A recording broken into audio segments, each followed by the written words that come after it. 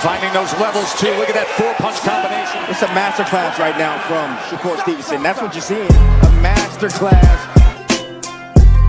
And Shakur meets him with a straight left hand. Oh, and there's a knockdown scored with the left hand.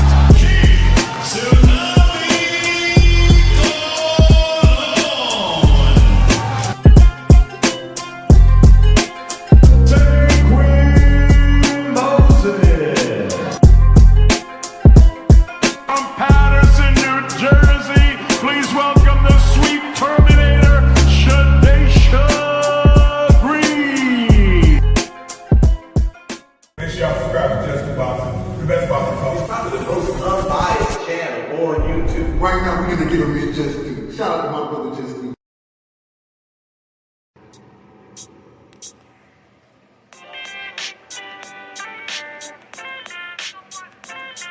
Yo, you know the deal. We back again. We never slacking. Word 'em up.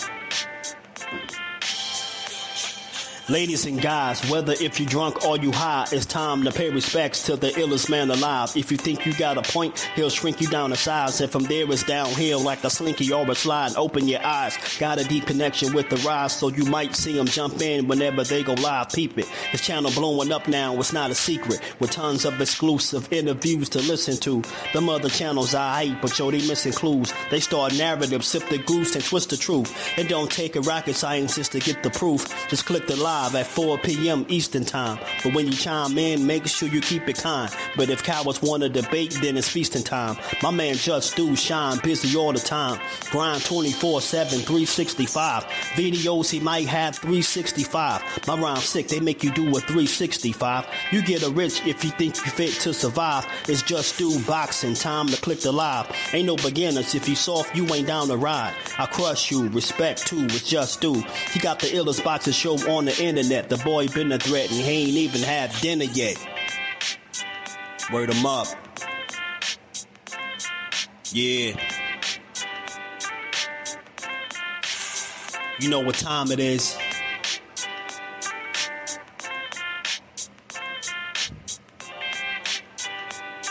$4 p.m. Eastern. Click the link.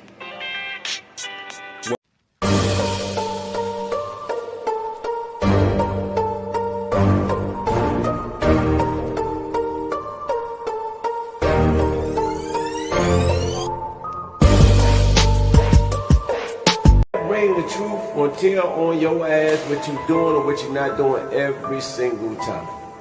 You can lie, you can bullshit and all that, but when that bell ring, if you ain't put that work in, it's gonna show, bro. It's gonna show. Not to mention y'all in a sport that can cost you your life. Literally, you can die in this shit. So if that's the case, man, if you gonna do this, don't bullshit with it. If you don't really want it, say to yourself, keep it real with yourself. I really don't want this shit. I can't put the work in that it requires. Walk away. Ain't nobody mad at you. Go out there, you're young enough, you go get educated, get a skill, do something, man. But don't play with this, man. People you can get killed in this shit, man.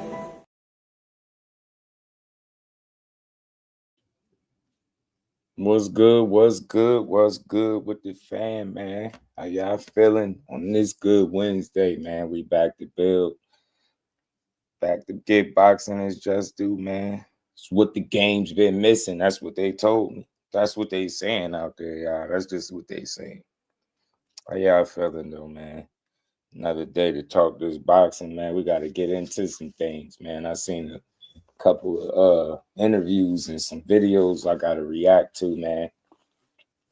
I see the WBC getting exposed, man, for they business practices, man, trying to extort the fighters, man. You know, all that stuff comes out in the wash sooner or later, man. It's only so long that system was gonna be in place without some kind of resistance at some point. So better now than never, right? And I'm glad to see it happening, man, because I think they been needed to get the lid pulled off of them for the way they've been moving, man. All the favoritism, just the selective ways they go about doing things, man. And we seen it back-to-back situations now. Like I said before, we seen it with Crawford. And now you've seen it with Shakur. And you know what's funny, right? It's funny because Shakur had tweeted, something like because y'all mad at Crawford or something to that effect, right? Basically, you taking it out on him. And people were saying he delusional or he just trying to connect Bud to it, but comes to find out that they actually was using Bud Crawford's their friendship as a somewhat of a weapon, right? And we wasn't far off the mark. I remember when this first had dropped, I said, man, it's a chance that they looking at how Bud did and he cool with Bud, and they probably like, man, we gonna get it from him. And it's funny because now, I don't know if y'all caught the interview, but we're going to go over. We got a few things to get to. We're going to make up for missing yesterday, but I don't know if y'all caught it with Andre Ward and Roy Jones. They interviewed Josh Dubin, Shakur's lawyer. Man, he did a deep dive, and he kind of exposed some things about the WBC, and it let you know that, again, everybody that was thinking that this could have been a potential layover from the Crawford situation. It's more facts that's more factual than what I think some people realize, man. It's crazy to see that, at the end of the day, man, these dudes want you to pay to call yourself a champion, bro. It's really wild to me. You know what I'm saying? I've always said it. I don't care how long that system has been in place. I think they need to find another way to recoup money. You get what I'm saying? Or find a better system or make sure it's fair across the board. Make it make sense. But when you out here making it up as you go along and you trying to stick your hand in people's pockets off their blood, sweat, and tears, man, it's only a matter of time, like I said just a minute ago, before people start speaking out. So I think that's what we seeing now. And again, I hope, each and every time they try something like this, it gets exposed and at some point it got to change. You know what I'm saying? It has to, man. But man, shout out to the fan, man. Another day, another build. Hit the like button, sub to the channel, support the grind, Cash App, Super Chat. Let's build. We got a lot to talk about. Cal Coolett, blessings, family. How you feeling, bro? Drew Division in the building. What's good, my guy? Ace, all love, family. Andre Ward Johnson, what's good with it, man? 88 Sports Talk, what it do, my guy? What's good with it, man? Cut Creator, what's good with it, fam? How you feeling? Mike Magic in the building, what's good, Brody? John Wick in the building, what's good, fam? I see you got bro just going in. He's just having his own conversation. Crawford was the best. She would have fought Boots. Man, I ain't even going there, man. Shout out to everybody, man. Hit the like button. Let's build, man. But like I said, we got some things to talk about.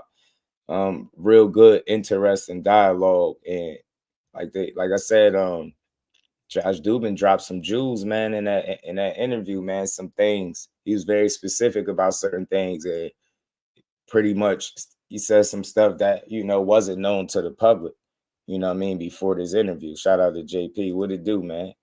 Shout out to the guys, man, in the building early, man. We gonna get to this though, man.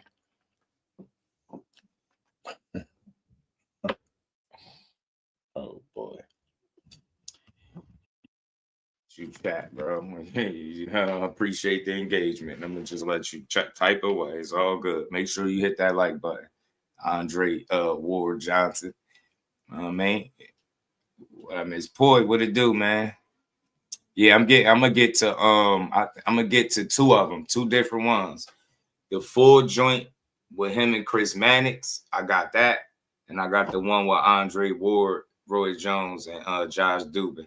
If it's another one, then we got time. We're going to cover it all, man. We missed yesterday, so we're going to make up for it. So like I said, strap in, man. Get comfortable. We going to build, man. We're going to get to all of this. Let me cue this first joint up, though. Yeah, man. Andre Ward, man, and Roy doing great work for boxing, as I always say, man. Shout out to them. They got a dope platform, and they using it the right way. They doing it the right way, man. That's the way you do it, man. Reef was good, bro. We gonna get to it.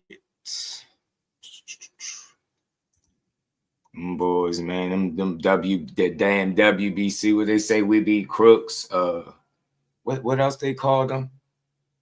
Damn, I forgot what the other name for the WBC. I can't remember. Man, it was another crazy one. Because, man, they make this shit up as they go along. Yeah, and then Mauricio, kind of exposed the fact that he said Charlo was going to unalive himself. That's why he didn't strip him of the title. Like, you can't make this stuff up, yo. Everything about this dude starting to rub me wrong. He could say what he want, but he sit up there in them suits with his little thick, man, he pissing me off, man. I'm telling you, he really is, bro. And we need some straightening with this guy. I ain't gonna lie to you. But we're gonna get to this right now. Yeah, I'm hanging out with my man Andre Ward.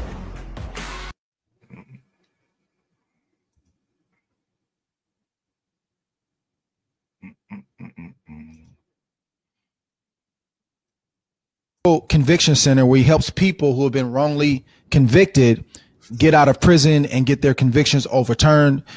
He's also been a lawyer for some of the most prominent figures in the boxing game, Lennox Lewis, myself, and the list goes on. And he currently represents Shakur Stevenson, 4-division champion Shakur Stevenson. Josh Dubin, I want to welcome you to the show, brother. Thank you for coming on the Hall of Game with us. Yeah, it's an honor to be here with you and Roy, and you made me blush. So you made me sound a lot better than a lot. Hall of Game is really the right name for this shit because they really giving game. Legendary game. Better than I actually am. No, I tried, but you're a man with a lot of accomplishments, doing a lot of great things in the world, man. And I've always obviously we have our personal relationship, but the way you represent Shakur and take care of Shakur, you and James Prince, man, makes me feel happy because oftentimes fighters are not taken care of; they're taken advantage of. But I want to jump straight into the main reason we have you on the show today. Shakur Stevenson became a 4-division world champion January 31st, put on a flawless performance against Teofimo Lopez, and he didn't win the WBC belt for that fourth title or that fourth weight class. He won the WBO belt. But a few days later, February 4th, we start hearing from the WBC again. The WBC strikes again. It's something else that they have a problem with, and they strip Shakur from his 135-pound title, which he brought into this new weight class. He, for a few hours or a few days, I should say, he was a champion in both weight classes. Josh, you know how I feel about sanctioning bodies. I struggle with them. We've had some good relationships with Paco throughout the years, the BO. Haven't had any issues with the BA or the IBF per se, but the structure and the amount of money that fighters have to pay and the fluidity in which these sanctioning bodies apply their bylaws and their rules, it bothers me and it troubles me. And the sanctioning body that troubles me the most is Mauricio Sulaiman and the WBC. Please unpack why Shakur got stripped and where things currently stand with Team Stevenson and the WBC. Fluidity, huh? I like that. Yeah, for sure. Fluidity. Mm-hmm. Yeah, I mean, it's an odd one, right? I mean, I'll preface everything because I'm nothing if not careful. These are my opinions, and people can take from them what they want. And I have some strong ones. Look, I've known Mauricio since I was, basically a kid. I was in my late 20s when I had the opportunity to manage the great Lennox Lewis. And, I came to this sport because I wanted to help people. There was, I was trying to find the quote, but I remember reading this many, many years ago that I think it was an article in Sports Illustrated that boxing rents souls from the worst circumstances and the poorest neighborhoods and then spits them out when it's done with them. And, you know, I hate people getting taken advantage of, and I hate bullies. And I hate the fact that because boxing doesn't have a centralized players union, league, players rep, that it, you know, it's like the wild, wild west. Yeah. So I know there's a long answer to a short question because I don't think there's a single solution, but my biggest problem, I know Mauricio a long time. I think he can be very emotional. I think that he oftentimes shoots before he thinks. I think that he throws rocks and hides his hands sometimes. So, and the only way that I've been, roll them out. The only way that I've been successful in life and business representing fighters is to be as direct as I can. And, you know, and as transparent as I can. So I went to Mauricio, but I didn't go by myself. I had Shakur on the phone with me. I had my partner, James Prince, on the phone with me, and we told him what we planned to do. Now, this was after getting text messages and phone calls from him accusing us of, you know, negotiating without telling him and all. I don't pay attention to any of that stuff. It's all silly. I have my own children to raise, and I'm trying to do a great job of. I try to get in as little conflict as possible in life now. That's right.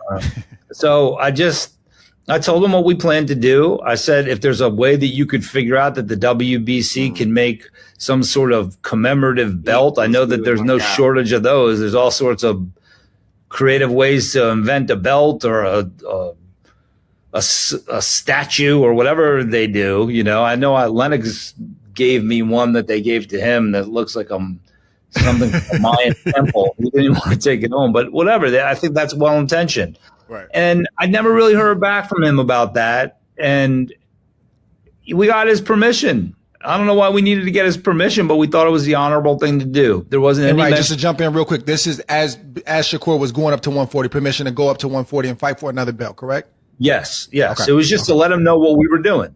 See what I'm saying? And people want to act like it's something that Shakur did that was funny. Oh, he tried to duck somebody. Oh, he dropped the belt. Or he didn't pay the sanctioning fees to try to duck somebody that's not even in the weight class where he was just at. Like, you can't make this shit up. Gotta listen carefully. Let these dudes know, like gentlemen. And they didn't do the same thing in return when it came to trying to charge what they was trying to charge. They they really bogus, bro. Teach was good with it. And that we did not want to vacate the belt at 135. So he was fine with it. And then all of a sudden, a couple of weeks before the fight, there's like this chorus that starts, and it starts with emails, and you're not getting back to me. Now, I had a personal issue. Real quick, man.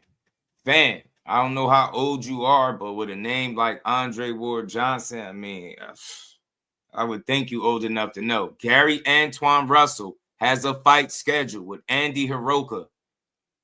What is it? And it's on the Barrios and Ryan card, February 21st. Can't nobody choose him until he get that fight. That fight has been scheduled for some time. It's been postponed and some more shit. Nobody can fight Gary Antoine Russell until he fights that fight. I'm so tired of people saying that.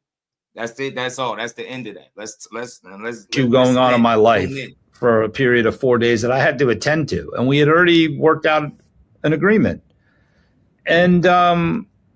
And then there was a demand for a 3% sanction fee. Wow. And there was a demand for $120,000. And I, you know, to me, that's shocking. There's a fight that you have no role in, you're not going to sanction. And then there was a phone call. I don't remember if he called me or I called him. And during that phone call, you know, specific mention was made, you know, of Shakur's relationship with Terrence Crawford. Listen to this shit. That was very bizarre to me. And I told Mauricio that I don't understand what relevance that has. I don't understand why we're talking about that, but Terrence and I aren't best buddies. I love Terrence. He's a great guy. He's an amazing champion. But Shakur's choice of friends has nothing to do with this guy. And, he mentioned, well, you know what's going on with us in the ring. And I said, I'm not interested in any of that. Wow. So they really tried to hold it against Corey. That he cool with Bud, yo. Where there's smoke, there's fire, bro. That is wild. That's crazy work, yo. That shit is net. And you telling me again. So where them fools at that was telling me, Shakur was trying to duck. Oh, nah, he should have just paid it. Oh, nah, he wanted to be the champion. Nah, he signed up for it. Shut your asses up. Listen to this shit. That's funny behavior. How dare you bring up the relationship I got with anybody else and use that as a means to try to springboard your way into my pockets for a fight that you didn't have nothing to do with, didn't sanction or nothing. And you telling me again they not crooks? Tell me again how they not crooks. Tell me again how all the money going to help the fighters. I'm sick of them, bro. And then whenever faced with real questions, he always get borderline insulting.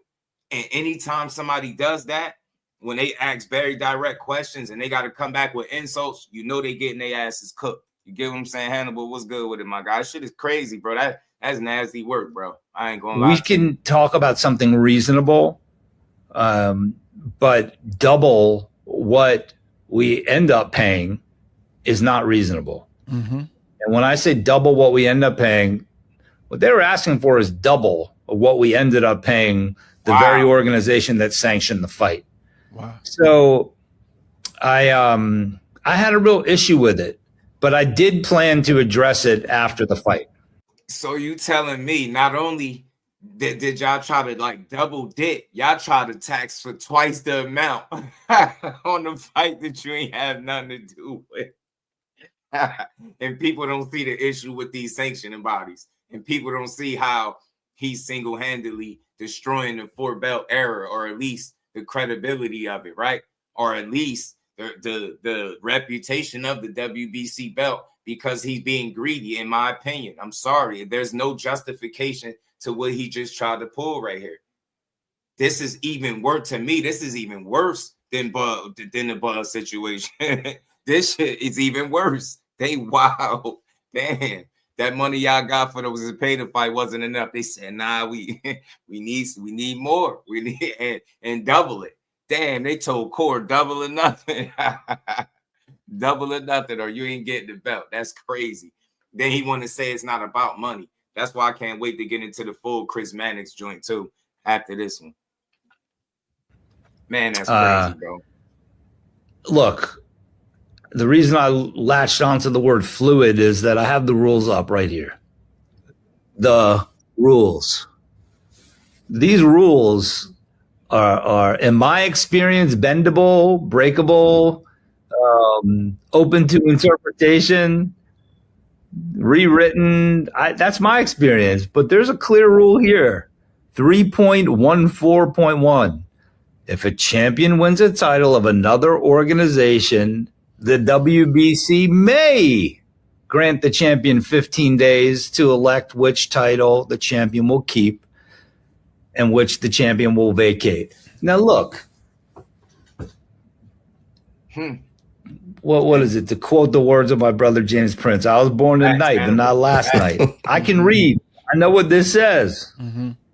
We were not given those 15 days, and maybe the WBC's retort would be, well, it says may. We may do this. We may do that.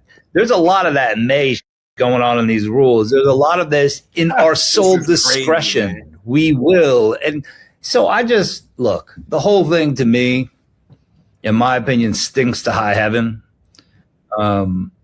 So I think where we stand now with them is, shame on them. This should be, this is a crowning moment in this young man's life. And to watch him grow up, I know him since he's 18, 19, and to watch his personal evolution, his professional evolution, and to have it marred by this even a little bit, it should sit wrong with people. And I think it has. What up, fight fans? It's your boy Ock. And I'm Barack the Man, Boxing Bully. that's very real, man. And shout out to Josh Dubin, man, for coming up on the show and giving more insight and more further detail into the situation, man. Big Tex, what it do? And that's good to hear, man, because it really opens the eyes on how they was really moving. And damn, to go from getting, I guess, about $60K for one fight where he defended the belt to wanting $120K for a belt that he didn't even defend is crazy. That's just ridiculous to ask. You get what I'm saying? I'm glad he was very specific with the numbers that they was asking for and let it be known that $120K was double of what we paid him for the last fight. And that's crazy to just turn back around like that and think you have the right to get your hand in somebody's pocket. And I'm telling you, I'm willing to bet everything it had something to do with what they was reporting that both of these dudes was looking to make. I'm telling you, it had everything to do with he seen dollar signs, bro, and integrity goes out the window. I'm telling you, every time.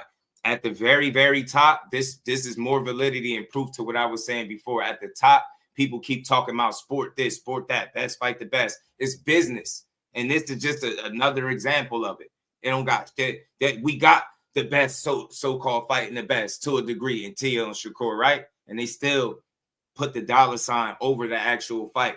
This still had to be part of the storyline, and it couldn't just be that he went and took Tio shit, became a 4-division champion. But, there's more. He got stripped. Now he's no longer the 135-pound WBC champion because they wanted $120K for a belt that he didn't defend after he rightfully paid them in full the last time around. They don't have no excuse for it, no way to justify it and clean it up. They just ridiculous, bro. And at the end of the day, only thing these dudes care about is they bottom dollar, bro. They give a damn about no fighters and best fighting the best, my ass. They care about getting paid, man. Shit is crazy, bro. It's really annoying, man. A few things that I want to get clarity on, or at least comment on, because like you telling me it's nothing wrong with that, bro. Like that is ridiculous, bro. You tell that got to be sick to even try to think that nobody is gonna look at you crazy. Like he probably just expected Core to say, you know what, being that he was getting a good payday, he might not mind paying money even if he don't owe it to us. Wrong again. Think again, man. You was wrong. You get what I'm saying? You try to stick your hand in that man's pockets double time. Craziness, man. Damn, they should not be allowed to do that, bro.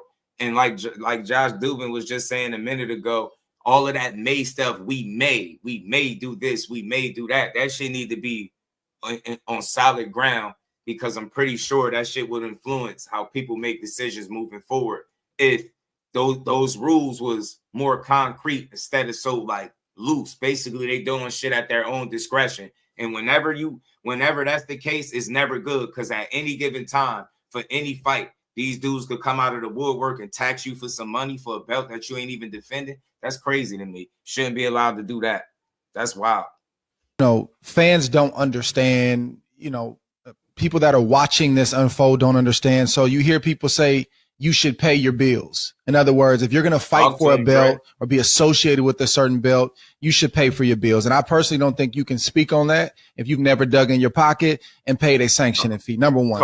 Number two, you don't hear the other sanctioning bodies, at least publicly. I know there's a lot going on behind the scenes, but the BO, WBO, WBA, IBF, you don't hear them clamoring and positioning themselves for more sanctioning fees or weaponizing their belt or saying things like, well, you got in this position because of the WBC belt. What do you say when those same rules that you're referencing, they have verbiage in there that speaks about being able to dig in a fighter's purse in a situation like Shakur if he's not fighting for the belt because our belt, the BC belt, has helped you get in position? Hey, look, I'm all for paying for something as long as I'm getting what I pay for. Right. And I think that we have a social contract amongst each other as human beings. Mm-hmm. But there's also a legal contract that's written into any contract, whether it says it or not. It's the covenant of good faith and fair dealing. So shouldn't I expect as a fighter that if I pay your sanctioning fee, you're going to apply your rules as they're written? or that Absolutely. you're not going to make exceptions when you see fit. Mm-hmm. And there's all sorts of language around the rules that if the WBC decides in its sole discretion in the best interest of boxing, I don't know that I would trust them to decide what's in the best interest of boxing. I might trust Roy. I might trust you. I would look to a fighter first. And I just feel, Right. you know, it's almost like in my mind, I see both sides of certain aspects of it because there is some value to having these belts, right? There is some market value to having these belts, but I don't like wishy-washy rules. And I don't like the emotional, the attempts to elbow people out of the way. And I don't like it. I think like give him 15 days, just like the rules say at least. And I just think it was in poor taste. And I think that did they have the right to strip him under the rules? I guess you could make an argument. I think that why mention 15 days if you're not going to give them? Right. Roy, I want to let you get in here. Obviously, and that was key too. And it was like days after he just won the damn fight in the titles. It's like already y'all, and that's why all y'all cared about at the end of the day was money. When y'all felt like you wasn't getting that money, it wasn't no conversation to be had. It's like, oh, no money, no belt. It's just that simple. And at the end of the day, if y'all move like that, man, y'all better hope that these fighters stop. You better hope these fighters don't, stop caring about these belts and just start trying to make fights and money without them. Because I'm telling you, then you got a whole different problem on your hands, man. So I don't know, man. It's going to be interesting to see where this go. But, unfortunately, it's probably going to take more situations to come before any change is made. But I don't think we need to see this happen another time, bro, to realize that this is definitely not something that should be allowed in boxing at all, man. Man, like think about how easy that is to just get the money off somebody's hard work, all that training and stuff that you do as a fighter. Get what I'm saying? All that road work, all the bag work, all the sparring, all the rounds, fighting under the lights. You get what I'm saying? Making weight, all of these different things. That's the fighter's sacrifice, the coach's sacrifice, the team, right? You would think they're entitled to money. That 100K could go to help the team. You know what I'm saying? Like, what the hell? That's just ridiculous. 120K is crazy to me. Paid, more sanction fees than you'd like to admit. You fought for many different belts, and you've dealt with this kind of thing before. When you see what happened to Terrence Crawford, where Terrence Crawford is having his swan song, he's having his send-off fight, and you see Mauricio sort of pocket watching, and he's throwing numbers out there, 50 million. Nobody knows. Mauricio doesn't know what he made. It's a rumored number. So he starts to throw that number out there. And then when Terrence Crawford doesn't want to pay the WBC more than he paid the other sanctioning bodies, Mauricio starts to weaponize the fighters fund that we never hear about unless something like this happens. I'd love more information about the fighters fund. And to Mauricio's credit, I know that there is money going out. I have firsthand knowledge that money has gone out for years for Gerald McClellan and many others, Iran Barkley, many others. And we give Mauricio credit for that because sometimes fighters don't even help fighters. But what you can't do is weaponize the fighters fund and try to guilt fighters or gaslight fighters into giving you more sanction fees or giving you whatever number you want because you're doing this good deed over here. Roy, what does all of this say to you, the Crawford situation, your personal situations, and what just happened to Shakur? Man, it's bad to me because it's bad for boxing. We don't need this type of thing. And like he said, it's too bad that we don't have like a union to be able to go in and resolve these issues because this is why our sport does need a union because there are both sides to every argument. And I do understand that. My biggest issue is I could understand some of the issues with trying to know what he was trying to say about the issue with Crawford, but you can't expect Crawford to give you more than he gave any other sanctioning body. All those belts were the reasons he was where he was. So you can't say he should pay you more because of what you're doing. I understand, but that you shouldn't put that on him. Now you can ask him that. You say, hey, if you would, could you give us X amount because we're also helping this, or could you just give something directly to help this? You could do that maybe, but you can't just put on him, oh, you got to pay us more than you got to pay everybody else. That's not fair, number one. Number two. I've been saying exactly this shit. This is why I love playing these dudes, the OGs, the Hall of Famers, man. They know they shit. I've been saying it, bro. Why are y'all able to demand more money than what everybody else is paying you? And they have not yet been able to answer that. And when faced with the question, like I said, Mauricio get a little defensive, start being a little insulting to the interviewer. You've seen it with the Chris Mannix shit that I'm gonna get to after this is over. It's just ridiculous at the end of the day, man. I just don't feel like it should be that. That's a lick. Like, that's a legit lick, bro. That's a legit lick. Get what I'm saying? Wait, while sitting back watching a fighter and pocket watching, sitting back, you probably seen some reports. You probably seen 8-10 million. Oh yeah, we gotta get some of that. You get me? Same shit with Crawford, just like Ward said. Yeah, you threw the 50 million out there. You're not even for sure if that's what he got, but you threw it out there and then threw a number, some tax on top of it. Like, shit is crazy to me, man. Sit back, pocket watch, and then think simply because somebody holds a belt that the only reason it has value is because of the quality of fighters that held the belt in the past, not the other way around. The shit ain't even worth nothing. You get what I'm saying? And then, like I always say, you got the ring belt that's worth over 180K and it's free. And they proudly let you strut with it. You get what I'm saying? That shit is that shit should send a clear message to the fighters, man. When it comes to these belts, man, do not let these dudes dupe you for no sanctioning fees, bro. I don't know all the bylaws. I don't read the bylaws like that, but I can promise you that if I was not defending my belt for a certain organization, I'm not paying the organization because I'm telling you right now, G-Ball, you're going to get blocked. I'm telling you right now, you're going to get blocked. Because you just come in. I don't need you. You're not there for the sanctioning body. You're not there for the sanctioning part, so I don't need no matter which belt it was. So if I wasn't fighting for a belt, I'm not paying no sanctioning fee for that belt. I shouldn't have to. At all. Now, and I do understand. I do understand the sanction fees, but if I ain't fighting for the belt, I don't need y'all there. I really don't even need the belt. But no, I do understand the part about the belt puts us in better positions sometimes too. But still, there's sanction fees, and the sanction fee supposed to have purposes. If you're not coming if that organization does not have to be there, I don't feel like I should have to pay a sanction fee. So that's where I stand. I'd like to hire Roy as my lawyer because he articulated it. Talk to him, Roy. Talk to him, Roy. Talk to him, Roy. Talk to him. Nah, man, you know what? There you go.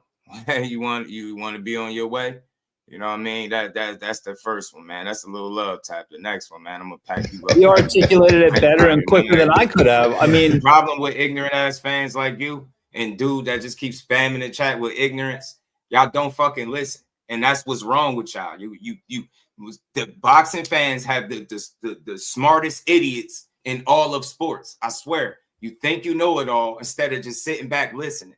You get what I'm saying? If you would have listened, if you would have caught the beginning of this, you would have heard the lawyer, if you're asking who this is, Shakur Stevenson's lawyer, Josh Dubin, explaining to you that they gave the WBC a heads up on what they was doing as far as going up to 140 and fighting Tio.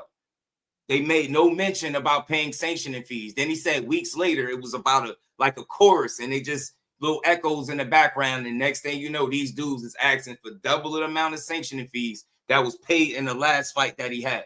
Shut up. It wasn't no heads up. They simply pocket watched. They figured he was getting a lot of money, getting paid well, and they could double dip. It's just that simple. You can't justify them charging somebody double the amount for a belt that they didn't defend. Shut up. It doesn't make sense.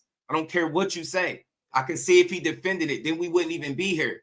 But that's not the case. You've seen him do it with Crawford. This dude had to walk it back, apologize. And furthermore, Shakur was right. When he said, this because the situation with Crawford, y'all doing this to me. Josh Dubin also let us know and informed us that they also said that as well. They brought up his relationship with Crawford and tried to use it as a weapon to justify them taxing this man $120K for a belt he didn't defend. Shut up and sit in the back, man, and learn some shit, man. Learn some shit, man. That's wild to do. His relationship with Terrence Crawford shouldn't even be brought up. It has absolutely nothing to do with nothing. some ignorance right there, man. Y'all shut up and listen, man. That's why boxing fans are like, we out the loop. This is why the powers that be could run the games that they run, bro. I'm telling you now, because we don't listen. We think we know everything. We quick to shoot off at the mouth and type a bunch of nothing, bro. Sit back and listen. These dudes are crooks. I'm in favor of the fighter. I'm not in favor of no sanctioning body where they money just being dispersed however they say it's being dispersed. I'm not in favor of that.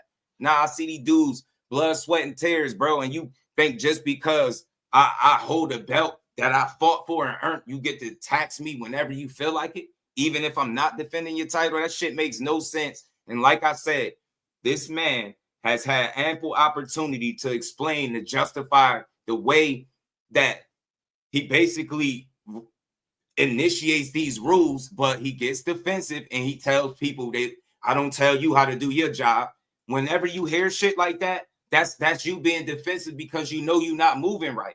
They got you in the corner. You out there on Front Street. Fighters is standing up. You got back-to-back situations, and you don't think it was wild to bring up Terrence Crawford like that had anything to do with like that was gonna make it better? That's crazy. That shows even further more intent to do some underhanded shit, getting money because he cool with Crawford. Like, what the hell did that have to do with anything? Shout out to Emmanuel. What's good with it, bro? B Hayes, Forever G's, what it do, fam? And got the approval. Facts, Sunshine, what it do? And then I told you they waited. They probably waited till they probably heard how much he stood to make. And then, you know what I mean? They eyes lit up and they like, you know what? That's an easy lick. Think about how easy that is to just sit back and tax people for doing nothing, though, for doing absolutely nothing. That I will never be cool with that. I don't care who you is and how you try to explain it. That's some wild shit to do.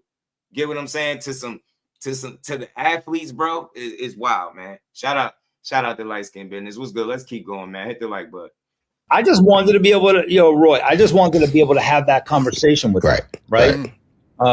And there was no room for the conversation, especially when you start off prior to the fight, weaponizing his friendship with Terrence. I could just like Andre Ward just said, fam. If you never dug into your pockets and paid a sanctioning fee or a sanctioning body, you shouldn't even be speaking on telling them that they should just pay. People like you should just shut up.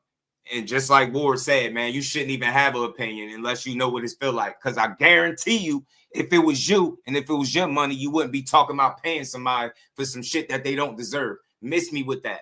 Especially after you went 36 minutes, 12 rounds, weeks on end. You did a pre-camp, a whole full training camp, and some more shit.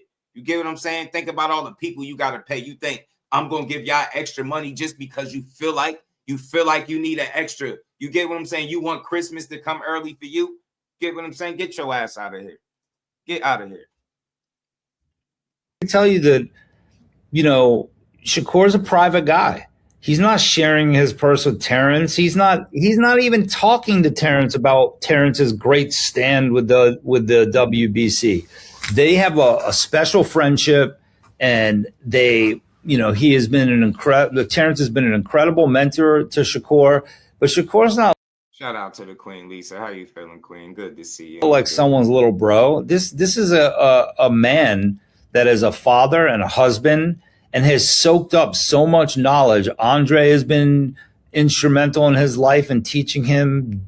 James has been like a father figure to him. I'll give myself like the big brother role.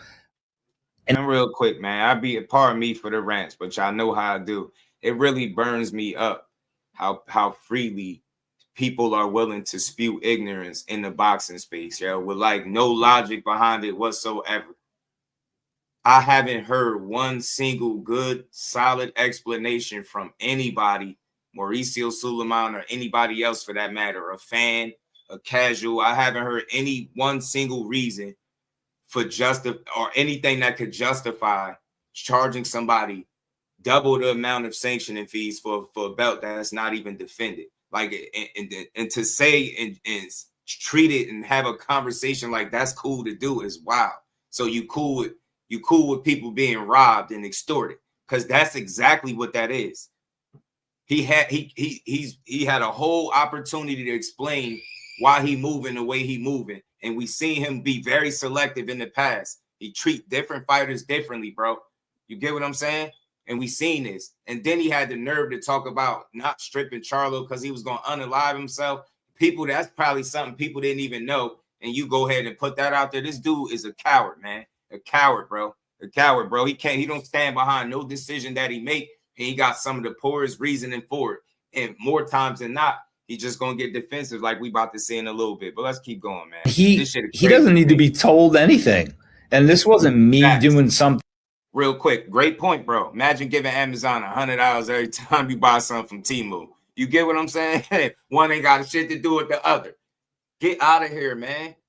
There's no way we should be as people. And again, hard-working people, hard-working. We spend our hard-earned money. We definitely don't want to see the fighters get robbed, right? We want to see the fighters get they just due. And that goes for all of them. It's not just Shakur. It's not just Bud. It's any of these dudes that been unfairly taxed, some sanctioning fees. These are just two of the situations that happen to come out into the wash because these two dudes said, man, I ain't giving it to you. You know what I'm saying? And I'm glad, man, somebody need to put, like I said, blow the lid off this shit because they got to tighten up, man. They got to do better, bro. They got to do better. Got to do better. At least, and think about this, bro. All of these different belts that Mauricio Sulaiman be creating off the top of his head, or whoever he get to design these belts, none of them be worth anything. All you do is end up paying a substantial amount of money for a belt that ain't even worth the money that you're paying for. Make it make sense. And like I said, as long as you got that ring belt out there and it's worth as much as it is, you're going to have a tough time explaining to me what's so special about y'all that y'all get to charge these fighters bogus ass amounts just to be a champion. Shit is crazy. I would never rock with it. I'm never going to agree with that. Shout out to Flyer Frequency. What's good with it, bro? Let's keep rolling. Then because I felt it was right or wrong. I work for him, and Shakur tells me what I should be doing. And my job is to take the information and bring it back to him. And then we talk about it together. I can give him advice. He takes it or leaves it, but he makes a lot of big boy decisions on his own. And just to be able to have the conversation would have been nice. But I think that one thing I've learned that if you react or act emotionally, personally, in business, is never a good thing. So I just wish Mauricio would have acted different. With regard to the Fighters Fund, can be no doubt that that's a great thing. Mm-hmm. But can we see an accounting? Exactly. I want to see it. See? I mean, when people say that, then it's like then they in your business, right? You could be in their pockets, but they can't see where their money going. Make it make sense. Make it make sense, bro. Make it make sense. Make it seriously though. You could be in my pockets, but I can't know where the money going. I can't be in your business. You don't like it, but you could be in mine. I don't like it, bro. Transparency. You get me? You could be taxing me. I definitely need to know where it's going. And I told y'all before, that's why I pulled up that post from the female Claire Burke that used to work with the WBC, and she broke down the numbers that Josh Dubin is asking about. And at the end of her research, by doing the research, she said that math ain't math. Simply put, man, I told you, man, dudes running around in these suits and shit, throwing all types of conventions, hotels, vacationing. And then when we put that out there on the forefront, they say we in their business. It shouldn't matter to the fans where the money going. Well, it do, because it's affecting the pieces on the chessboard. It could have been great unifications if Shakur would have went back down to 135. You got Raymond Muay, who's a new champion down there that been chomping at the bit to fight him, right? You could have thought about that. He just sold out MSG with T.O. and a bunch of them boys that was on that card. You could have thought about making more money, but instead you was thinking short term. If I can't get that quick lick right now, then I'm gonna need that belt up off you, and then we're gonna allow somebody else to pick it up so we can start taxing them. Shit don't even make no sense, man. Motown, what's good with it, bro? I swear, bro. I swear, man. That'd be lovely if they did, bro. Any other pension fund, I know you can see how much the fund has under management. What's your stake in it? What's Roy's stake in it? Right. You paid lots of money in sanctioning fees. You both had long careers. Mm-hmm. You were both world champions, paying a percentage of the purses you made, which by the pure laws of capitalism meant you probably paid in more sanctioning fees than most. No doubt. I don't know. I mean, I'd like to see an accounting. I would too. I didn't hear about the Fighters Fund until something was said about the WBC that wasn't untrue, but it was just the fact that it was said a couple years ago on our platform. Excuse me, I was doing another interview, and Mauricio is in my my WhatsApp going crazy. Telling me, how can you say this? Look at what I've done. And it's like, Mauricio, that's fine, but why have I never heard of this? There's 98% of fighters in the boxing community do not know about this Fighters Fund. Don't force us to pay into it. Give us the opportunity to understand it and to see the transparency with the books. But I'm gonna also say this. Right. See? And I just think fair is fair at the end of the day. That's why I'm even speaking on this topic. And I just think it's pretty damn bold to move how Mauricio been moving in these last couple of situations. And they have similarities in it where both guys is making, one of their biggest fight of their career, right? Making the most money. And then both times you find yourself trying to extort these guys. And definitely even the second situation gets even worse than the first, right? Because he didn't even fight for that belt. You know what I'm saying? Or defend it. So it was really no explanation as to how you could move like that. Man, to think about how easy life would be if you could just get an easy lick like that without having to do nothing, but just, make a phone call. And next thing you know, it's, somebody sending you a check worth $120K for nothing. Life couldn't be easier, bro. It is offensive and it's very unsettling to for someone, and in this case, the sanctioning body, to demand a number.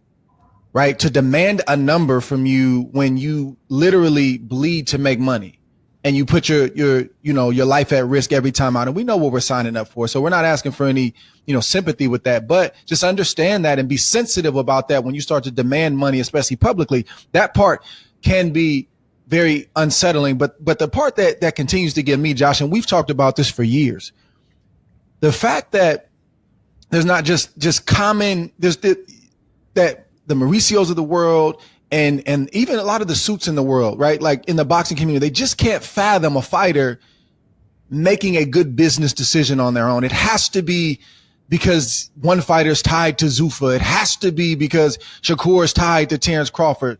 Shakur Stevenson looked at that number, had his business hat on, not the fighter's hat, but the business hat, and said, this is not acceptable. I don't want to do this. And I'm paraphrasing, but he put a public tweet out where, he talked about giving the money to his daughter over giving it to the WBC. And that's what people who speak out about what fighters should be paying the sanctioning bodies don't understand. There is medical expenses, mortgages, tuitions that we've given the WBC. We have all sanctioning bodies. We don't know where the money's gone. And we were just told from day one, it's 3%. Why wasn't it 1%? Why wasn't it 5%? And we're just told to do this, continue doing it. And if you ever have anything to say against it, that's a problem. And that's a problem for me. It's that simple.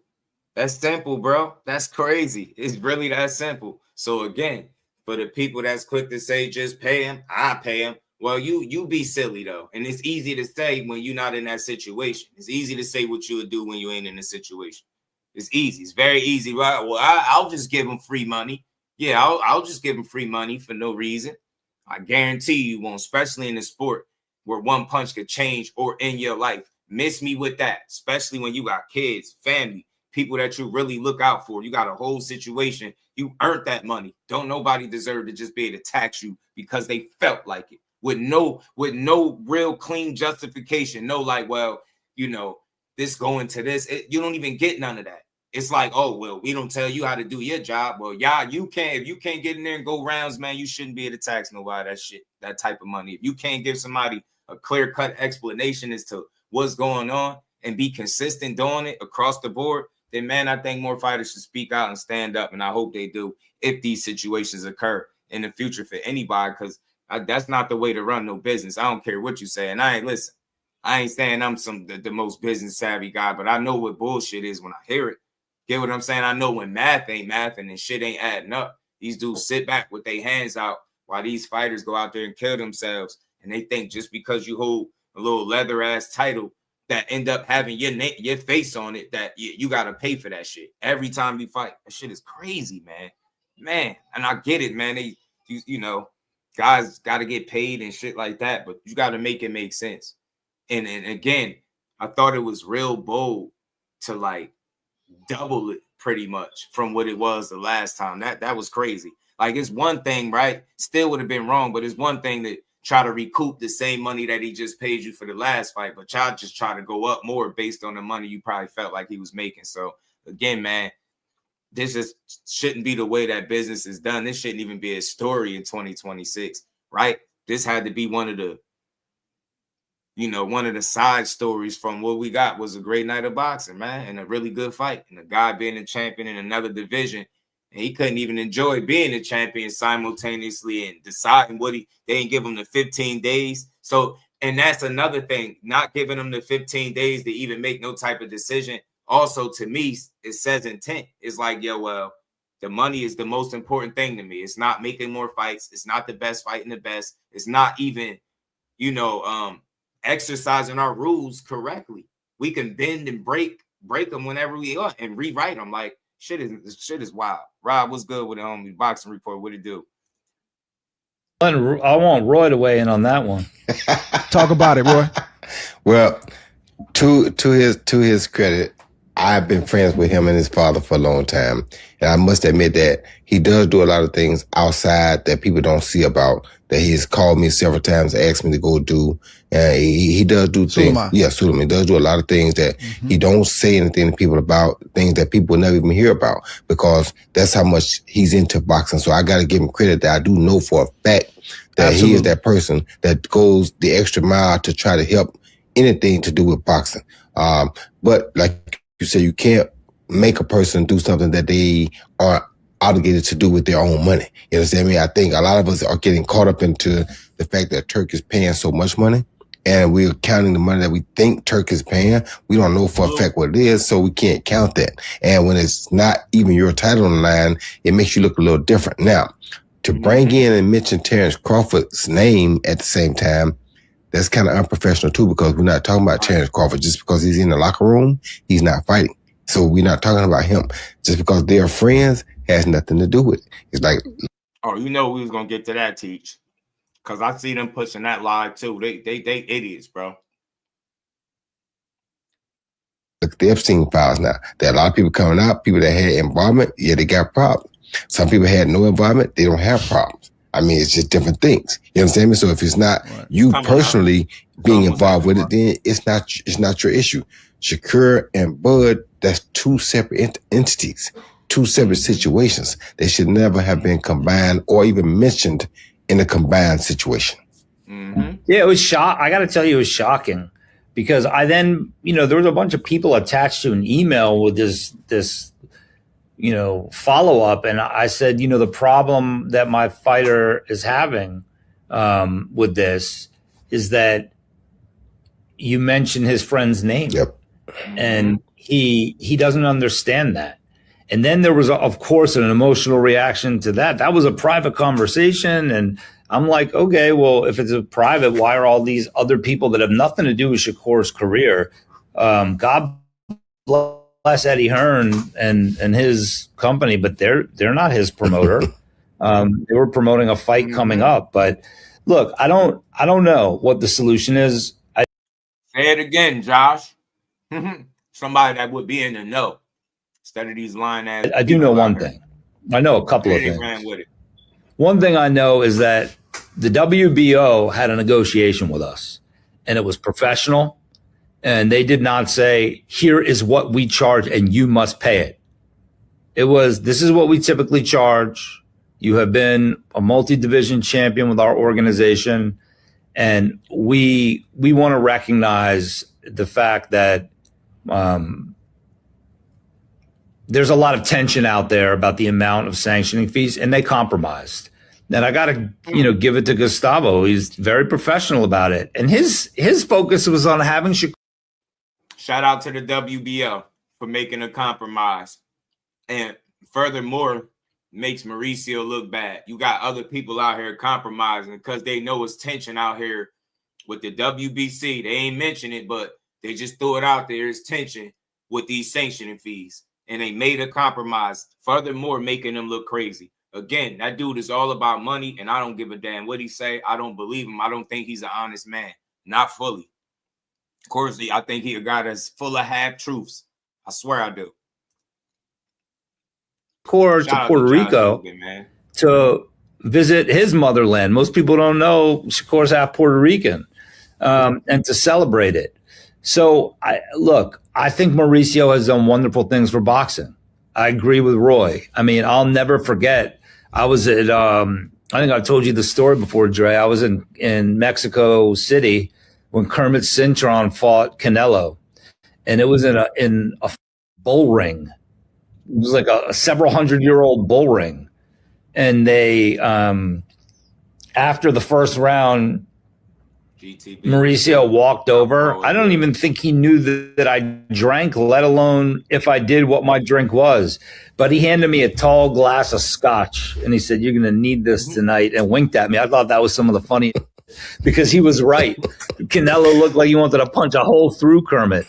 And I know he's done amazing things for Lennox and for Mike, who is a dear, very dear to me still, Mike Tyson. And I know that he has done, I almost wish for him that he would act more professional about it and not get so emotional and, figure a way through. But let me say this. Unless and until Roy Jones, Andre Ward, and Terrence, and some of the other, I'm going to call you unks, some of the other unks. Man. Sorry, Dre. No longer nephew. But you all get together.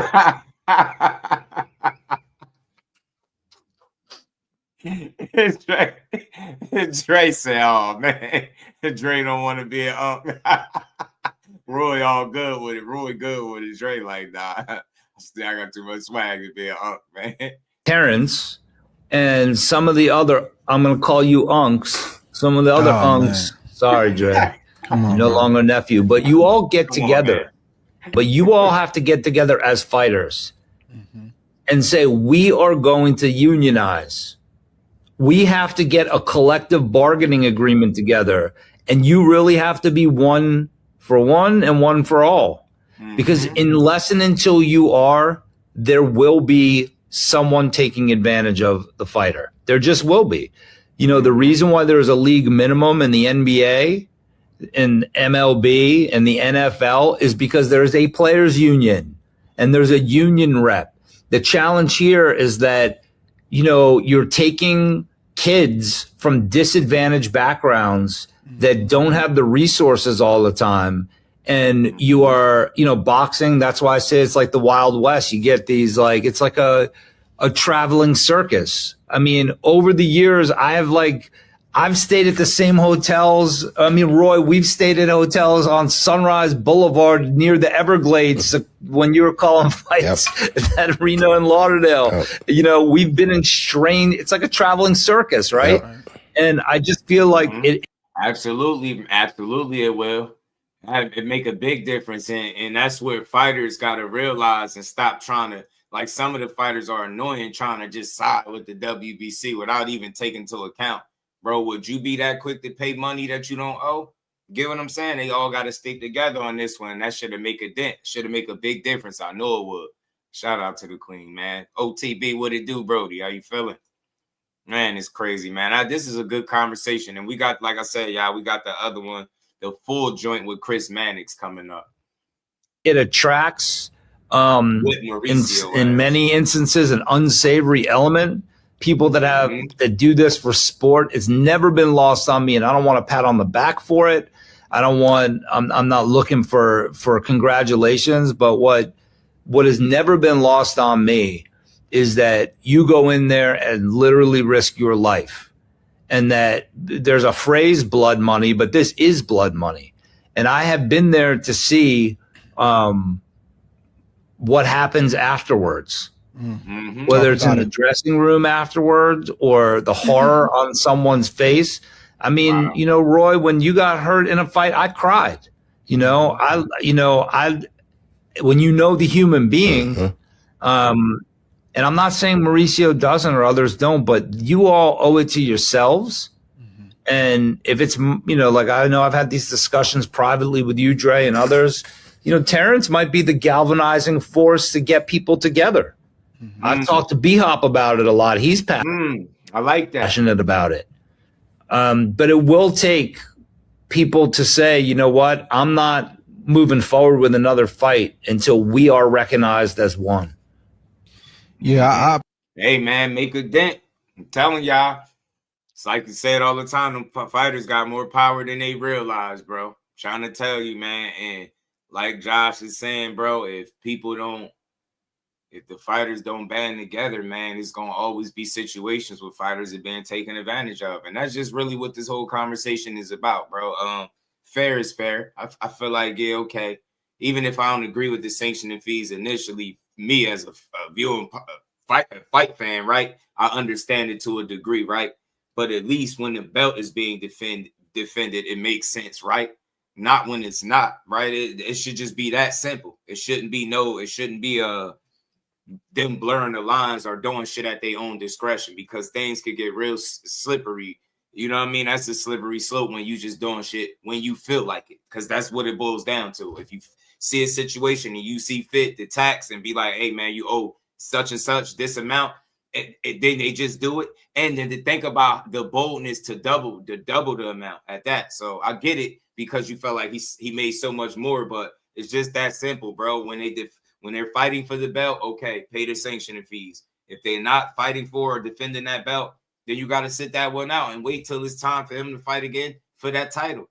You know what I'm saying? Because other than that, you just appear to be money hungry, bro. And you that's extortion, bro. You know what I'm saying?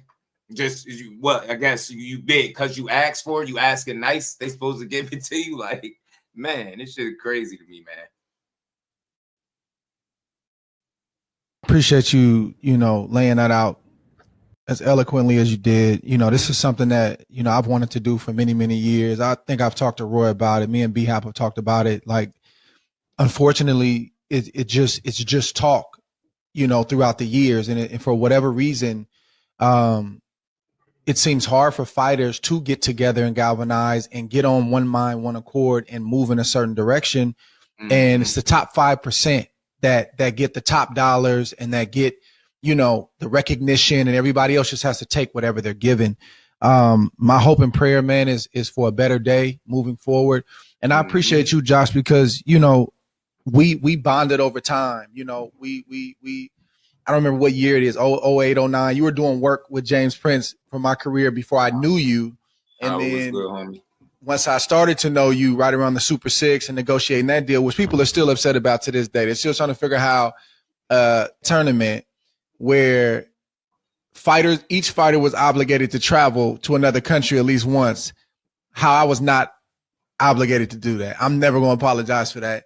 My team did a tremendous job. And actually had my first title fight at home. So I want to thank you for that again.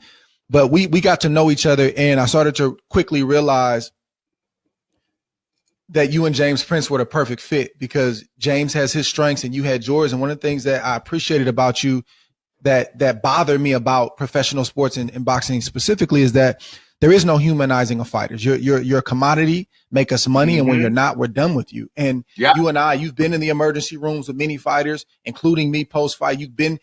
You're one of the only ones that call after a fight and say, bro, how are you feeling? Great night, but how are you feeling?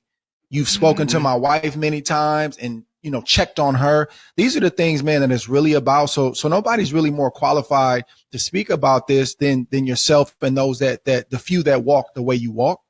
And as I'm gonna give you one more question, but again, for the record, we appreciate the things that Mauricio have done.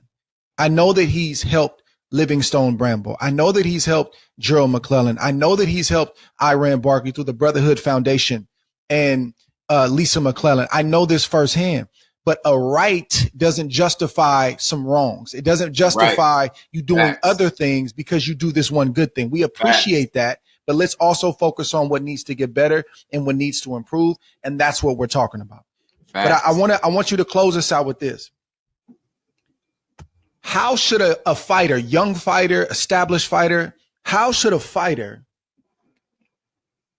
view the sanctioning bodies? How should they view and handle the sanctioning bodies when they keep looking at their purses and they see deductions of 50, 100, a million, depending on how much how should a fighter address and deal with sanctioning bodies present day? I think that this discussion is critically important. We're at an inflection point. You got to look. The only way that I know how to deal with injustice is to fight it with some justice, and sometimes it's rough justice. And you got to speak truth to power, and you got to make your voice heard. And you don't get what you don't ask for. So you can challenge these things if the rules are as flexible as they are. What stops you as a young fighter from saying to your manager, your attorney, or directly to the sanctioning body yourself, I'd like to negotiate your fee with you? And when they tell you, no, we don't do that, being able to ask the age-old important question, why? Why not? I can't afford it right now.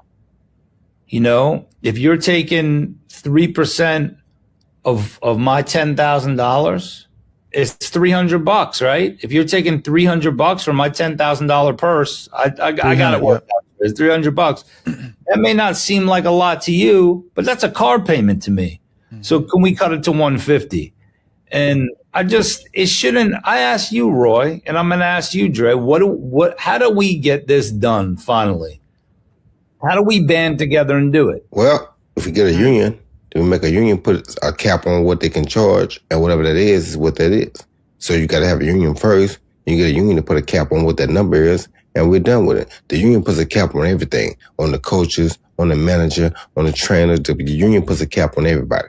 We got to have a union, or we have nothing.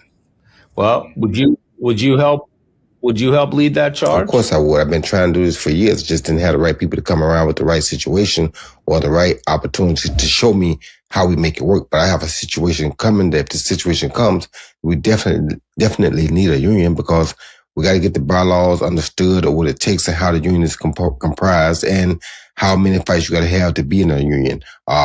It's just the bylaws that we don't know for sure, because I never studied a union. But you being a lawyer, you could do it. If you get a union situation for us and bring it to us, I would definitely be willing to hit it, because that's what our sport is missing. I can't add too much to that.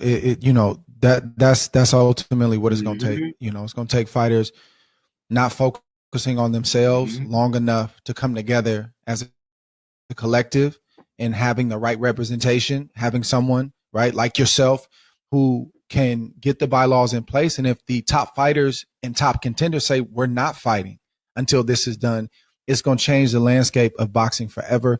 And the fighters are going to benefit, and they're going to get more of the lion's share, more of the respect. And all of these conversations that are fluid, I'm going to go back to that word again, that are fluid, and in many cases very subjective, depending on how you feel that day, it's just going to give us more decency and more order. And we don't have to fight about it. Just look at what's here and just follow it, and we'll be okay. Let me say this. I think that it's really important to say this.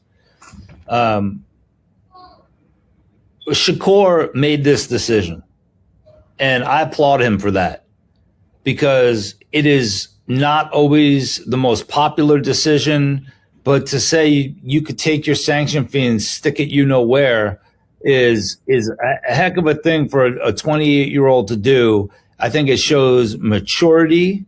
I think it shows, because he didn't run that past me or Jay. He went out, and the last words to us was, let's just leave commenting on it alone. And then the next thing I knew was his publicist, the great Julie Goldsticker, said, I guess he decided to speak on it. And when I read his tweets, I was like, well, I couldn't have done it better than that or more raw than that. So I just think I applaud him for taking agency over his own life, over his own business.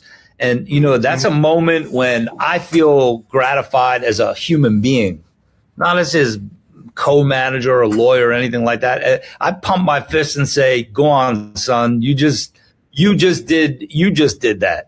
Because my goal in all this was to always walk away from any of the fighters that I had the honor of representing or helping in any way, and to watch them do what you're doing, Dre, and you're doing, Roy, which is, you know, you both became super successful broadcasters and businessmen in your own right. And you did that by rising above your circumstances, by taking in everything that happened to you, whether it was good or bad. And I don't need to ask you if you were ever taken advantage of, because I know you both too well. And those awful situations ended up becoming, you know, learning experiences for both of you. And I would give that advice to a young fighter, is that, you know, there is no sport without you. And there is no sanctioning body. There's no so don't ever think that any of this would be possible without you. So you can always go negotiate and ask questions. You don't just sign things. You know? Well, all the guys that we work with, well, I tell them, like, this is a cool thing with Keyshawn Davis. So this is how you know you're like registering it. You know, we were just at the rules meeting at the State Athletic Commission before his fight, and he wouldn't sign a medical form. He wouldn't, yo, Josh, can you come over? And he's like, you know, I'm sorry if I'm bothering you. No, you're doing. If I was asked which gloves should I wear, you know, I'm coming to you. I'm asking you, how should I wrap my hands? And you want to get to a point where you feel comfortable signing something, but until you do, keep asking questions. So I applaud both of you for this forum, for having me on. I wish it was about a different subject sometimes, but you know, I love being in the presence of greatness. So I appreciate the time and the invite. Thank you, man. We appreciate you, brother. And we're not just going to continue to talk about this, but there are fighters like Roy, myself, Terrence Crawford, Shakur Stevenson, and others who have made stances, will continue to make stances about what they believe in this business. And I've had to learn this the hard way. You don't get what's fair. You get what you negotiate.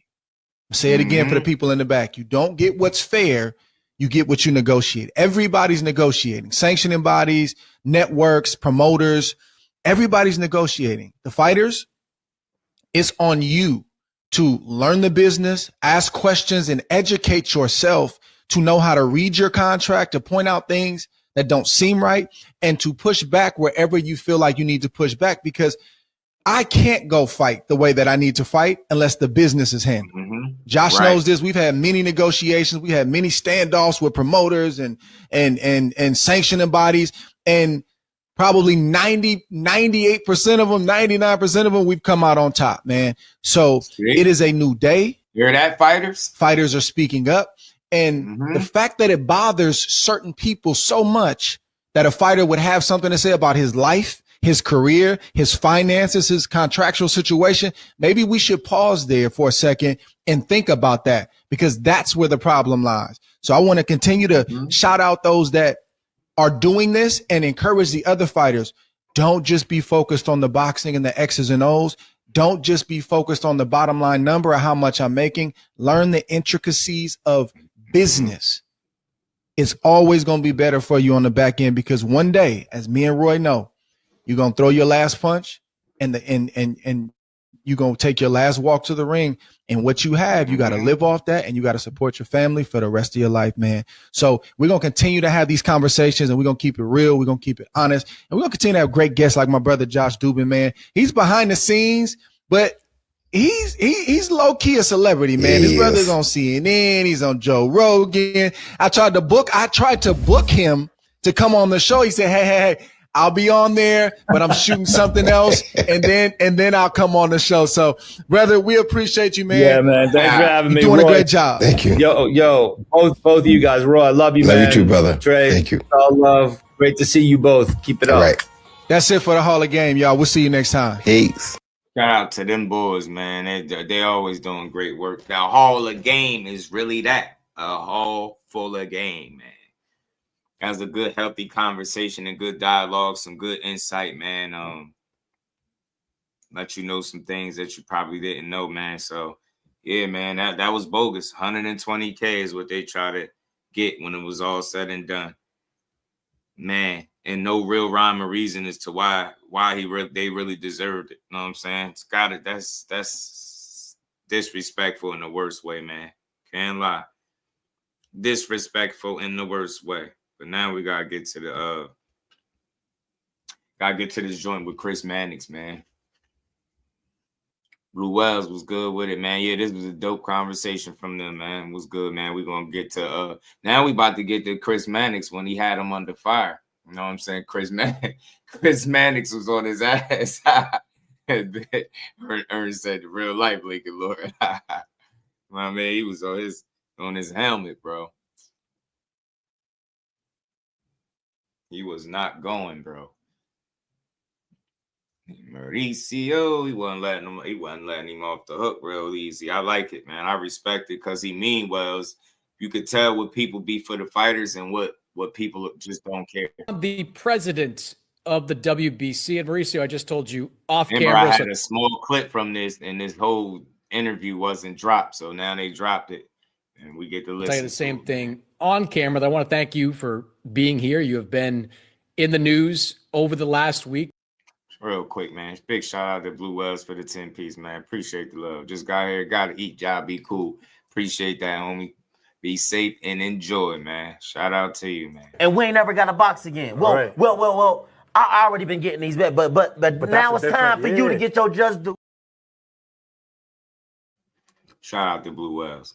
And you know how I feel about some of the actions taken by sanctioning bodies in recent years. So I appreciate you being here to answer some of these questions.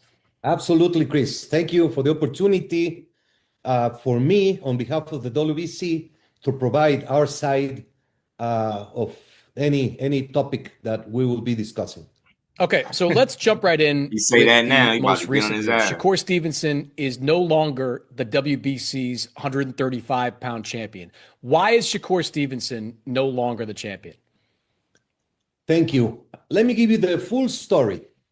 We received a call from his management in which they requested the WBC to have Shakur Stevenson fight on a different weight category while maintaining the lightweight championship, and being this a WBC event, which even they asked for a special belt for the fight. We explained clearly that is within the WBC rules, and that I would be very happy to convey that to the board and make it happen, because Shakur has been associated with WBC since 2019. I told his management they needed to send a written request in order to start all the process. From that point on, we had another couple of conversations. They were supposed to send a written request, which didn't happen. However, I went to the convention early December. I expressed the position, the petition, the verbal petition, and it was voted in favor. However, we needed to have everything in writing, as every promoter does, and every situation has to be taken care for. Then came December, stopped absolute communications. On January, I started again the communication requesting the petition, the sanctioning petition. And then I even involved the promoter, Matchroom. And I copied also Sela, who is closely associated with the promotions. And no response whatsoever. There were some emails that they responded. Our legal team continued the communications, and they never responded whatsoever to any petition of putting it in writing and receiving the final authorization. Okay, so let me just ask this. Let me interrupt quickly. Why does Shakur Stevenson need the WBC's permission to fight in a different weight class for a different sanctioning body's title?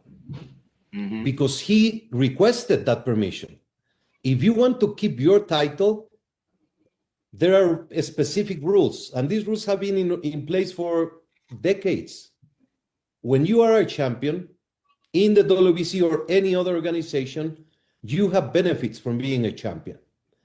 when you are to engage in a non-title bout or in a title bout on another weight category, up or down, you need to receive the permission from the organization to do so. And that's what we have been consistent. It has happened so many times with many fighters. There's precedent. In fact, Benavides is fighting in May as WBC light heavyweight champion, and he's fighting in cruiserweight for another organization. He made the petition in written, and it's the exact same case that is the way it's done by the WBC rules. So you stripped Shakur not because he holds. We did not strip Shakur. Well, you vacated the title. It's kind of the same thing. The management elected not to comply, and they eventually vacated the title because they did not comply. And we have so many written proof of everything. We published after the convention on December the 3rd the status of each weight category. I published personally on January 26 the status of each weight category, and it clearly says the WBC allowed this situation. However, we have not received any response from Shakur Stevenson, and the board is going to address this matter. And all this is published publicly, Chris. And I'll be very happy. I don't know if you received the WBC notifications. I'll be happy to add your email so you can receive it directly. But all this is public. We have never said no to an interview. We have never said no to any question. Everything is public. And it is very troubling and sensitive the way this situation has been handled. Do you think the rules? Shakur Stevenson told me that you asked for $120,000 in order for you to sanction that fight. Is that accurate? That is accurate. In writing, we send a letter insisting on them we tried everything to avoid this situation. What we send is the WBC approves your petition to fight, and according to the WBC rules, a fee of $120,000, which is less than the 3% that should be, which by the way, they can contest and say, no, we're not making this amount, we are making this. And we have done it many times. We have adjusted the sanction fees when the promoter or the manager or the fighter proves that it is less. Since we had zero communication from their side, we initiated that and we put $120,000 fee on they've been saying he made 7 or 10 million or whatever. We had zero response. The only response was, we receive it, we will address this later today. What? I told you they was pocket watching, bro. I told you they were pocket watching, bro. He out here setting fees based on how much you think people got. Shout out to K. What's good with it? Everything boxing, my guy. What's good, bro? Man, it should be a crime, bro. Like, man, this shit is crazy to just sit here and hear him. Like, he trying to do his best job to make it seem like everything is out there, open up front. Basically, it sounds like they didn't put something in writing. You tried to do everything in your power to avoid this, but because you had no communication after already approving them or something, now you need it in writing too. Come on, man. That shit just sound crazy, man. Whatever. We're gonna keep going though. We're gonna let him cook. Let him talk. Let me say this. Whatever the money was that he made, it's his money. He can do whatever he wants with it. Why do you believe? And look, this is in your rules. I'll give you that. I've read the rule that you're entitled to 50% if a fighter is fighting for a different sanctioning body, different weight class. I've read it's in your rules. I'll agree with you there. Or 3% if it's a special event. Right. It also says market share too. Like the market value is what I'm keying on here. The market value. Like, why do you really believe that the WBC should be entitled to $120,000 that your market value for that particular fight, which was for a WBA title, a Ring Magazine title, do you really believe that the WBC's belt? WBO, Chris. WBO, apologies. But do you really believe that the WBC's involvement, however, 50% nominal, crazy. is worth $120,000? It's worth $1 million or $1. It is not about the money. It's a big difference. Well, it's about the money to him. It's about the money to Shakur. Well, This he the chose, part we he did chose here. not to We heard continue this as little WBC part. champion, and it was his decision. It is not about the money because it's the rule. Of course, a fighter who is recognized by the WBC as a world champion has a market value, has a validity, has a seal of having a position in the boxing world at that time. But you put a dollar figure on it. You said $120,000. You put an actual dollar figure on it. And so someone that watched that fight and fans of that fight, it's hard for me to wrap my head around $120,000 worth of value. Maybe there's some value, but $120,000 is a massive amount of money. That is not a market value. That is a percentage based on a speculation of what he was making on the money. If he had come back and said, my purse is X amount, we would modify it as we have done in many cases.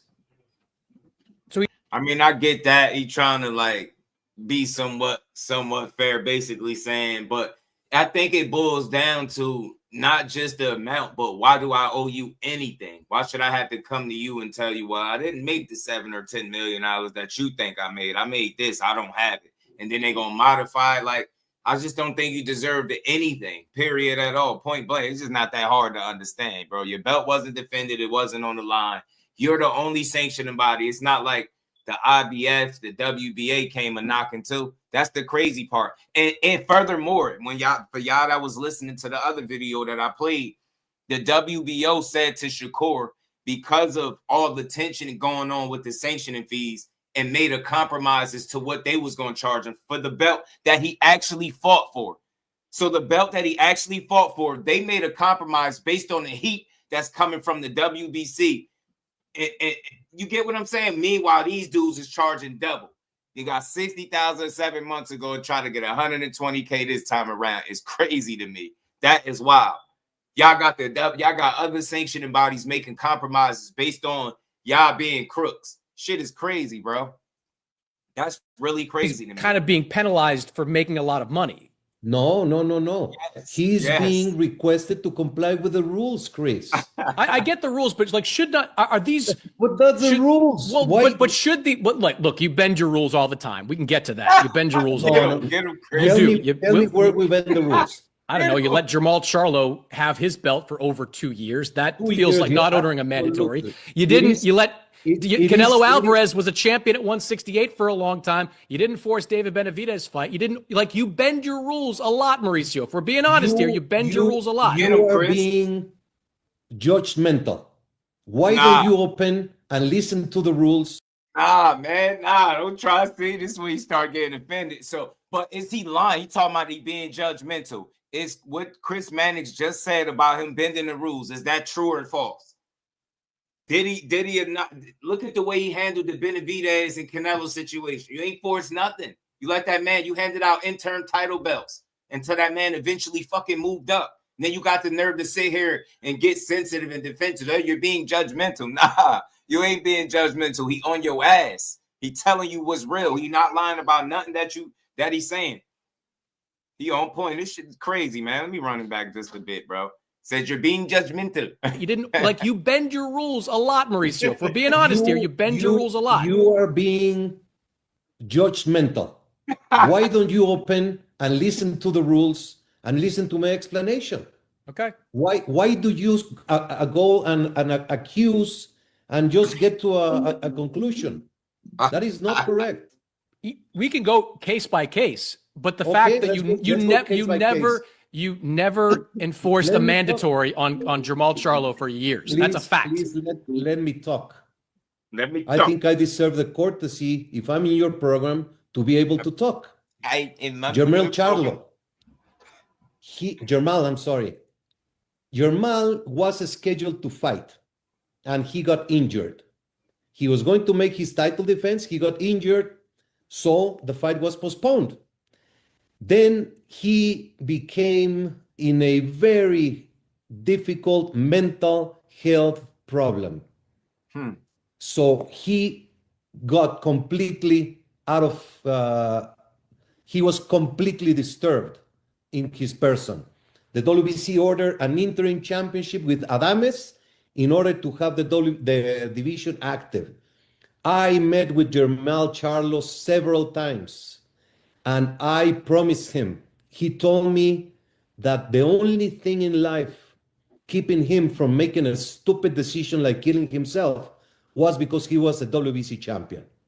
And I saw and I met him and his wife, and I promised him to have the full WBC support until he got his mental situation better.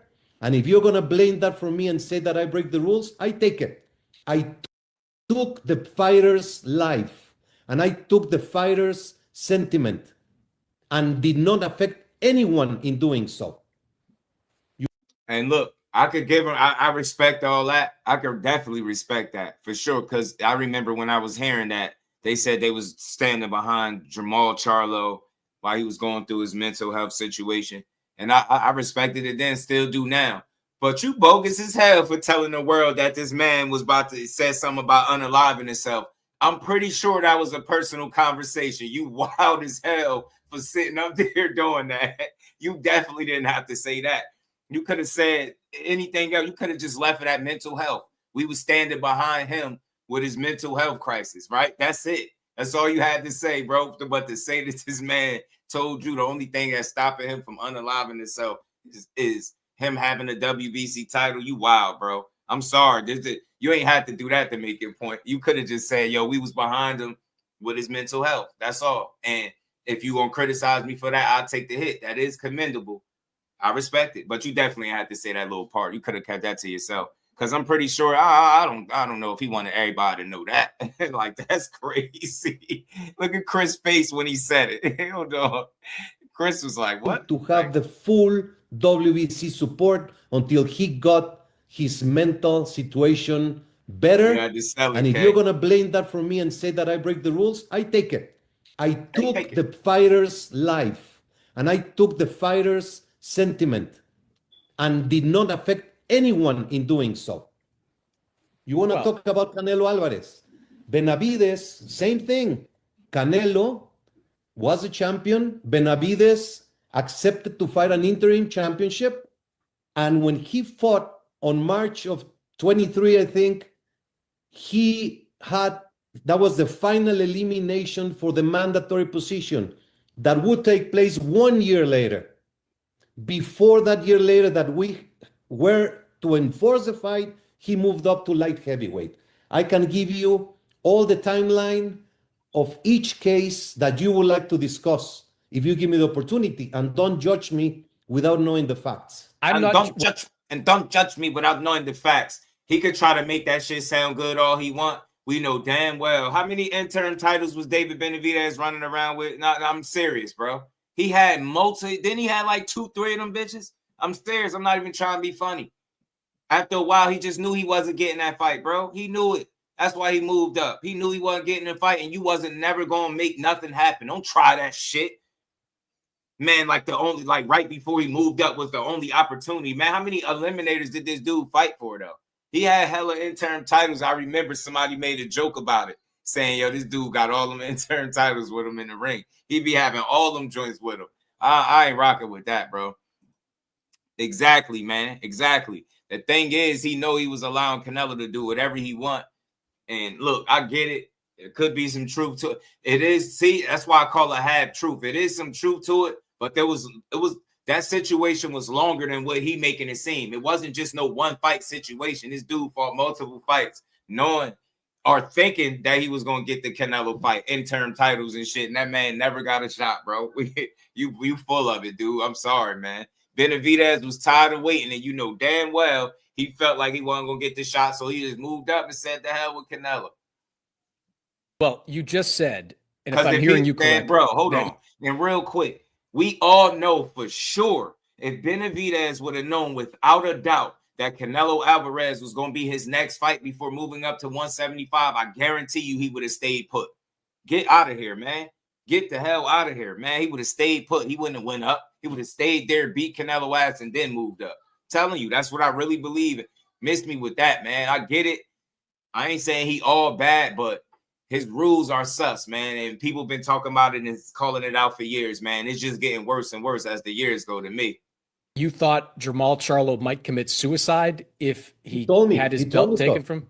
Okay. I mean, that's serious stuff. I know he was dealing with some stuff. That's certainly some serious stuff. So it's very clear. It was public.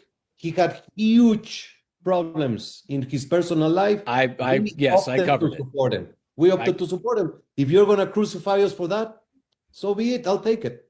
Benavidez had an interim title for a while. There were opportunities for you to order. Paul Benavidez put him on the line. They didn't get. You think he didn't want that shot?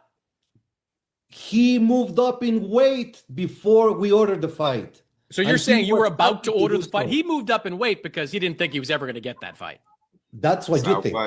That's what he says. He says it over and over again. He said it publicly. He never thought he'd get the Canelo.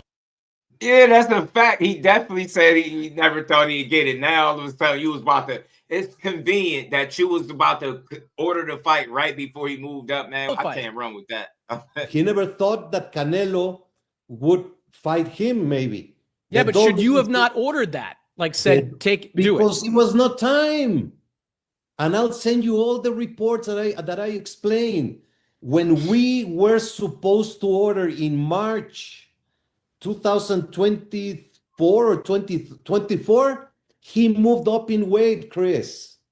Well, this raises the subject, Mauricio, and I was going to get to this. This raised the subject of the interim championship.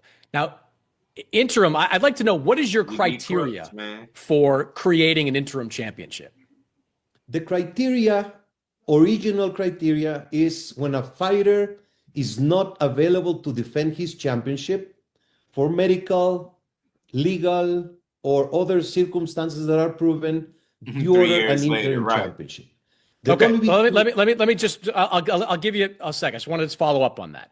Yeah. You currently, to my reading here, you currently have interim champions at heavyweight, junior middleweight, junior welterweight, and flyweight. These are all divisions with active champions that are out there fighting either in recent months or scheduled to fight in recent months. Why should this be described as anything as a way for the WBC to collect a fee for a fake title? Okay. You opt to say and to go through the money again. And you have a very big problem with money because it is not about money. The WBC. Yo, in my life, like that is so disingenuous to say, keep saying it's not about money because you're going to say, oh, it's the rules. But the rules is about money. And you have very specific amounts of money that you be charging these guys. And it don't even be consistent. You're pocket watching, you pretty much admitting to that $7 or $10 million. So we just gonna charge you a percentage based off that. What if he didn't get that?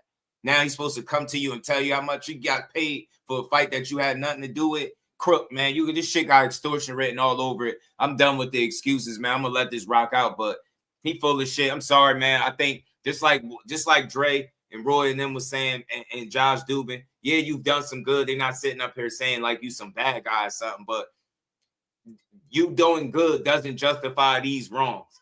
And so far from everything that he's explained, all the information that I've come across, nothing has explained him charging bogus amounts of money.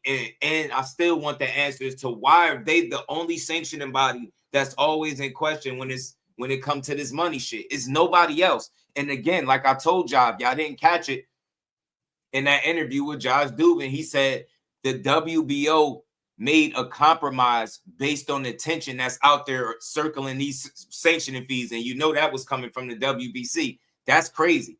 You get what I'm saying? You got other sanctioning bodies making sacrifices and compromises, but you got you with your hand out taxing people like, yo, give me more. That shit is crazy. And you sit up here with this damn Bank of America tie on, sitting here talking about it ain't about the money. It is about the money. He sat here and said it could have been $1 or $1 million.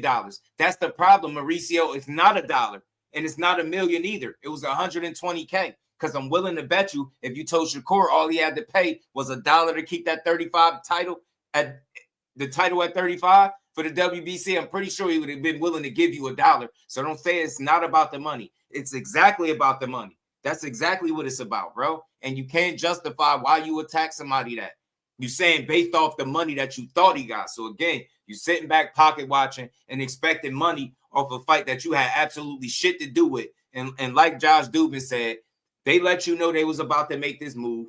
Y'all was cool with it. You granted them permission to do so. And then you basically what I got all of this is you taxing them off a technicality that you didn't get it in writing. So you felt the need to, oh yeah, well, we didn't get it in writing. Man, that's some weak ass shit, man. I'm sorry. That's weak as hell.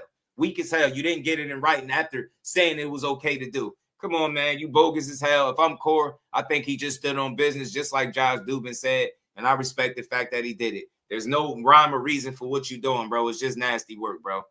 He has taken a stance to try the best for the industry, for the promoters, and for the fighters. I'm not going to talk about the heavyweight division. We took a stance in order to make our best possible effort to land at a undisputed heavyweight championship fight. That goes back to Wilder. Sorry. We had the Usyk, who was the champion after beating Joshua, and we had Fury as the WBC champion. We took one complete year without Fury defending his title, waiting as we proposed that we wanted the undisputed. Hold on. Yo, Bud Crawford is wild, bro. We got 70-something people in the building. Hit that like button, y'all. Sub to the channel, support the grind, yo. We gonna get to this. We gonna address the Joaquin Buckley. Joaquin Buckley, the guy, man. Yo, Terrence Crawford is wild, bro. We gonna get to that, but let's keep going, man. So he fought, and we sanctioned the undisputed fight, including a rematch. That was the WBC ruling. So Usyk defeated Fury, and they had the rematch. The next fight wanted by the public, by the whole world, was again to take the undisputed because he had lost the IBF title. So the WBC created and ordered the interim title for Ajit Caballel, who had been winning consistently. If you recall, I swear it's literally about the money.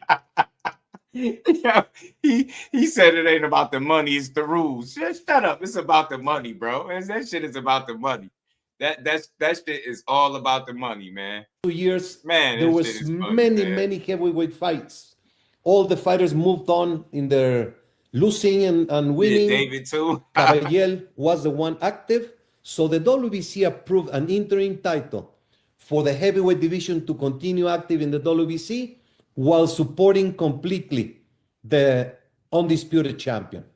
If we were about money, as you always mention, and fees, look how long Fury took to defend. Look how long Usyk now, since his last fight, we're giving him a voluntary defense. He can select the best fight for him and the industry, and then he will fight the interim champion Caballel.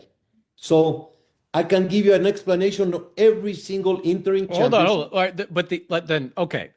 Ajit Caballel just fought in January. Alexander Usyk right now does not have a fight scheduled. Why is Caballel not being ordered to fight Usyk right now? The ruling at the convention, Usyk request. And real quick, before you get into this explanation, all he's doing by saying if he was all about money, then, you know, he would have did this and X, Y, and Z. You basically giving more grace to other fighters. Again, just being inconsistent. Yeah, you about money when it comes to certain fighters. Terrence Crawford, Shakur Stevenson, I'm going to call it what it is. And I'm telling you, It's a red fucking flag 3 times over. The fact that in the Shakur Stevenson situation, you seen it fit to bring up his relationship with Terrence Crawford. That should tell you every fucking thing you need to know about him.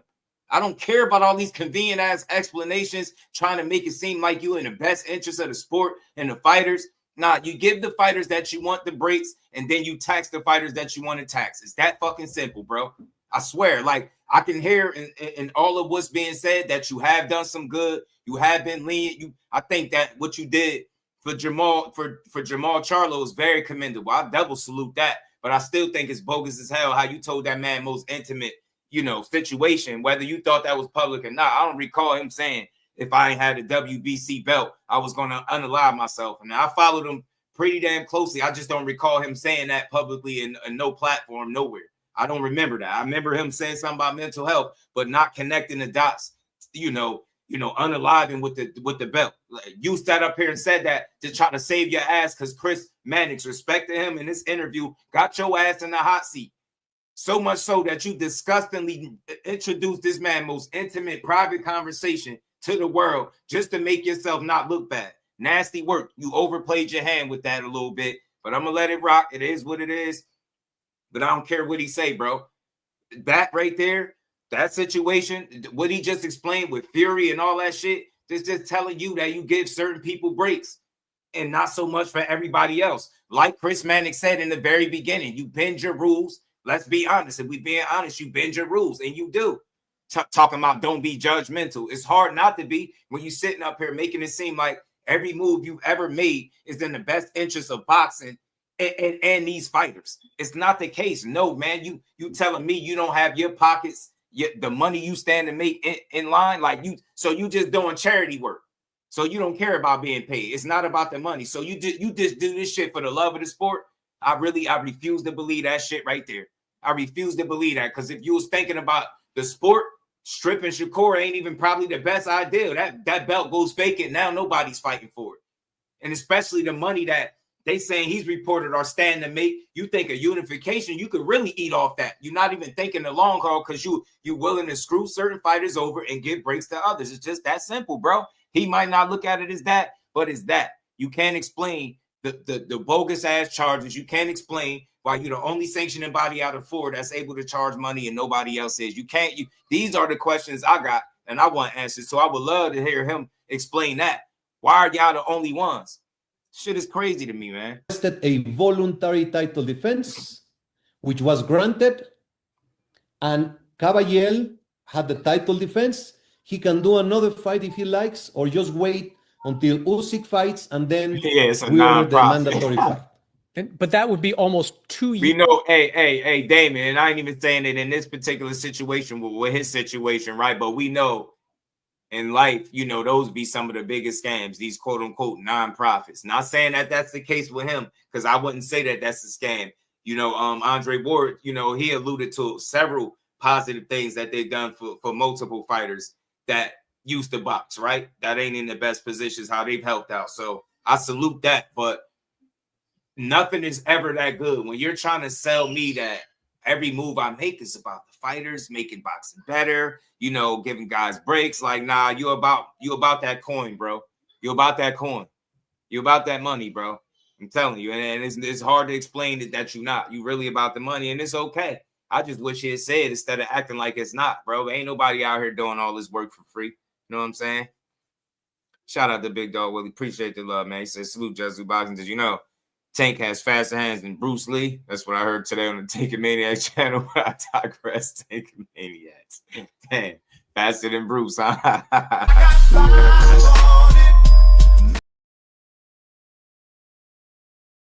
Shout out to Big Dog, man. Shout out to you, bro. Appreciate you, man. I don't know how that's the case. I don't even know how you would think to compare the two guys, man. But shout out to everybody. I got 80 people in the building. Hit the like button, sub to the channel. Let's keep rolling, y'all. Years after Caballel originally won this title. Usyk is probably not going to fight until the summer of this year. So then Caballel is going to have to wait 2 years to fight for his heavyweight title? He's very happy fighting for the interim and making a lot of money. I don't think that's true. I don't think that's true. I don't think he's very happy fighting for the interim. But does anybody look logically? Is anybody happy fighting for interim titles? All of them. Otherwise, they would not fight for the interim. Because title. they think it's a step to the next one. They think they're getting ordered to fight for a full title. Why does it have to be on your times? I'm giving you a whole lot of time, like a year, 2 years. No, he fought, he defended, he just defended and became a hero in a great event. Germany. Great event. Loved it. Huge event. He had not been he had his home welcome in Germany. Now he can fight in a stadium. It's good for him, good for German boxer, good for the division. So you're getting. But he's fighting. If you ask Caballel, and I think they asked him after the fight who he wanted next, he wants to fight Usyk next. Usyk already had another fight. He had the Danny Dubois fight in 2025. He had one fight that year that was not a WBC ordered fight. Why does he get another one? Why does he get another voluntary when he has no opponent? He just fought Fury Dubois. That was 2 years ago. Fury Dubois. If you were consistent with our side of making money and sanction fees, we would be ordering all these fights all the time. We are with the promoters, with the industry, with the networks, with the fighters. We work with them on times. I mean, you could. Hey, look, man, I understand. I respect it. It's his job as the president to speak in the manner and the fashion that he's speaking and to try to, save the image of the WBC because they ain't hot water right now. The light shined on them bright and not for the right reasons, man. But I just call BS. He downplaying the money too much to me. You saying if it was all about the money, then we'd just be ordering these fights. So why the hell you got all these interim titles then? Come on, man. Like dudes is out paying to be interim champions, bro. You had David Benavidez toting 2-3 interim titles, bro. Just like Chris is saying 2 years ago, you naming back-to-back fights to make it seem like no time has elapsed in between there. Like, knock it off, man.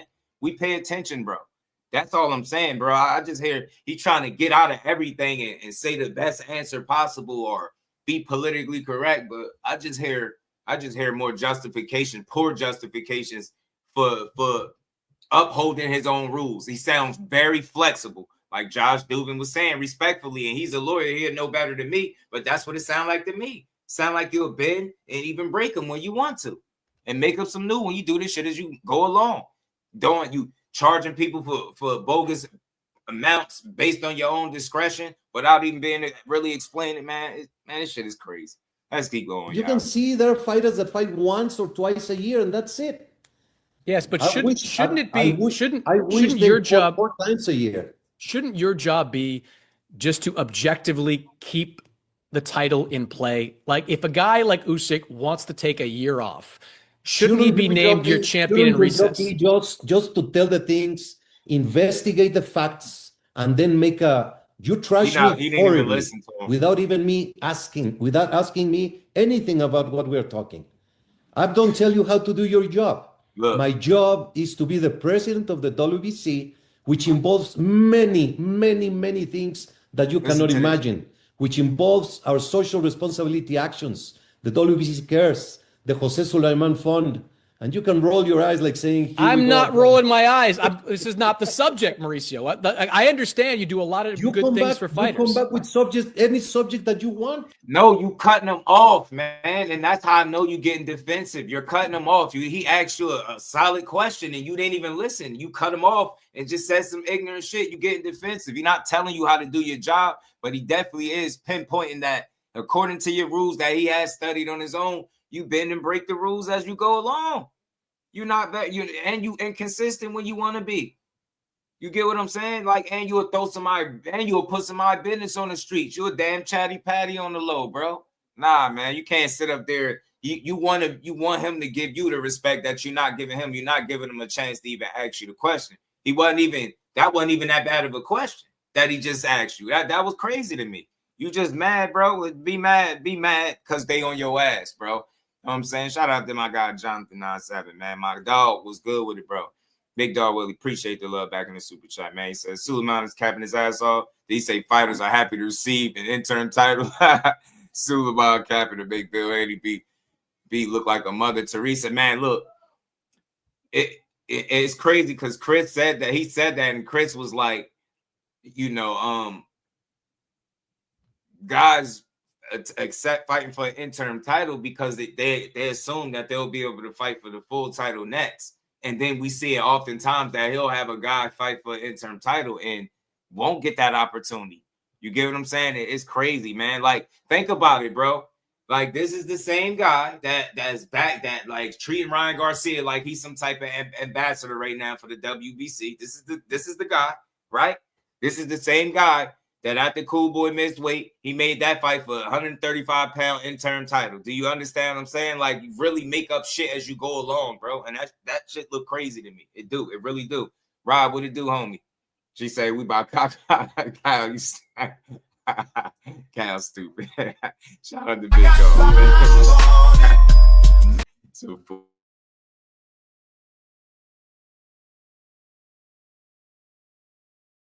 you see, we before Coke, you a fool, man. We about cash. I'm telling you, controlling the stronghold. I'm telling you, bro. I can say whatever I want to say as well. I know you can. What I'm pointing out, look, Caballel. Mauricio just got a fin. He got smart. He got smart with you, Chris. Shouldn't it be? Shouldn't your job 4 times a year? Shouldn't your job be just to objectively keep the title in play? Like, if a guy like Usyk wants to take a year off, shouldn't he be named your champion in recess? Just to tell the things, investigate the facts, and then make a. You trash me horribly without asking me anything about what we're talking. I don't tell you how to do your job. My job is to be the president of the WBC, which involves many, many, many things that you cannot imagine, hey, Chris, which involves our social responsibility actions. The WBC cares, the Jose Sulaiman Fund, and you can roll your eyes like saying, I'm not rolling my eyes. This is not the subject, Mauricio. I understand you do a lot of good things for fighters. You come back with any subject that you want to be. I can say whatever I want to say as well. I know you can. What I'm pointing out, look, Caballel, I don't understand why he's not being ordered right now to fight for that title. But let me ask you this: because the champion Usyk, December 3rd, Caballel was not available because he had a fight scheduled in January, and he requested a voluntary title defense, which is very customary. He was given that opportunity, and he must fight the interim champion next. That's the ruling. Usyk must fight the interim champion next, after his next fight. After his voluntary defense, yes. Okay, let me ask you about the ranking system. Do you believe that boxing rankings should be a meritocracy? Should they be awarded via merit? Absolutely, yes. May I describe how we do the rankings in the WBC? Please. We have a rankings committee composed of 36 people from around the world. They have regional, they are all over the place. So every week, they send in a report of activity, what they see on their region, or they comment of whatever activity was there in the world. They send a report every week. We have a secretary who compiles all the information, and we have a chairman, Dean Lojas from California, a co-chairman, Kevin Noon from Thailand, who manage all the administration of the information.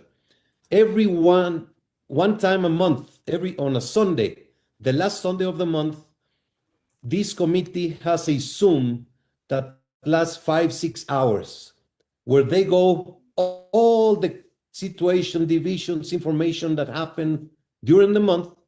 They put out the draft, they do a revision, and then they send out the rankings of the WBC by month. We published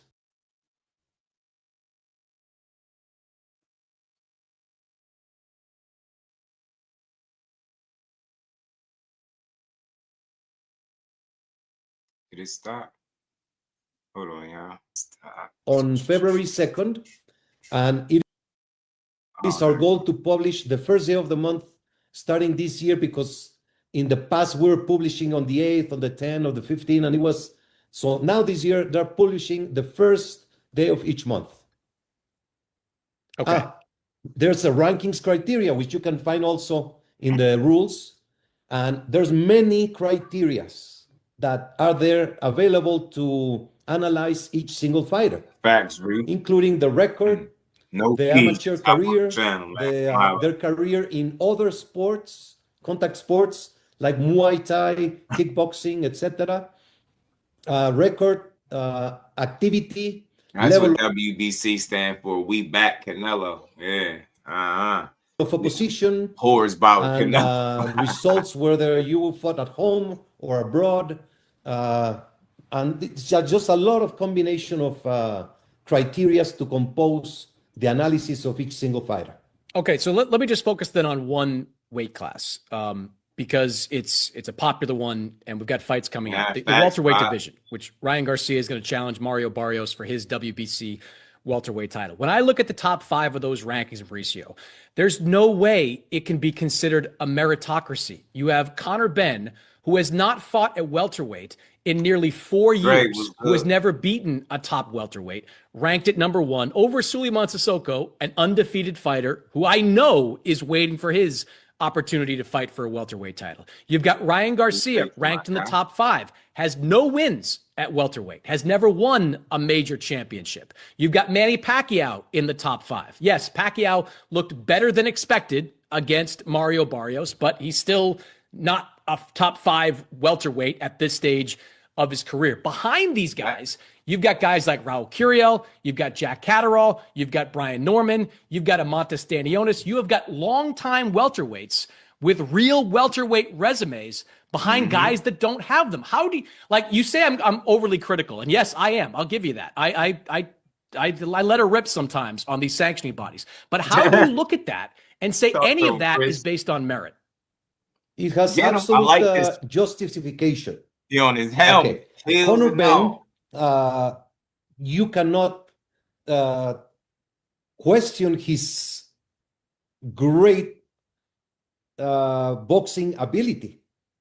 You cannot question that. He fought in middleweight twice with Chris Eubank. We go way back with Conor Benn. He had a adverse finding, which was very public, and which Dodge Day, what up, homie? And y'all, word got back that it was the WBC that provided Conor Benn with the egg excuse. They said it was never Conor Benn that said that. That's probably why he was so hurt about the story coming out, because from what I understand, he never said that. They made that up. And that's crazy. The British authorities put him on the side for nearly 2 years, I believe. The WBC did conduct the clean boxing program protocol, and we found and we ruled on his case, and he was completely cleared. We had continuous communications for a long, long time. He requested to the WBC to fight for the WBC welterweight championship. That was put into the ratings committee consideration, and that was put into the WBC board of governors for a vote, and it was approved. I'm gonna sideline a little bit. I am the president of the WBC, but I am not the single person in the WBC. We have a board, 36 members from all over the world, and they are the ones that vote on every single matter. Okay, Conor Benn, he has not fought in the division. Let's see how he explained this stuff. But we consider that he is of the highest level. He was ranked in welterweight for many years, and he has sent his weight continuously to the WBC, so we know, monitoring, that he is a natural welterweight and he will be competing safely in that division. Ryan, what? Did you just hear that? What is he talking? That sucks. What is he talking about? God, what is he talking about? He continuously sends his weight to let you know he's a welterweight. Bro just fought at 160 back-to-back with 2 rehydration clauses. What is he talking about? I get it. Look, that should just sound funny to me. That's all. That's all I'm gonna say. I ain't gonna say it's a lie. I'm gonna just say that sound like a poor explanation, bro. Man, that sounded a little sus, bro. I ain't gonna hold you. Shout out to Big Dog Willie, man. Appreciate the love, homie. Said everyone in the chat, let's raise 500,000, and I bet you'll be able to fight WBC title at any weight we want. Yeah, dead serious. Jake Paul versus what? Jake Paul was ranked. Yeah, they ranked him. Yeah, they had him ranked. Had him ranked at cruiser, if I'm not mistaken, Big Dog. I'm telling you, by this, with these stories coming out, it lets you know that this is why some people don't value belts and they don't respect champions because they say you can pay for them. This is why. Situations like this, Big Dog, this is exactly what people be talking about.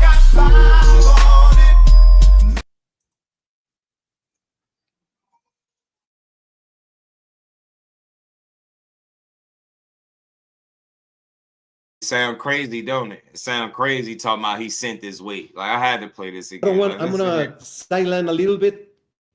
I am the president of the WBC, but I am not the single person in the WBC. We have a board, 36 members from all over the world, and they are the ones that vote on every single matter.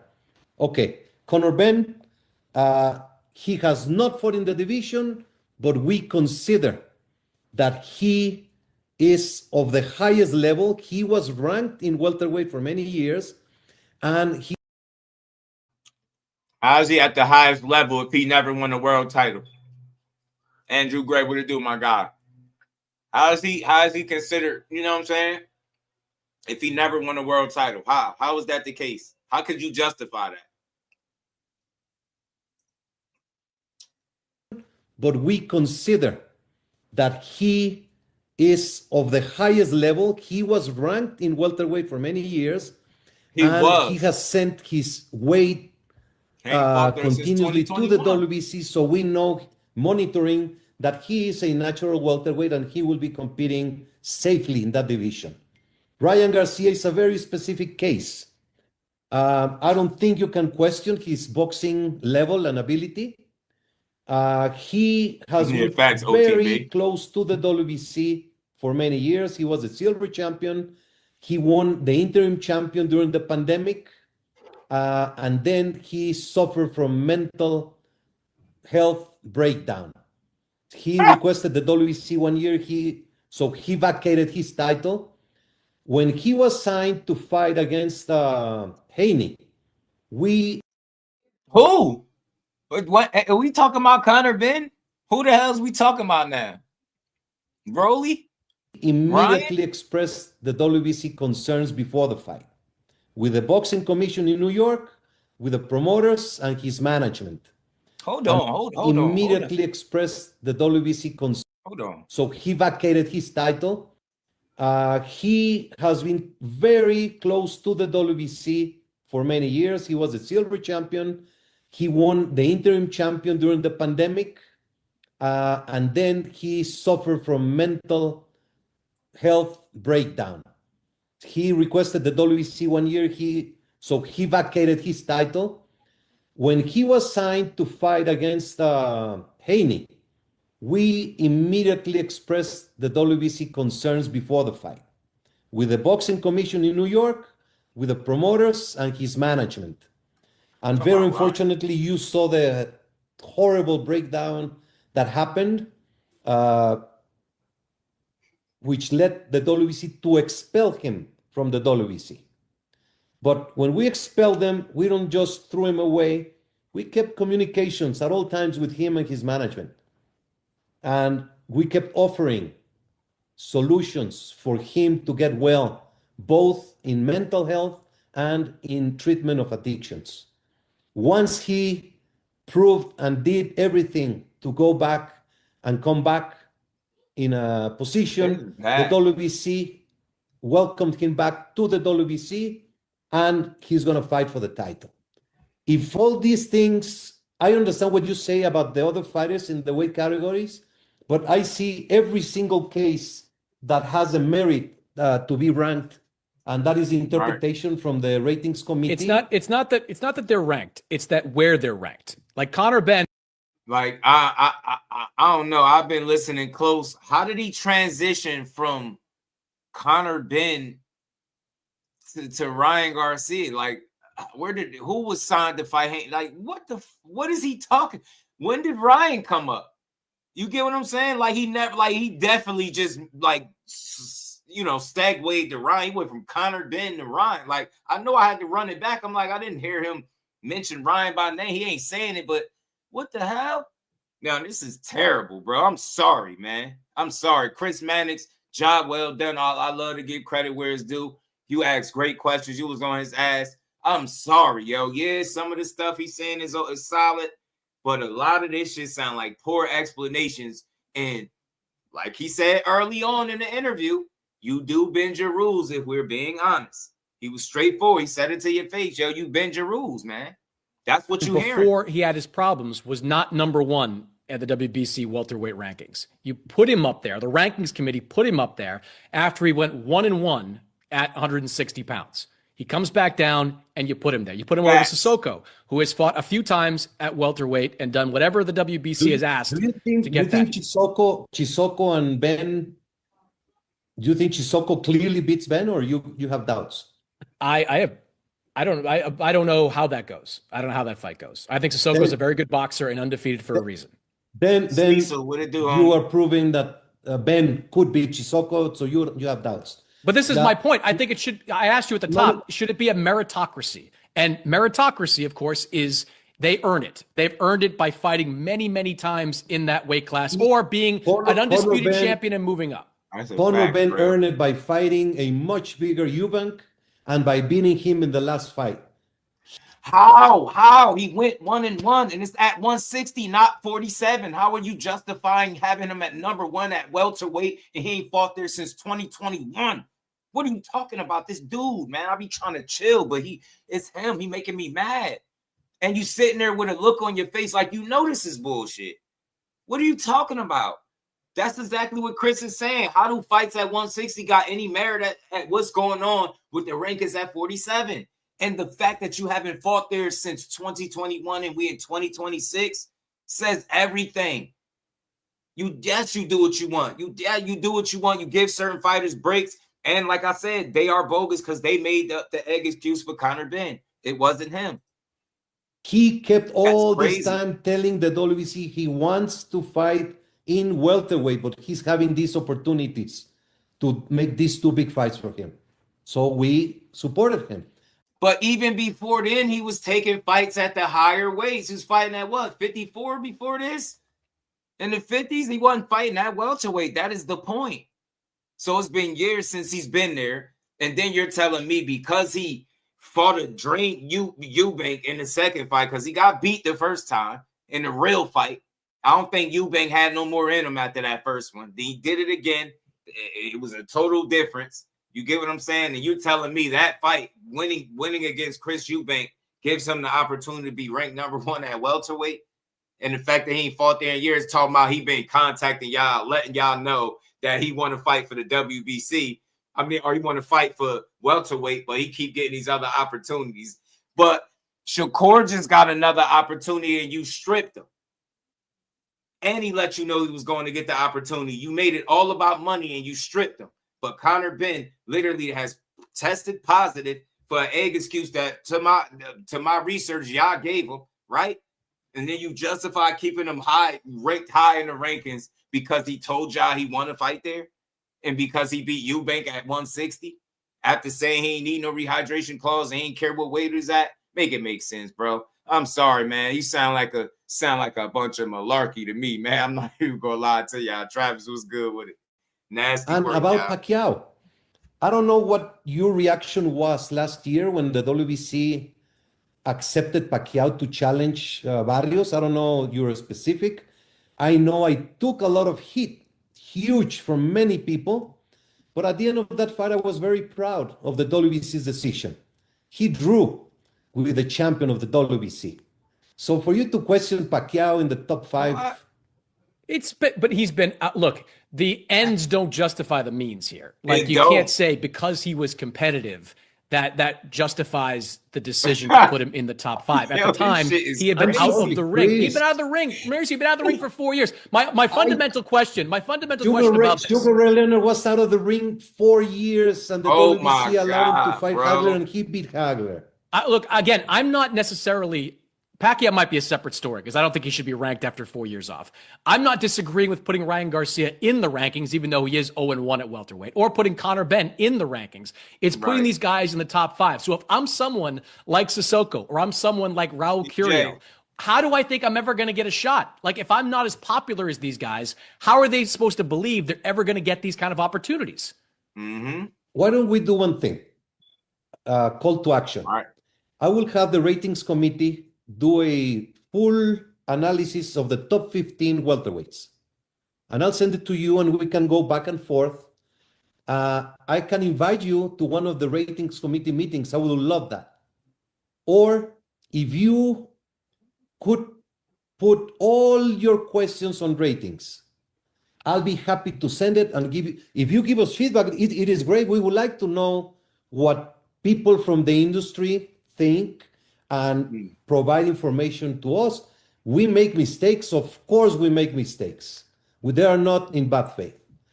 We may be wrong, or we may not have the best ranking on any given division or any given case. Let's look at them, and more than happy to address them. I mean, look, I respect that, because at the end of the day, he like, look, I invite you to see how we get this done. You can write your questions down. I can get them answered. I can get your feedback. Like, because that right there sounds like a solution to try to start to write the shit, right? But it still doesn't change the fact that you haven't been able to explain your rankings now. You saying that it's not done in bad faith. Y'all gonna make mistakes. So you know the ranking system is a bit flawed. Because what do you mean? How is you ranking somebody where you got them ranked a mistake? What kind of mistake is that? It is what it is. It's not a mistake. It's just flat out favoritism. But having Conor been ranked that high up and he ain't fought there in years, it's not a mistake. That's favoritism, bro. I'm sorry. It just is what it is. You like him. I don't know if it had money involved. I don't know if he dropped y'all bag, if he paying y'all. I don't know what it is. But I ain't never heard no shit like that. He stay in contact with y'all. He let y'all know what his welterweight, and he's a true welterweight. Like, bro, that shit sounds stupid. How are you making a case that a guy is a true welterweight when he ain't fought there in about 5 years? What is it, 4 or 5 years to be exact? How is he a true welterweight when the last handful of fights or so ain't been there? How is he a true I'm trying to understand this. Or the last few of them, right? The last 3, 4. Man, I don't understand his logic. That's what it is. That shit is very flawed. It don't make sense. I would respect it more and say, man, we got our favorites, man. You get what I'm saying? So we got different relationships with different guys. You get what I'm saying? I don't know. We in different communication with different. I don't know. But it's something. At this point, you got to come up with something better than this shit, because that shit sound bad. You're really amazed as to how he has questions as to how a Manny Pacquiao that was off for 4 years is ranked in the welterweight, the top 5 welterweight. Like, are you crazy? There's no justification for that. Like, this is not Pac-Man from yesteryear. That's Senator Pacquiao, y'all. That's the one that Ugas had eating porridge out of damn soup bowl with his eyes on Dubs, bro. That's that guy. I don't give a damn about the draw he had. I don't care, bro. Man, that shit this dude is amazing, man. All right, last question for you. Shout out to Chris Zuffa Boxing wants to destroy you. That's not my opinion. That's more or less the position that Dana White has taken when it comes to the sanctioning bodies. To bring it full circle, to come back to Shakur Stevenson, if this is simply a matter of him not petitioning the WBC, should the WBC and all the sanctioning bodies be working with these fighters to try to find amenable solutions rather than alienating arguably a top 4 guy in the sport? I mean, Shakur Stevenson probably never going to fight for a WBC title ever again. Probably never. I don't know if you disagree with that, but that's my viewpoint on this. Should the WBC and all sanctioning bodies be working to make things a little easier for these guys?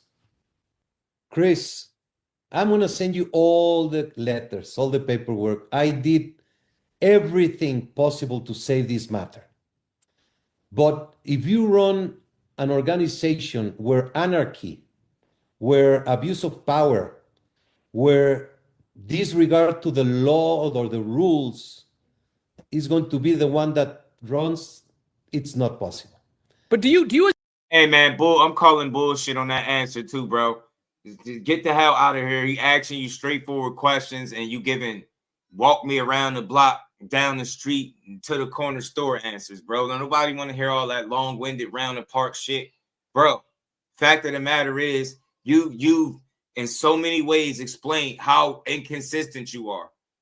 You gave poor excuses for Conor Benn, Ryan Garcia, Manny Pacquiao, the David Benavidez situation. It goes on and on. Like, you said some good. You said some good in this. Like I said, the shit with Charlo, I double salute that any day of the week. But you just, in that same breath, you told his most private conversation and you just put that on the internet. You just put the man business out there, like, which is crazy. But anyway, all of these situations, none of them, to my understanding, have been a solid, respectable explanation for it at all. It's none of it makes sense. Saying a guy is in contact with y'all, letting you know he's a true welterweight and he want to fight at welterweight, but he got these other opportunities. Then you saying because he won a fight, one out of the two fights at 160, that gives him the right to be ranked highly in the welterweight division. Make it make sense. I didn't know that you could fighting at 160 middleweight could get you ranked at welterweight. I didn't know that. That shit makes zero sense. So like if Chris Mannix didn't prove nothing else, he definitely proved how inconsistent this guy is at following the very same rules that him and his colleagues had put together. That's all I'm saying. As a person, let me ask you, do you believe that you guys deserved $120,000? Like, you keep saying you keep going back to the money. I do keep going back to the money because these guys called me about the money. These fighters, these managers, they're always calling me about money. Whether it was 50, 60, 300, 120. Well, if it was 10, he might have given it to you. But if it's 120, that's a big number, man. That's a huge number. And that's what I want him to acknowledge. Stop downplaying the money. Stop downplaying the dollar amount, bro. You being disingenuous by downplaying the dollar amount. Because like he said, if it was probably 10,000 or $1, you get what I'm saying? Like you said earlier, then I'm pretty sure he would have paid it. So knock it off, man. That's all. Like when you can't even be honest with yourself enough to say that money is definitely a factor, then everything you say after that is going to be in question because you're full of shit. It is all about the money because that is the only reason that he is without a title at 135 right now, because you didn't get the funds that you was looking to get off a fight that you didn't help put together. Simple, man. Damn, stop downplaying the money. Just say, hey, you know what? This money matters, man. The money is definitely a factor. You get what I'm saying? But to try to act like it don't matter at all and it's just about the rules. The rules is about money. So no matter how you put it, 120K is 120K. That's a large sum of money. That's 6 figures out of somebody's pocket, bro. You get what I'm saying? Now go look up how rare a 6-figure payday is in the sport of boxing. It might blow your fucking mind. I'm telling you, and you'll realize what percentage of the fighters actually make that kind of money versus the rest of the fighters. It's crazy, bro. It's crazy when you think of that. So when you look at things like that, when you start to get up there in that upper echelon where you making those millions, hey man, you're not just trying to have people taxing you just because. You get what I'm saying? Without no real explanation as to what's going on. That's all I'm saying. Be fair, be firm, and be consistent. Be transparent. You know what I mean? Be fair with everybody. That's all I'm saying across the board. I get it at certain situations where you will have your favorites, but with these particular situations from Conor Benn to Ryan to the Canelo shit, those are extreme cases of favoritism at its highest level. You know Ryan Garcia could sell tickets. You know that. This is why you try to say he complied with all this stuff when he went through a mental health crisis. Like you got your timelines warped. You mixing one thing into the next. Like, nah, bro. He sat out for a while. He had an injury after getting embarrassed. Y'all fake banned him from y'all sanctioning body. And the minute that he said he was coming back, y'all welcomed him back with open arms, and you scheduled a damn title fight when he's 0-1 at welterweight. Shut up, man. One poor justification after the next.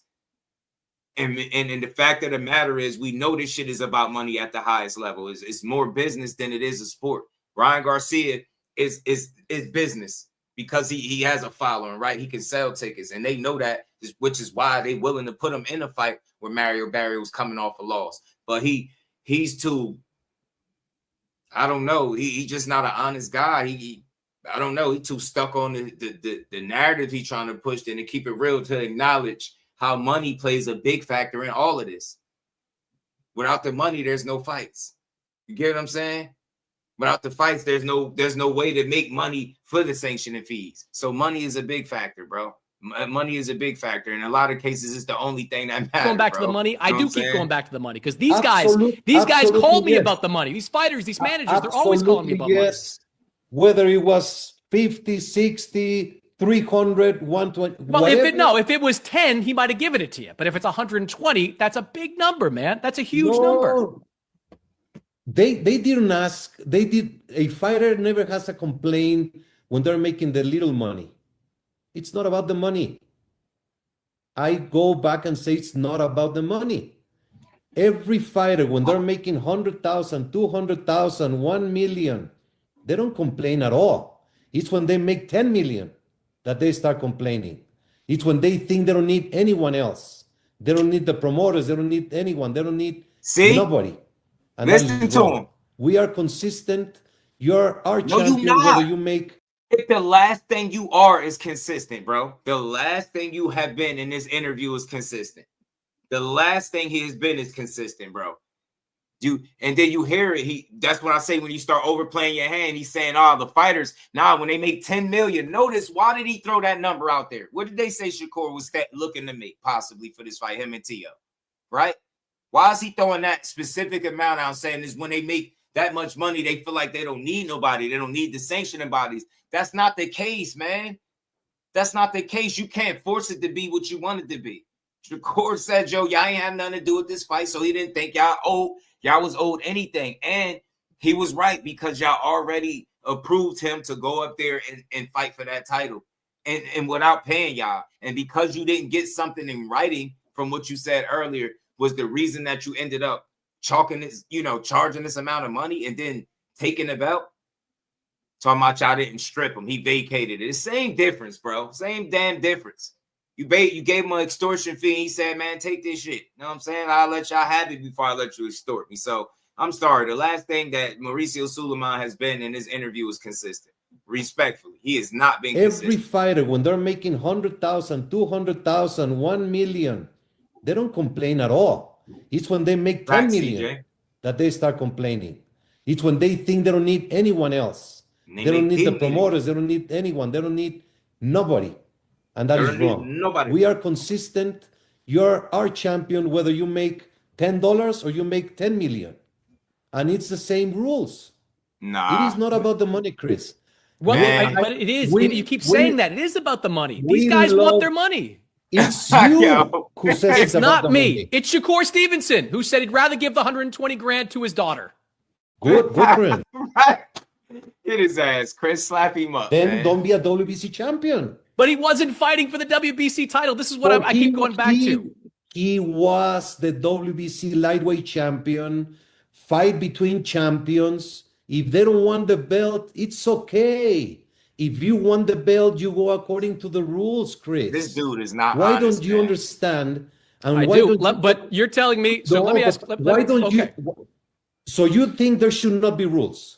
I think there should be rules. I think he never said that, but he's asking you to be consistent, and that is the last thing that you have been. Do anybody in here think he's been consistent since he's been running his mouth about this? I really don't. And you keep saying it's not about money. It's not about money. If that was the case, y'all would have at least gave the man the 15 days before you stripped him. That was intent. Bringing up Bud Crawford with his situation, that's a red flag. That's intent. You get what I'm saying? That situation didn't go well for y'all. Why would you even bring that up with him? Like you try to weaponize his relationship with Bud Crawford to extort him for money? And you ain't no little bro got the game from big bro. You know what I'm saying? Probably got the game from him, man. I respect his move, man, and his stance. Maybe Maybe somewhere down the line he'll fight for their title again. Who knows? But it's definitely about the money. I just wish if he don't say nothing else in his interview, stop saying it's not about the money. The guys want their money. It's you who says it's not me. Money. It's Shakur Stevenson who said he'd rather give the 120 grand to his daughter. Good for him. Then don't be a WBC champion. But he wasn't fighting for the WBC title. This is what I keep going back to. He was the WBC lightweight champion. Fight between champions. If they don't want the belt, it's okay. If you want the belt, you go according to the rules, Chris. Why don't you understand? And I why do, don't you, but you're telling me. So let me ask. Why don't you? So you think there should not be rules? I think there should be rules. I think some of your rules kind of stink. I like to hear from you, and we'll work on them. I think that rule where if a guy's going up to 140 pounds to fight for a different sanctioning body's title, he shouldn't have to pay 100 grand out of his pocket to do it. That's the rule. So you're telling me, just let me finish it with this. Every organization has that same rule. David Third Eye, I hear you. So you think it's about respect? I that's the last thing I got from that, because they don't.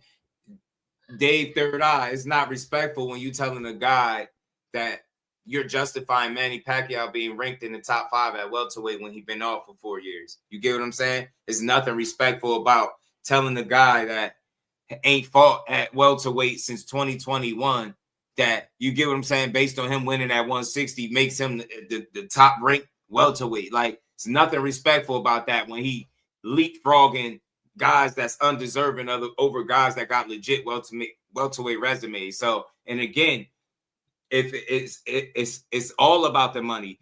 You saying they would have shut up and let him keep defending his belt? Nah, because they wanted a specific amount of money for this fight. They wanted 120K, and because they didn't get it, they stripped him. So that ain't got nothing to do with no respect. Shout out to Ty. You get what I'm saying? He's shown us how very inconsistent he is at following his own rules. He explains things like he don't even know what he's talking about. And he the guy that's probably making the rules. You know what I'm saying? So let's keep rolling. Hit the like button, y'all. Then it's a crappy rule that these guys are getting taken advantage of for that money. I was actually, to be fair, Mauricio, I was on your side. I was on your side. Being the champion, moving up in weight, and being a champion gives a element of positive and value. I think Shakur Stevenson was number 1 at 135. Teofimo Lopez was number 1 at 140. That's all that mattered. I don't think anybody gave a damn about. That's all that matters for you. It's all that matters to the 21,000 fans in the building and everybody watching on TV. You know that. You are a smart man, Mauricio. You know this. Why did Shakur Stevenson, why did Teofimo Lopez became so famous? Because they were champions of the WBC, WBO, WBA, IBF. And they paid you for that when they won the WBC title. So now he's trying to say the belts are the reason fighters are famous, not their skill set. Make it make sense, bro. And he know it. Look, this smile says everything. This is full of shit. This smile right here tells me he full of shit, bro. This dude said it ain't about the money when the fighters is clearly saying it's about the money. I think there should be rules. I think some of your rules kind of stink. Man, bro. I like to hear from you, and we'll work on them. I think that rule where if a guy's going up to 140 pounds to fight for a different sanctioning body's title, he shouldn't have to pay 100 grand out of his pocket to do it. That's the rule. So you're telling me, just let me finish it with this. Every organization has that same rule. Then it's a crappy rule that these guys are getting taken advantage of for that money. I was actually, to be fair, Mauricio, I was on your side. I was on your side. Being the champion, moving up in weight, and being a champion gives a element of positive and value. I think Shakur Stevenson was number 1 at 135. Teofimo Lopez was number 1 at 140. That's all that mattered. I don't think anybody gave a damn about. That's all that matters for you. It's all that matters to the 21,000 fans in the building and everybody watching on TV. You know that. You are a smart man, Mauricio. You know this. Why did Shakur Stevenson, why did Teofimo Lopez became so famous? Because they were champions of the WBC, WBO, WBA, IBF. And they paid you for that. When they won the WBC title and defended it, they paid. Man, yo, you really think these dudes got popular off titles? Like, literally, Shakur was a 3-division champion right before this fight. And they literally was pushing a narrative that he don't sell tickets and nobody come to watch him. They leave his fights, he get booed.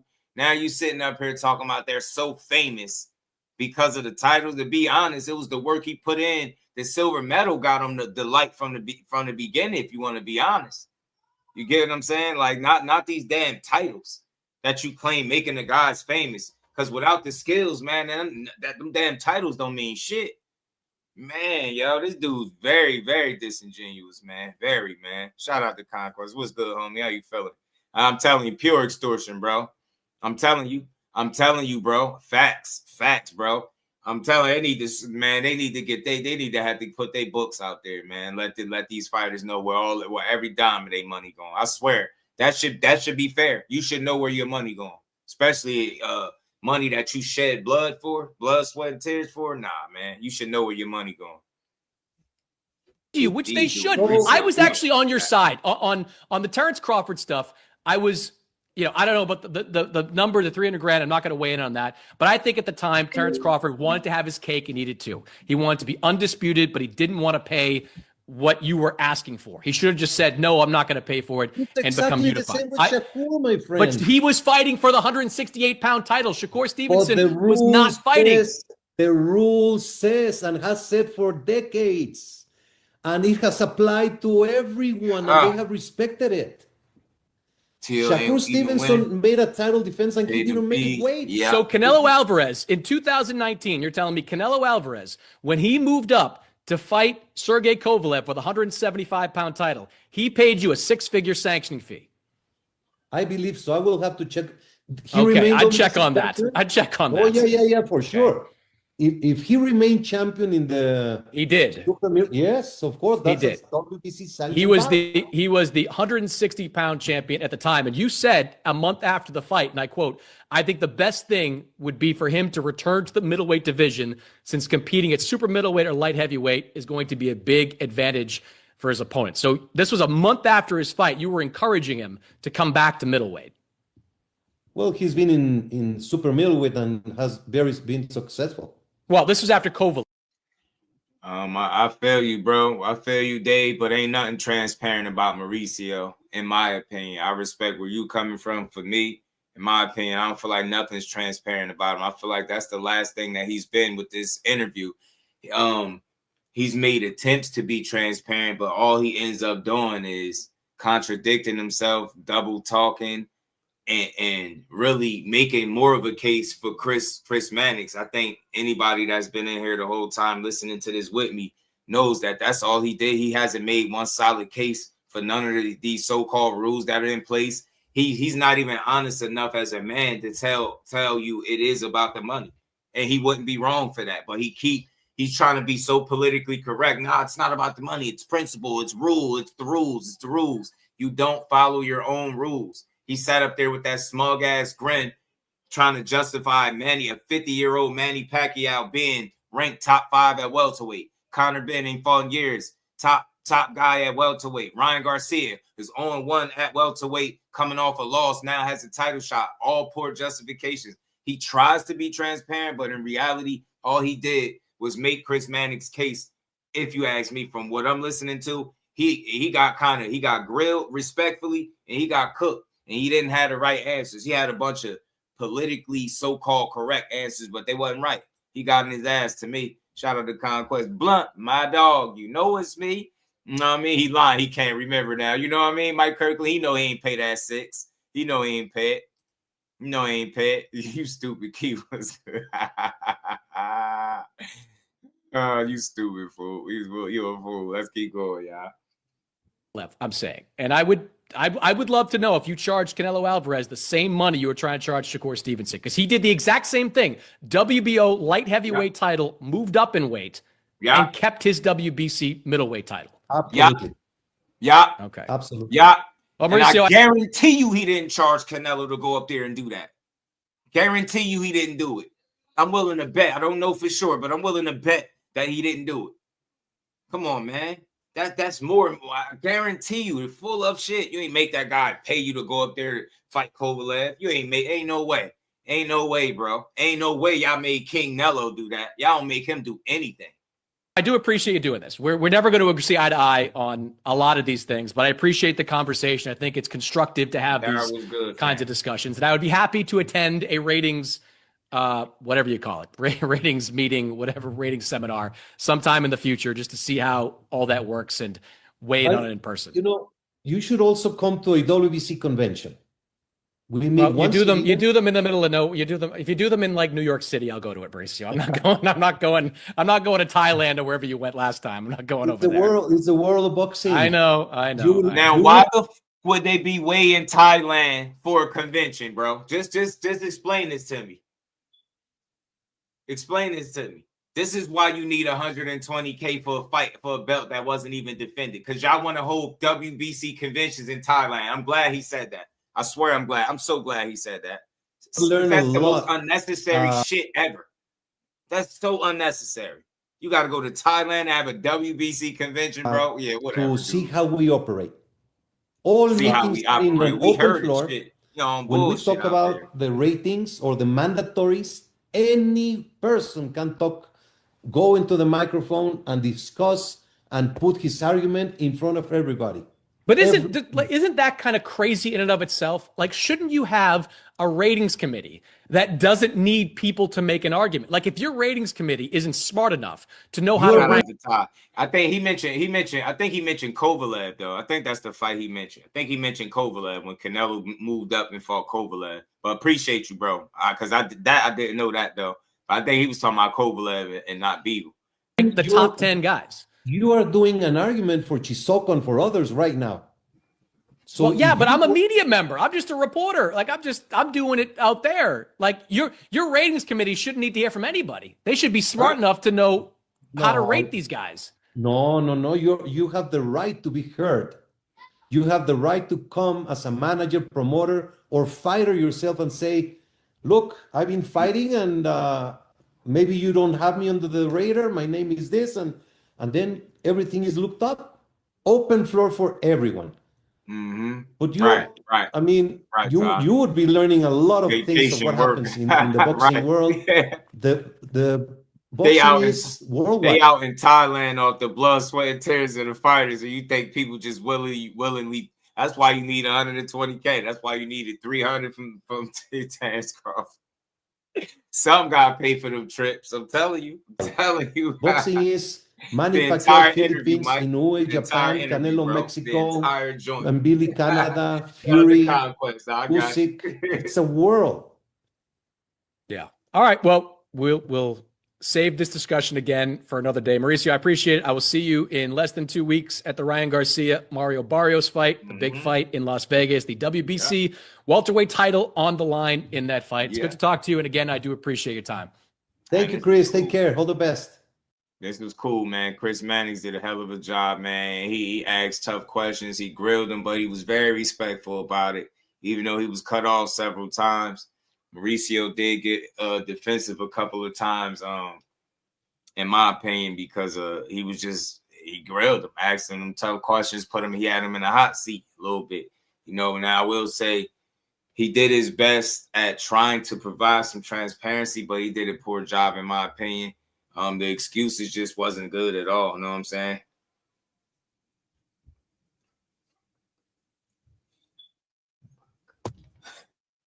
Yo, I swear, some of the stuff that y'all say sometimes, man, I wonder, man. I wonder, man.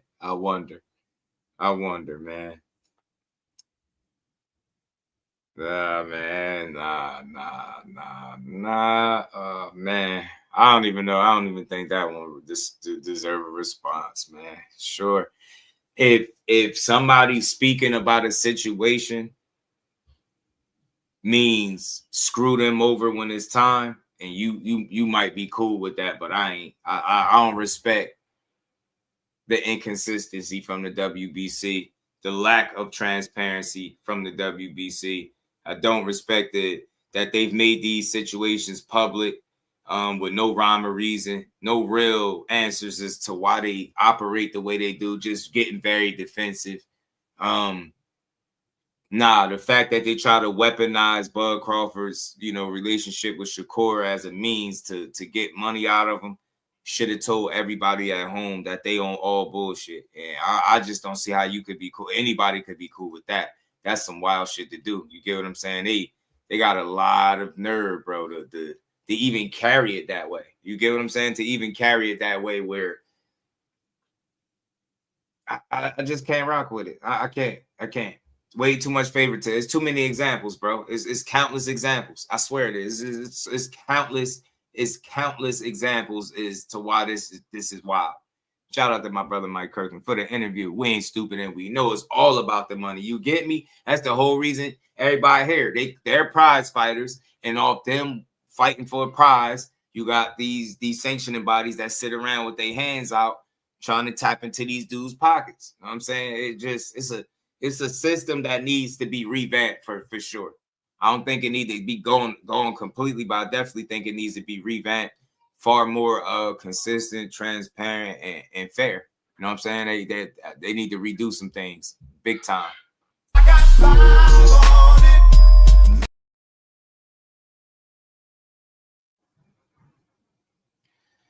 So let's keep rolling, man. Let's keep rolling. So, like I told y'all, man, I think I got this video in here, and I might pull it up and listen to some of it. You know, Shakur and Bud was doing a stream with Aiden Ross. That's where I think Shakur made the comments about the UFC fighters. And then the UFC fighter, I don't watch the UFC much. No disrespect to them. I just don't. I just don't really care for it all that much. I ain't gonna lie. But anyway, you know what I mean? When it's a good fight, it's a good fight. But you know, I think Aiden Ross must have said that 90% of the what did he say? UFC fighters could beat the box. Something he said, whatever he said about the UFC fighters beating the boxers or whatever he said.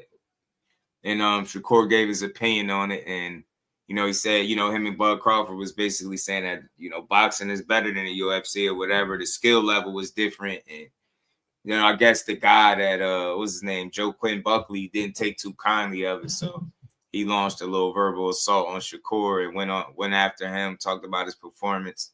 You know, and Bud Crawford had chimed in on Twitter just a while ago. Shout out to Jordan, man.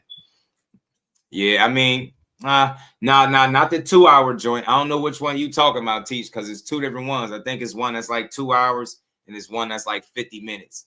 That ain't too long to me. My streams be long, so it ain't too bad to me. But not the 2-hour joint. I think the one in my phone like 50 minutes or something like that.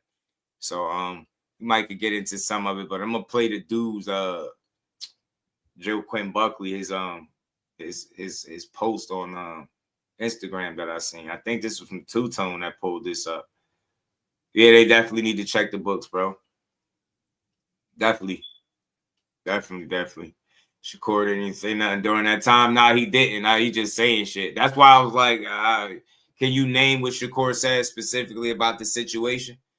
And the fact that you even connecting that is even more bullshit. If you even think that that's really what it is, that's more bullshit. Just because somebody's speaking out about something that they think would be unfair, don't mean, oh, well, now we're going to come mess with you. So, nah, I don't think it was that. But I do think they tried to weaponize the relationship and justify the means by bringing it up, which was wild as hell. But let's get to this clip, man. Dude was going in. Let's hear what Joe Quinn said, by the way. Man, I don't know this dude. I'm going to look him up. But I just hate, and I'm going to just say this right now, y'all boxers are so disrespectful to us athletes, bro, in the UFC. Shakur, I'm on you. Even though you beat Timo, all the stuff that Timo was talking, all that trash that he was doing, he's saying nigga, he throwing bananas at you and all that type of stuff, right? Yeah, you beat him, but you should have knocked his ass out cold. But because you worried about your little record, because you don't want to get embarrassed, you want to blame it. Oh, well, it's the art of boxing. Or, I just want to show my jab all night. You a hoe. You a hoe. You ain't want to go out there and put on your best performance. So with that being said, stop disrespecting us, bro. We are way more entertaining than y'all. It just is what it is. When we watch you guys fight, it's predictable on who's going to win. So there ain't no excitement in that. And the UFC, you don't know who's going to get it. from the wrestling, from the submissions, from knees, from elbows, from kicks, spinning back kicks, spinning fists. And y'all try to say, no, y'all the real fighters. How? How y'all the real fighters? If we came outside, literally where I'm at right now, I could kill you. I'm not saying I want to kill you or want to take you off this earth, but realistically, I would kill you if we fought. Bro, talk about killing people. Oh man, look, I get it, bro. You didn't like what Shakur had to say, but you know, I feel like just like I respect the UFC, I just don't watch it much. I'm not big on all the grappling and men laying on top of each other. This is not my thing. You know what I'm saying? The fights are very lackluster when it's a bunch of grappling for me, because that's just not the part of the you know, mixed martial arts that I'm too much of a fan of. But I don't think Shakur's a hoe. I don't think no man that steps in that square circle is a hoe. But I just think I've heard it before, like the skill that it takes to box and how y'all box in the UFC is like night and day. So I think that's what he's talking about. And look, he's speaking from his world the same way you speaking from yours. Yeah, you probably could in a real fight kill him. Yeah, you know, but the fact that you even took it that far based on some comments says a lot. He beat T.O. ass. You could call it predictable all you want. He great. Call it what you want. The UFC is very predictable. They sell you old ass champions and then call it the best fight and the best. No disrespect to y'all, but y'all had trash ass fights. Wasn't y'all just under fire for illegal betting and all that shit on y'all fights? Tons of UFC fights. So now ain't the time to like try to go in on boxing when y'all the ones that's under fire for people betting on these fixed ass fights that y'all was having. And dudes not even getting paid. So real fighter my ass. The real fighter is the guy that just boxed for 36 minutes and made arguably 10 million or more in his most recent fight. And then left up out of there with no damage. Now, shout out to Joaquin. I don't know him much as a fighter. I looked him up. He got 21 wins, 7 losses. He got 15 KOs, 6 decisions. That's a good record in mixed martial arts. He's been stopped 4 times, and he's lost 3 times by decision. That's his 7 losses. But, you know what I mean? He's a good fighter. Recent run in some of the biggest names in the 170 division. He lost to Kamaru Usman. Lost via unanimous decision in a high-stakes main event. He beat Colby Covington. He beat Stephen Wonderboy Thompson. And he got some good wins, bro. So I don't got nothing personal to say about dude. I don't know him, but I don't know. I don't think it was that deep what Shakur was saying. Like, it's so disrespectful. What Shakur was saying wasn't as disrespectful as what you was just saying, calling him a hoe, talking about you could kill him. And you're not saying I'm trying to take your life, but I could actually kill you. Like, man, nobody trying to hear that. So Bud Crawford chimed in. Bud Crawford chimed in and said, who's even fighting in the streets anymore? Talking about who he can kill in the streets. He must have forgot they made switches for them kind of tough guys. Bud Crawford funny as hell. Bud Crawford funny as hell, man. Bud said they make switches for tough guys like that, man. People out here talk about what you gonna do to somebody, man. 7 losses, stopped 4 times is not a good record. He may be good, but his record ain't not. Big B-Lo in MMA, that's not considered like, you know, that's still a winning record. You know what I mean? 21 wins, 7 losses. We conditioned to think that loss is the end of the world, but not in the UFC. You know what I'm saying? So it is what it is. It's still a good record by their standards. You know what I'm saying? He's a solid fighter. It ain't a great record, but it's still a good record. You know what I'm saying? Like, you won 3 times as much as you lost. Like, you get me? That's how I look at it. You know what I'm saying? And it is what it is. But like I said, I don't watch Buddy. I don't know too much about him besides that record and that little bit of information I looked up. But shout out to him though. Yeah, Bud Crawford had a funny ass response, man. Bud Crawford had a funny ass response, man. Bud said, you know, hey man, they got switches, man. We got heat for guys like you, cuz. You know what I'm saying? Got heat for guys like you, G. You know? Got heat for you kind of characters. But shout out to Joe Quinn, man. It is what it is, but I don't know. We might get into a little bit of this. I might watch about 20, 25 minutes. Let me see if I can watch it up into the point where this response came from dude at. Let's see, man. Let's see. it just be hard to watch, man. No disrespect to Aiden, but everybody in my cup of tea. Like, it's just always some awkward, weird ass moment with him instead of just doing the stream and chilling. Like, you know what I'm saying? That should just be extra as hell. Be like, man, dude, a little extra, man. His ass be needing to chill. And if they are better, why aren't they paid as such? Not facts. Facts. Like, I get it with all the different skills and using the knees and the feet and all that, but I love some boxing, bro. I love to watch some damn boxing, man. Let me see. These dudes be a little weird though, man. He always weird. Yeah, he be weird, man. He be a little strange, man. He always on some weirdo stuff. But we'll see. I watch a little bit, man. Hit the like button, y'all. Still 60-something people in here. Let's keep building, man.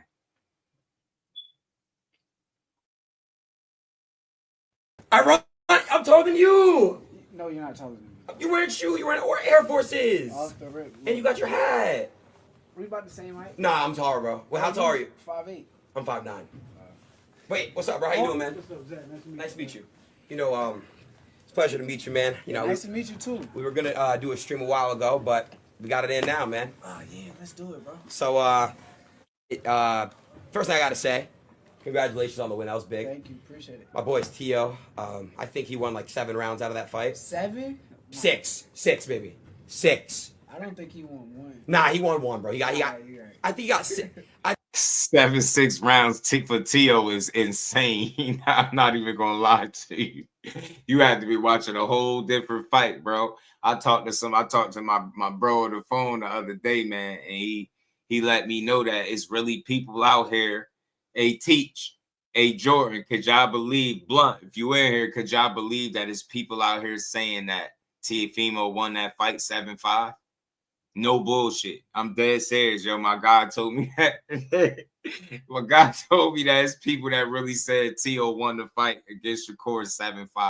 I think anybody respectfully that sees that for Tio, I think you should not watch boxing no more. I'm dead serious. Bro say he had a whole damn near hour-long argument about it.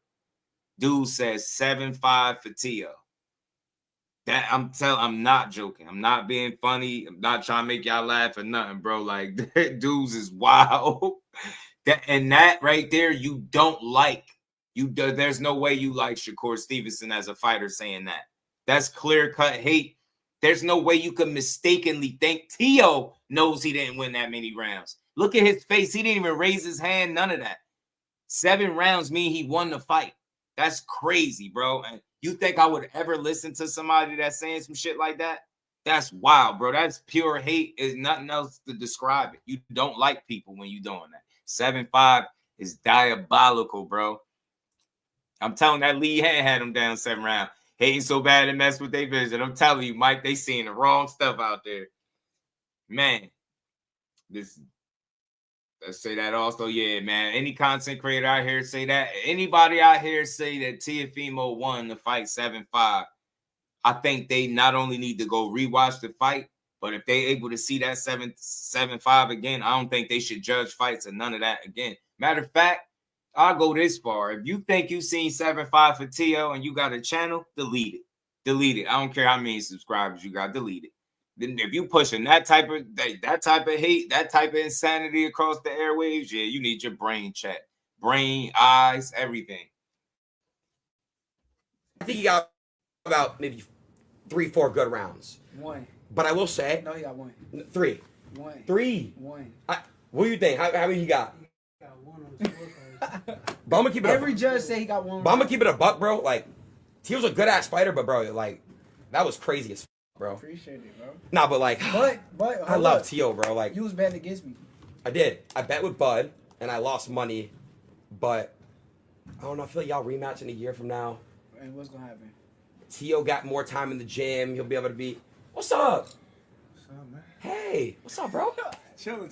Why are you so happy? Because I came to collect. Oh my God, bro. So I'm watching the fight. I'm status. He's like, where the is Aiden? You call me, you see me, the first thing you say to me, give my money. And I just feel like bro. Like, I feel like I should just scam. Because what are you gonna do? Hell nah. He thought he was gonna give you. Scam who? Him. He said, "What? I'm thinking about scamming. What are you gonna do?" They just laughed at him. Like, not pay you. Oh damn, that's crazy. Yeah. So not paying is crazy. So we ain't doing nothing. I'm just gonna be like, man, that's crazy, Aiden. And all the people Tell you how he gonna do you. All right, I'm gonna tell you how Bud gonna do you if you don't pay him. I'm telling you, just show you what Bud do to people.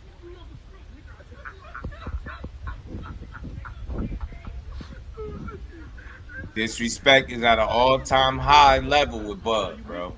You know what I'm saying? See what I'm saying? Dragging folks by the hair, like, it's wild, bro. He don't spare the youngest either. I heard it's Bud don't spare the youngest. Now next time I say give me a 5, you gonna give me a 5, all right? All right. All right. Yeah, me. I do that. And I got a son around your age. He 2 and he rough. Yes. Yes. Do you want me to go get my son? All right.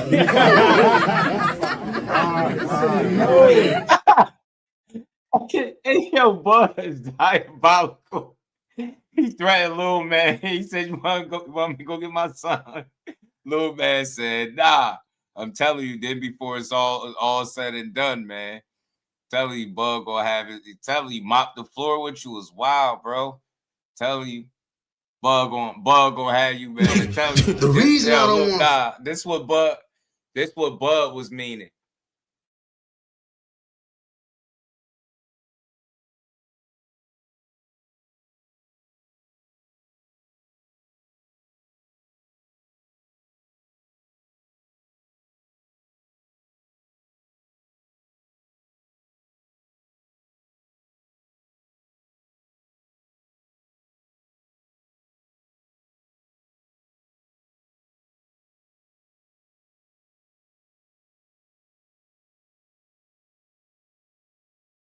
The reason I don't want to fight on no motherfucking camera or on no motherfucking ring is because if you hit me too hard, you're gonna die. If I'm squabbling up with you and I go to swinging on you and you hit harder than me, I'ma shoot you.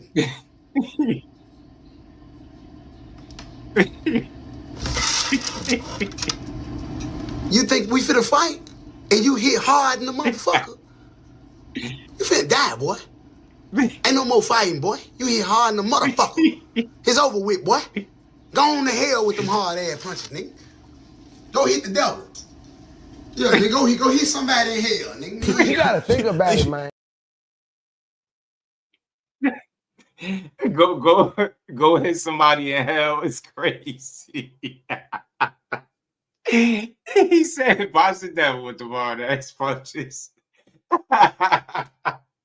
That's what Bud telling dude, like, bro, you talking about you can kill people. They say he got switches for people like you.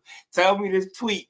That's what Bud saying in a nutshell to do. Yo, Joe Quick talking about taking people out. But he like, go hit the devil with them hard ass punches, man. Bro, what's wrong with you, man? I'm telling you, bro, that shit would be all bad. Yo, the last thing you want is that man to put his hands on you like that, man. I'm telling you, that shit get bad, man. Have you yelling, man? I'm telling you. Police! Help! Police! Help! Police! Help! Help! Police! Help!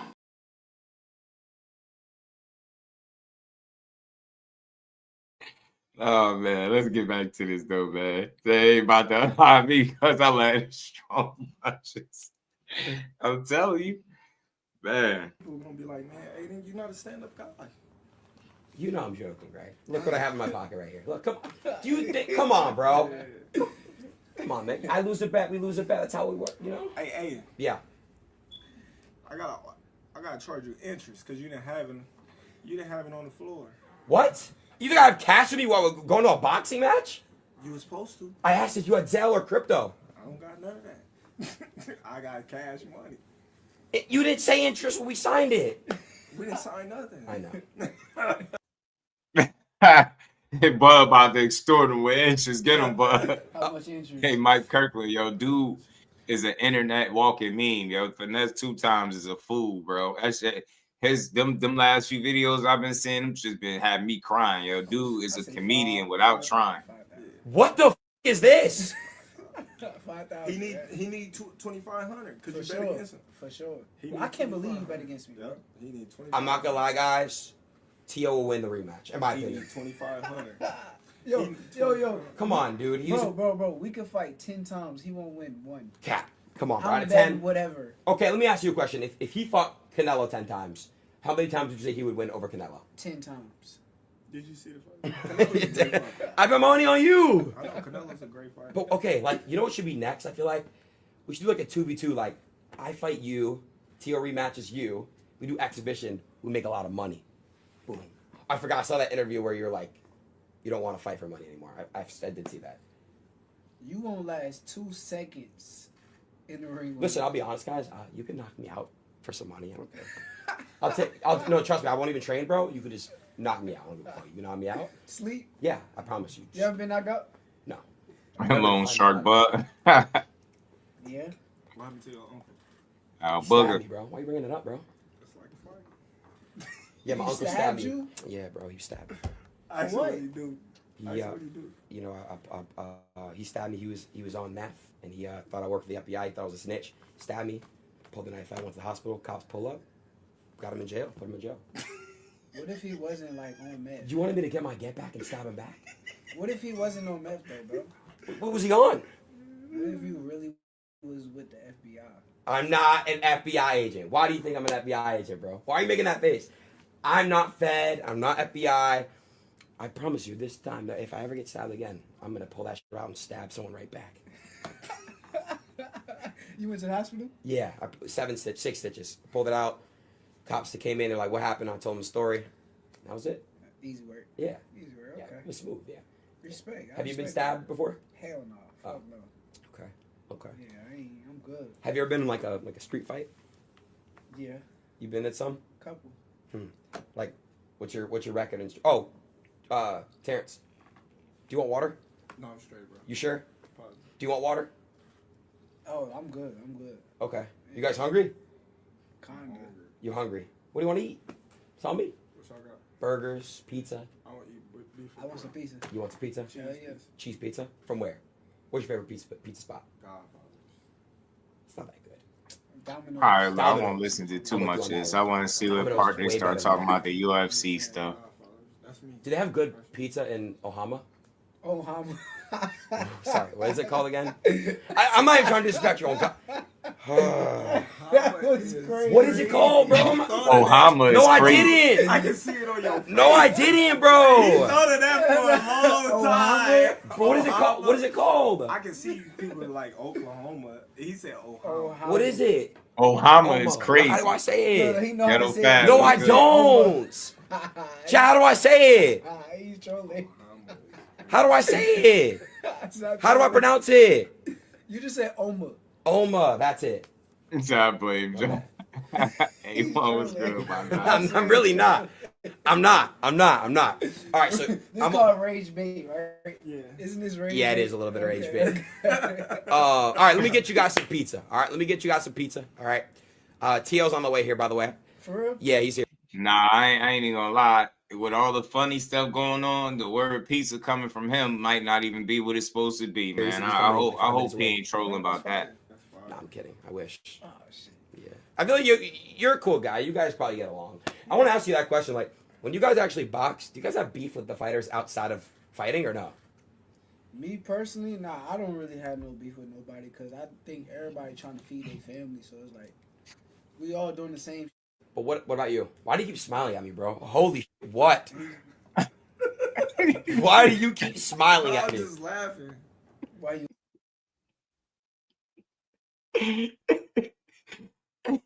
I just looked over at the comment section. I see Cal. I'm gonna pay my last dime if either Bud or Course slap the shit out of scary racist ass. Shit, I read that in your voice too, bro. That's why it's funny. Oh man. Versus MVP, Michael Venom Page, somewhere entertaining. That should be something to think about, man. It'd be crazy. Cause he's the nice guy. I knew he was gonna say. So wait, you don't fuck with the people you fight with? Like, no, I'm cool. Okay. I think, you know what I mean? Like, I don't fuck with Tio at all. Why? He's such a good guy. It's personal. Why? Cause like it's a lot. He's a good dude, bro. You know he's a good dude. I know you guys got into it a little bit. I do think he's a good dude, but I do think he be kind of faking for like the internet. But how? He's a good record too. No, but he says things that's like out of this world for clout. You can't be racist and think that's cool. He's racist? How? He say a lot of racist things. Like what? Is he black? The ER. No. He doesn't. Come on, bro. He does not say the hard R. He do. He definitely said it with the R. Okay. Well, hold on a second here. So let me explain this to you, bro. If somebody rips on him and says a slur to him, have you guys ever called him a slur? Never. What is he? What's his ethnicity? Honduran. Okay, what is that? I don't know. What country is Honduran? What? I'm not trying to be disrespectful at all. They like South America. Like what is he? So he's Hispanic? Hispanic. Okay. For sure. That's you. See, like, bro, like you're Now scary. we Bro. know your character. He probably felt like shit the whole time now. All right, wait. Let me ask my chat. Hey, chat. 100 mil. Are y'all getting in the ring with Bud? Everyone's doing that. I'm not gonna lie. I'm doing it too. 100 mil. But you gotta understand. From your perspective, I get it. It's levels. You know what I mean? For me personally, I'm retired. Yeah. You know, and it's like, what am I fighting for? 100 mil. That's it. It's a lot of money. Yeah. But you've been doing it, so I get it, bro. I get it. I feel, yeah. Who else would you have to fight? Like you've already fought everyone. We could do an exhibition. Me and you. Yeah, for 100 mil. Let's do it. Wait, could you call up Turkey? I don't want to go through them. Turkey wouldn't dare pay your silly ass 100 mil anything to go in there and get slaughtered by Bud. It's tough, right? But dude, I'll let you knock the f*** out. Come on. I won't even try. I swear, I'll go easy. Hey, interest. I wouldn't go through no training camp for you. Yeah, you would. You I know. promise you I would. I promise you would. Come on, wouldn't train- let's talk about it. I would not train one day. Who's the best? By the way, who's the best camp to train with? You, right? Yeah. The Mayweather camp, is that good or two or no? I mean, Floyd is a great fighter. Yeah, yeah. Well, who's your top 5 goats? Top 5 goats. I just want to hear the UFC part. I'm not sure which part it was at, Give a so nice I'm gonna smile. skim through it a little bit because I definitely don't want to hear 50 minutes of this. I don't give a. That's gay though. Who cares? You're boxers. I'm Chill. My bad. I'm not trying to be Top gay. 5. I'm gonna say. Why are you hiding? I'm not gay.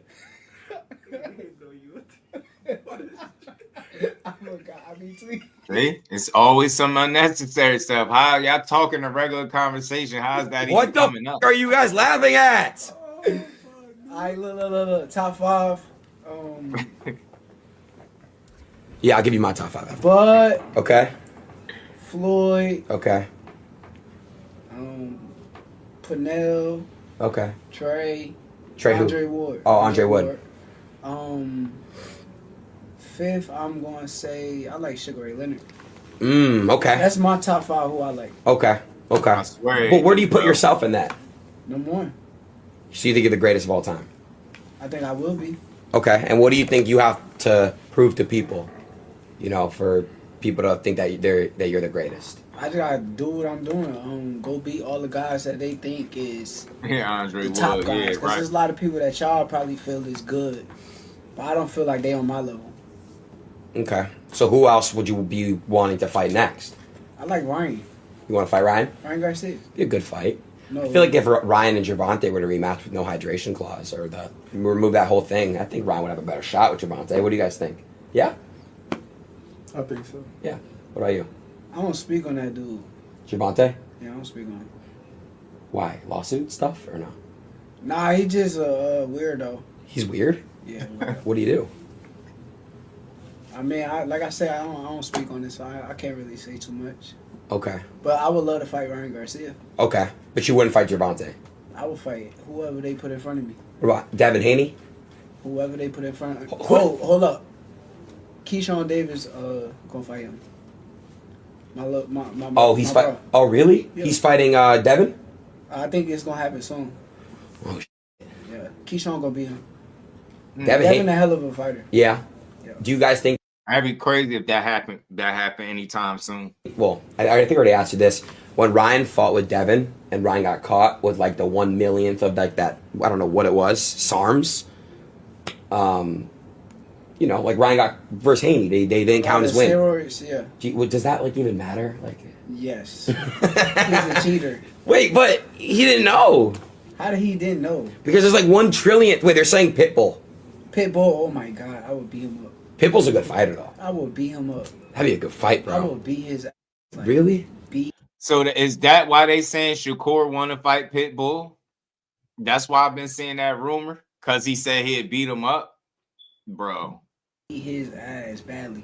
Damn. He gonna stand there and let me punch on him all night. Wait, when Gervonta was fighting Roach, when he went down, do you think it was because he got his material from his hair in his eye?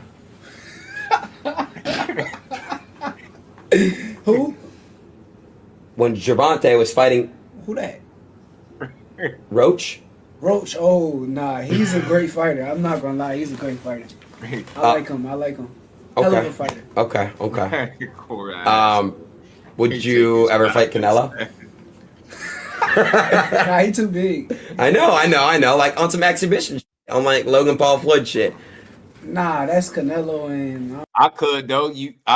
You see how Bud? Look how Bud just sitting there looking at him. Bud is there on the strength of his little bro core, probably like, but he ain't really in that. Bud just chilling. He fought the farthest away from Bud, partially off the camera some of the time. Like he ain't even beat. Look how he looking at him right now. Look how Bud looking at him right now. Oh, facts, man. Jory beat the hell out of Pitbull. Not in the same. Okay. You feel me? Do you like Jake Paul? Yeah, I do. Nice. Would you ever fight him? Hell yeah. Okay. What about you, Bud? Would you ever fight Jake Paul? Fight? Nah. Yeah. Okay. Go play around in the ring. Okay. Wait, chat real quick. Y'all can ask questions too. All right. That's one thing I do like about both of you. You guys don't give a f***, and you guys will answer anything. So you guys can ask whatever the f*** you want. You want to read the chat? Because like you could just. That should be moving too fast. I'll slow it down for you. Watch. Come here. Watch. Ready? All right. Look. They're saying Cheezer dissed you. Jordan, what Cheezer? What the f*** is Cheezer? Nah, he's just like a streamer. I've never heard of him. Yeah. All right, TTS. Oh yeah, do TTS. Make it talk through here. That's perfect. Do text to speech right here. Bro, that shit is moving too fast. No, it's not. It's gonna slow down. When? You know about TTS? You know what that is? No, it says it. Bud, you did it last time. I know. Yeah, they speak. Yeah. Nah, they won't go crazy. Y'all do TTS. If it gets too crazy, you tell me.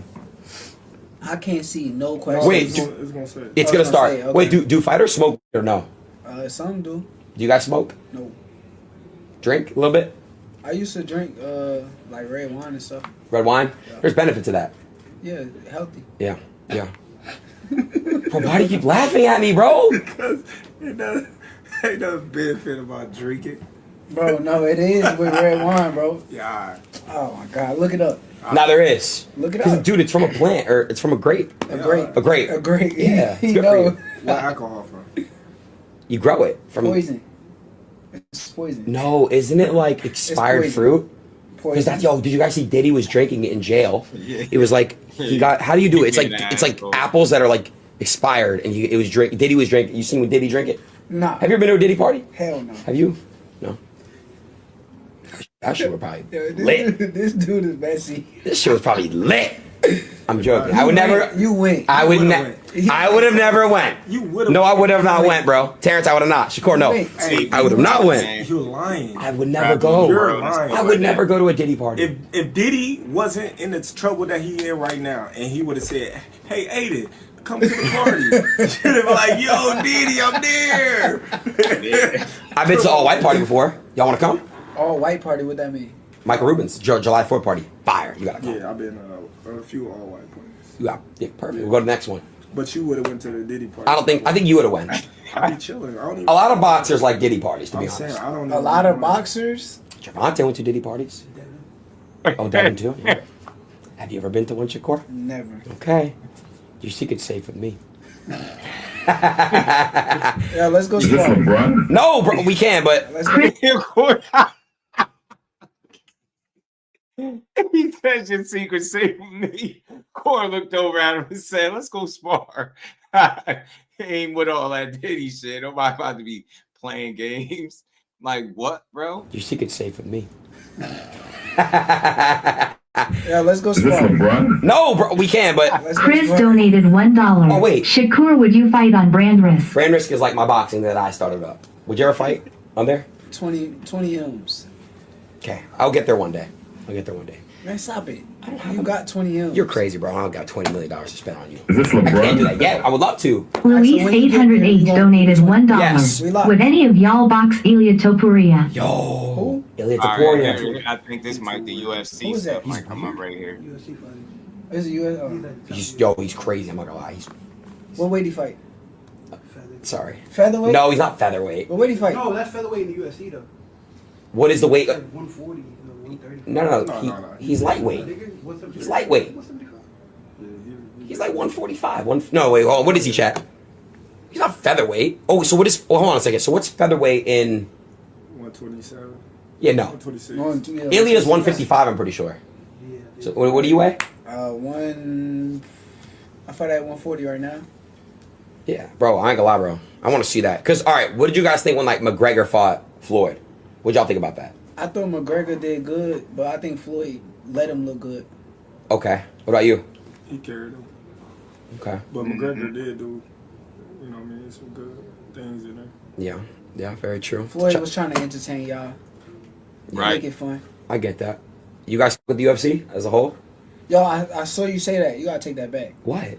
You said that the UFC is better than boxing. It's true, and you know it's true. It's not true. Come on, even look, even he's smiling. Yo, you come on, bro. You know, hey, yo. Human experience is better.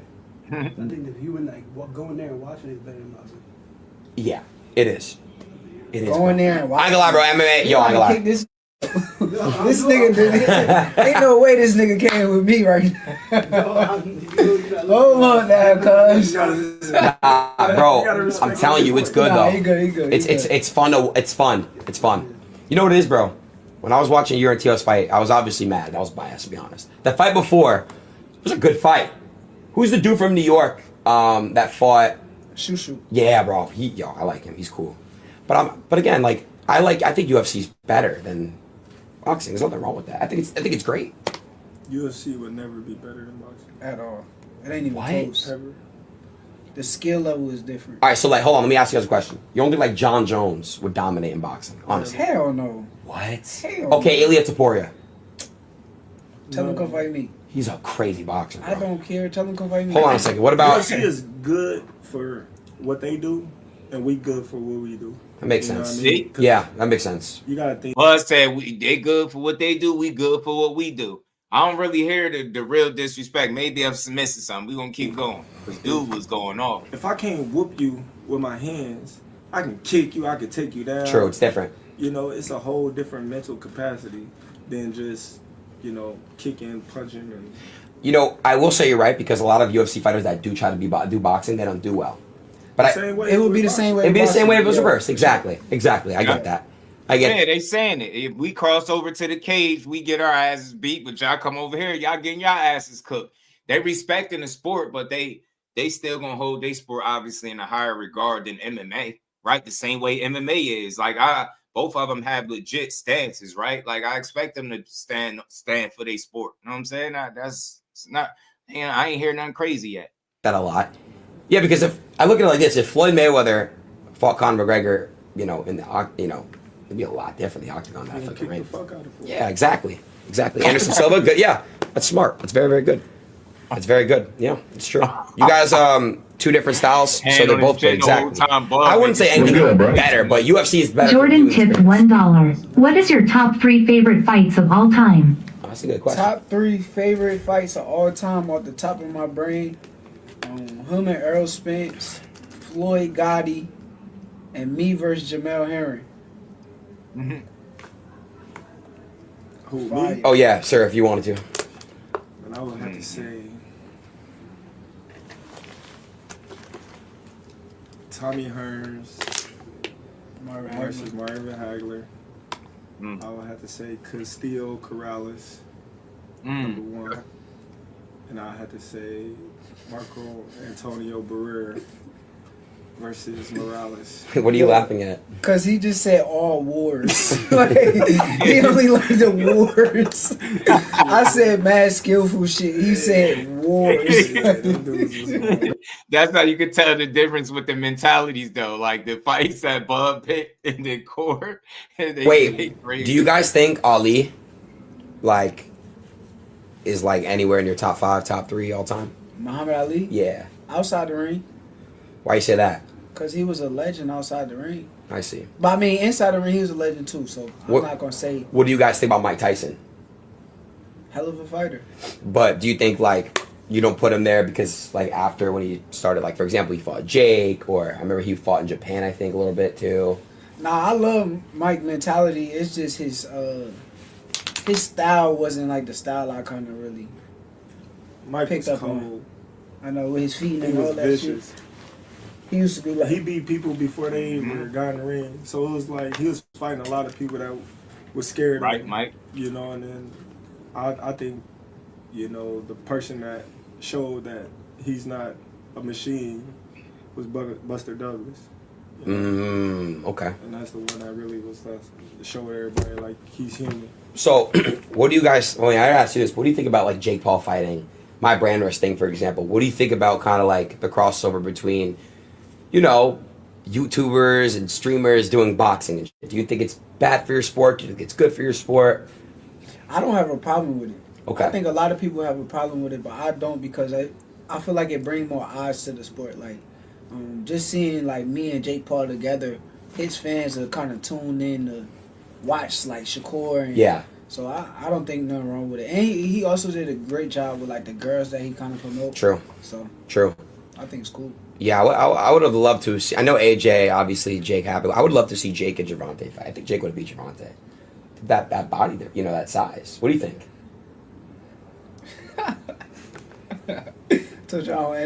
Oh, my bad. You don't want to talk about him. I'm sorry. sorry. All right, check. Go out some more. 2020 question. All right, bro. Damn. Ryderclin12 donated $1. Give us the history of you and Devin coming up together so the casuals understand why it would be such a big fight.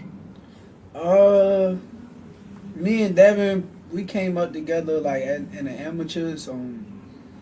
I used to go to his house down in Vegas. He used to live in like a big ass mansion, and I was kind of like I was like a broke young from the trenches at the time. But when I seen like the way he was living, that shit kind of motivated me, and it made me want to like work harder and get to that kind of status. But he really like it was his dad money at that time though. So his dad, yeah. So what exactly? Yeah, I respect that, man. He allowed, you know, the circumstances that Devin Haney was growing up in, with his pops being on point, having money, motivated him to go get his own. Because shit, man, that's exactly what they did. Both of them. Devin in his own right got to that bag and still getting to it, and Shakur too. I just love to see the success stories, dudes starting from the ground all the way up, from the mud all the way up, from, you know, unfortunate circumstances all the way up. Reason why I respect Devin's upbringing is because he could have acted like a spoiled silver spoon kid or something like that and didn't work as hard, but that's not the case. You know what I mean? With the upbringing he got, even though it ain't quote unquote the trenches, that is one of the hardest working fighters, I think, in boxing. I really do. I think that dude work extremely hard, man. So that's something I always respect. So it's dope that, you know, he allowed those early experiences around Haney to motivate him. What did his dad do to have that much money? I can't tell you. I don't know. I know that was rich though. But like I said, through the amateurs, we always was like one weight class apart, and he was a good fighter. I don't take nothing away from him. I think he's one of the best in the business, and I am too. But I think I'm a better fighter. Someone said, "What are your thoughts about Richard Hitchens?" Richard Henderson, he the truth. That's my boy. Actually, I talk to him down there like every day. Bro, I don't know why. See, this is the thing. I'm a casual. I'm gonna give. But like, why the fuck would Bud rematch Zach Canelo? 858 tipped Doesn't make any $1. sense to do that. Yo, I got Bud your back. LeBron or Jordan. Contradicting yourself. Because why would I rematch Tio? Look at his face. Because Tio, it's different. He's retired. That's why. Tio's got more game and more life in him. That's your homie. Mm-hmm. Good people, man. He's good people. I know. He's good people, man. When you meet Tio? Huh? When you meet him?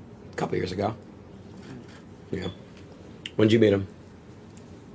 When he first turned pro. So a lot of years ago. What's good, bro? Luis tipped $1. Would they box on Dana White's new Zuffa boxing league? Oh yeah, what do you guys think about Zuba boxing?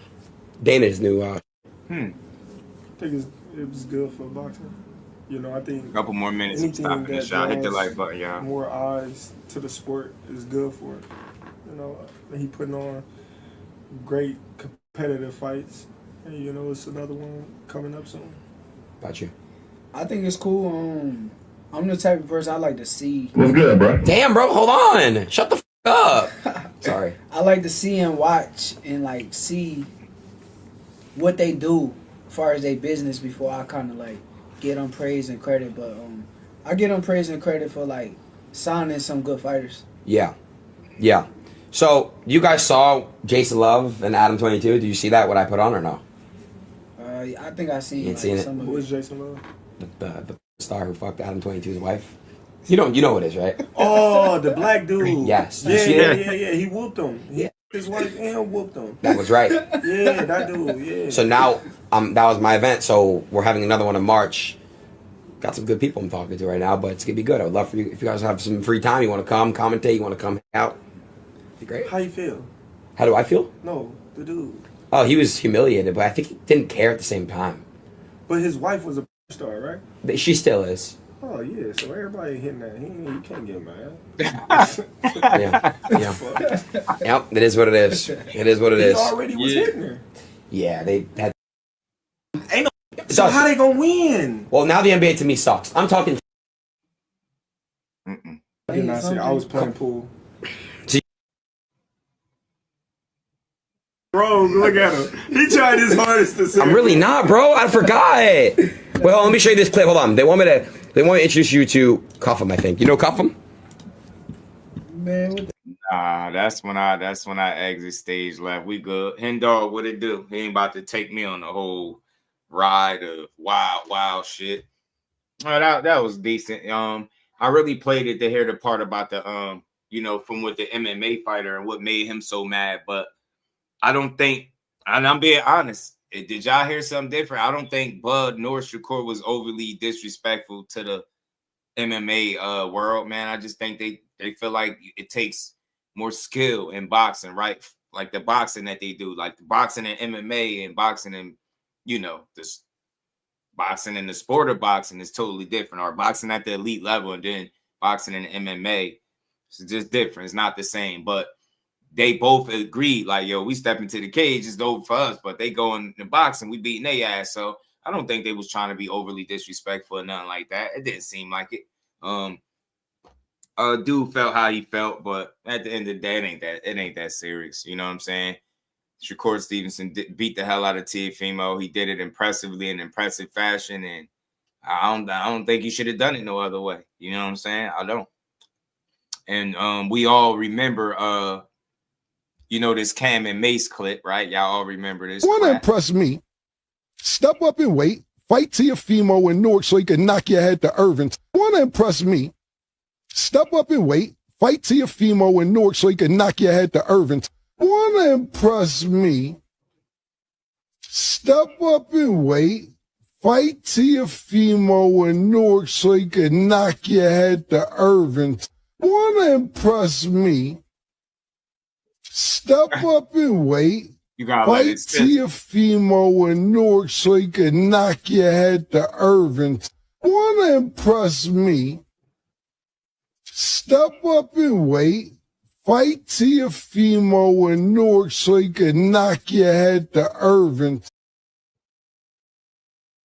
That didn't age well. And he also was talking about how in the amateurs that Shakur and Edgar and a bunch of other, I guess they was clicked up in the amateurs.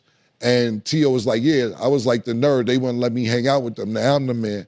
And you got to come fight me. And yeah, I remember in the amateurs, they wouldn't let me hang out. This is why they didn't let you hang out, Tio. This is why. This is what, I see why they didn't let you hang out. He whipped your ass. Tio been on the show. There's the shit when he whipped the shit out. He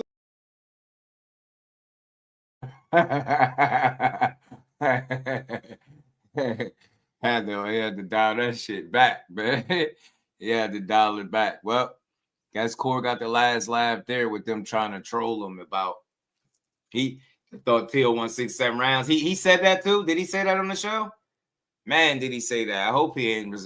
Yo, people really been saying they thought Tio won 6-7 rounds. It's diabolical to me. It really is, man.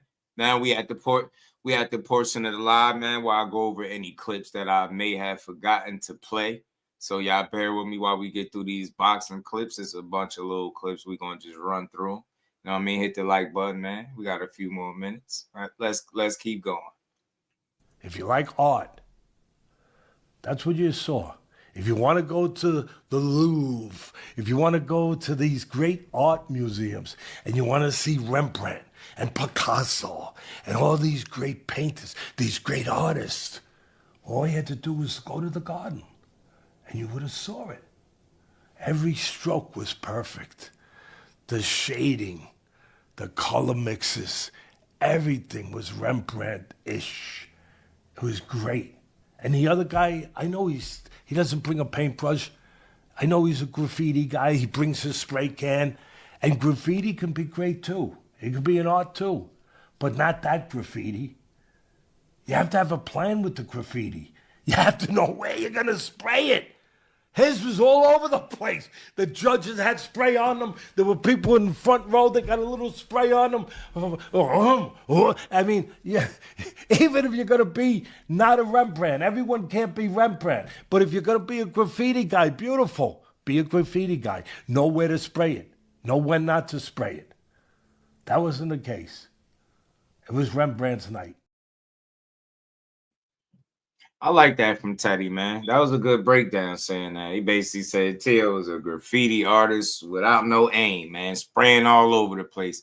I like that. I like that breakdown from Teddy, man. He gives a much different breakdown on boxing the way he goes about it. But let's keep rolling through the clips, y'all. Beautiful joint, flawless joint. Oh my God.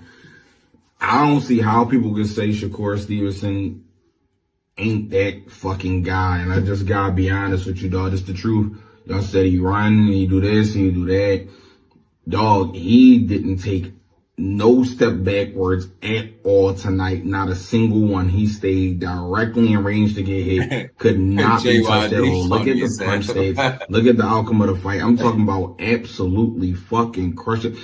It wasn't just a shutout. It was an outclassing, master classing clinic. I'm talking about the only thing that y'all can say that he didn't do was put him out. And that's really the only thing that y'all can say. And for whoever is in the ring with him, being honest, man, you better be lucky he don't be looking for knockouts. Because if he actually started stepping on that shit and really, really going for the knockouts, motherfuckers would be in trouble, dog. I'm going to be honest. I don't know if no fighter 140 and below would have beat this version of Shakur Stevenson tonight at all. Not even close. This was fucking crazy. Masterclass, dog. Flawless, John. What the fuck? He might be the most complete fighter in the world outside of the fact that he doesn't get knockouts. Crazy. I like that. Shout out to JYD, man. We just getting through the clips, y'all. We at the clip portion of the show. Know what I mean? With my dog pack, man. ETL, tell you what's good with it, brother. How you feeling, man? Just see you in the building. Let me delete these joints as I keep going through.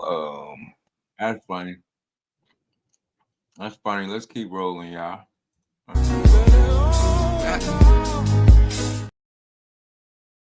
think I can beat him up.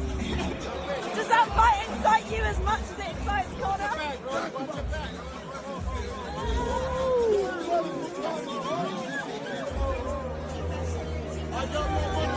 I almost forgot this happened.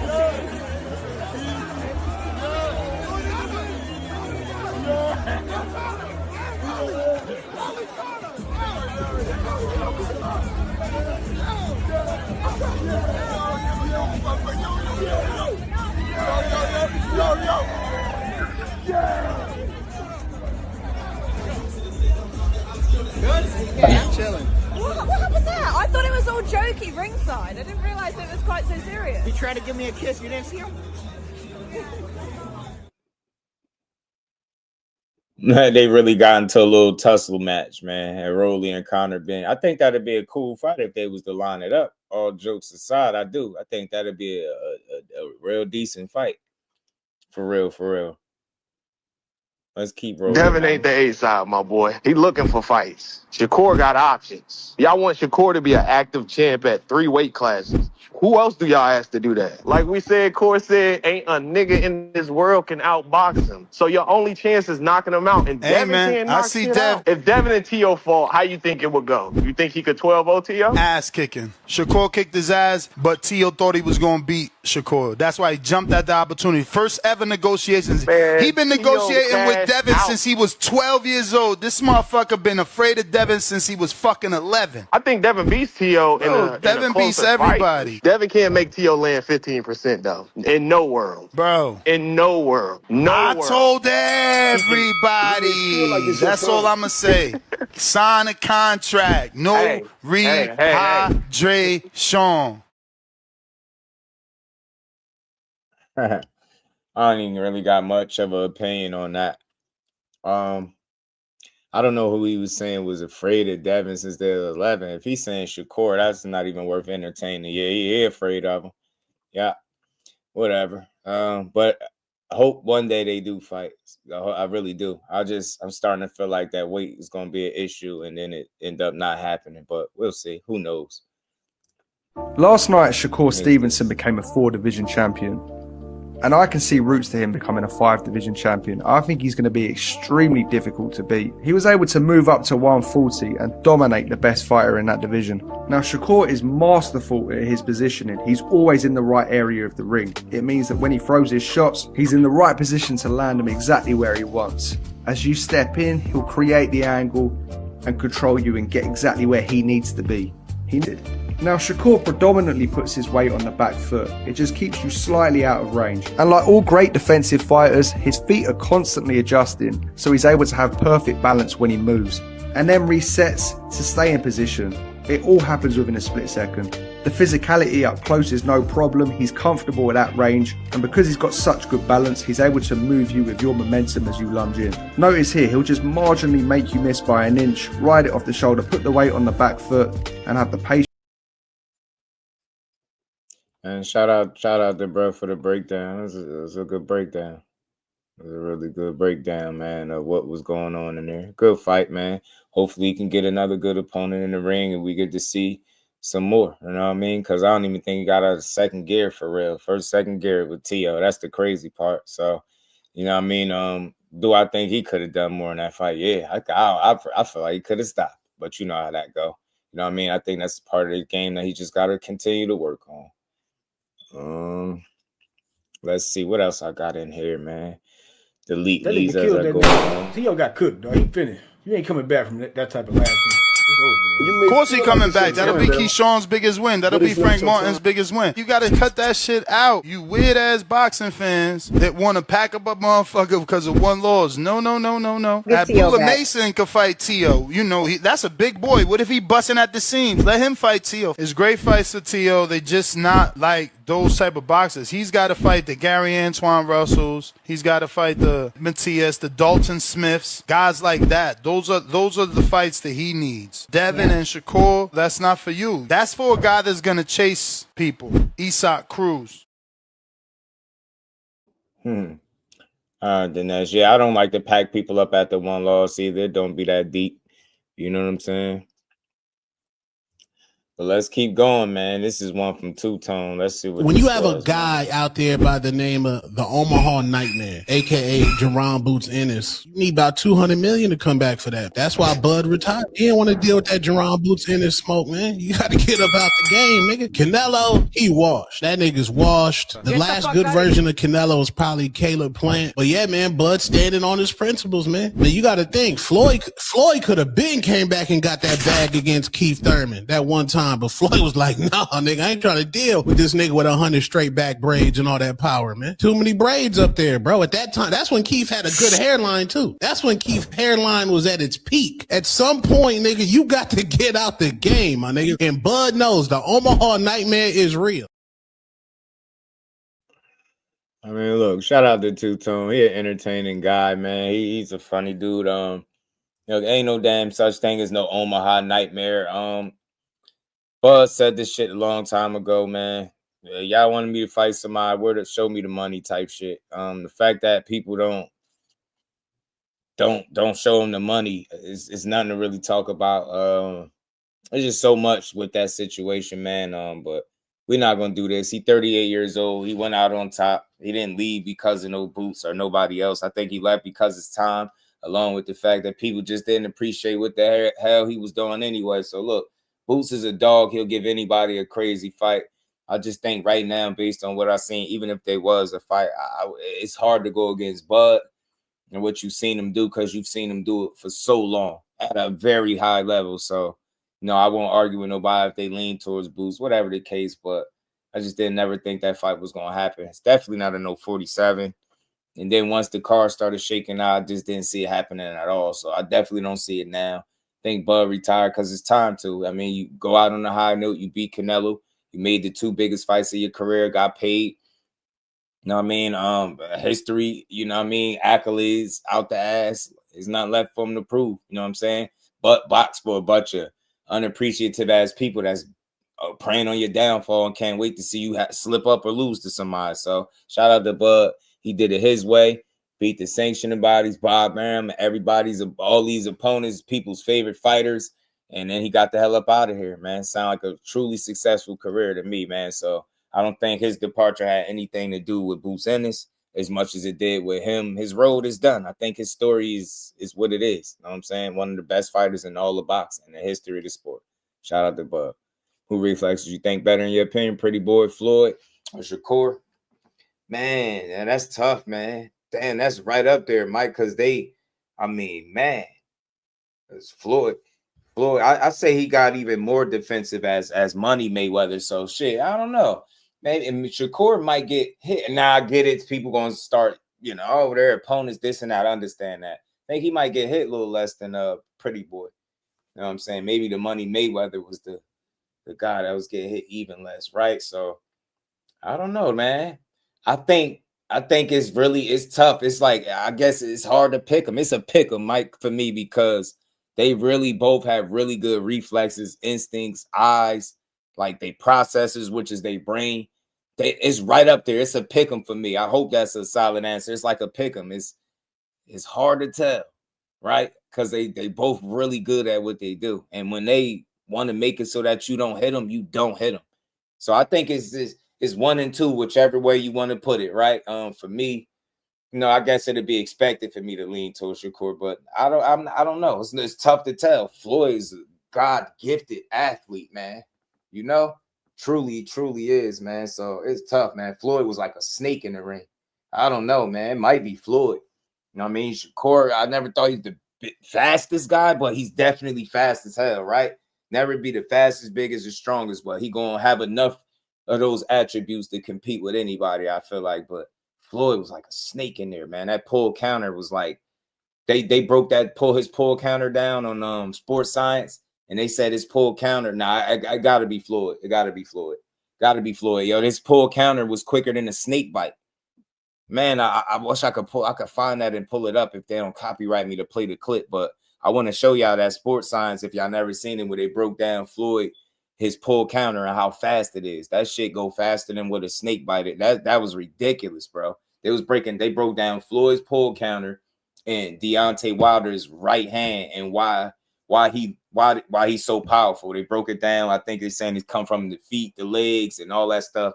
They breaking it down. It's a good video, but I had to lean towards Floyd slightly because, man, that pull counter, that shit next level. Like, most guys don't have the athleticism and the speed and reflexes to be able to pull off a pull counter. So look, you know, I ain't saying this by much, but I have to get an edge to Floyd. That dude is ridiculously fast. I'm like a damn cat in there, man. I swear, man. I swear that, man. You know what I'm saying? Before there was just Shakur, it was Floyd, man. So it's tough, man. But I had to lean towards Floyd, man. I think I can lean towards Floyd. Fast as shit. That pull counter is ridiculous, man. It's next level. Shout out to my brother Mike Kirk.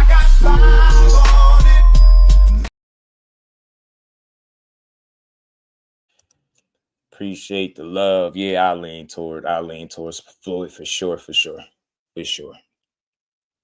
But show. Let's keep rolling. What else I got in here for y'all, man? I got a clip of Adrian Peterson getting into a scrap that didn't go well for him.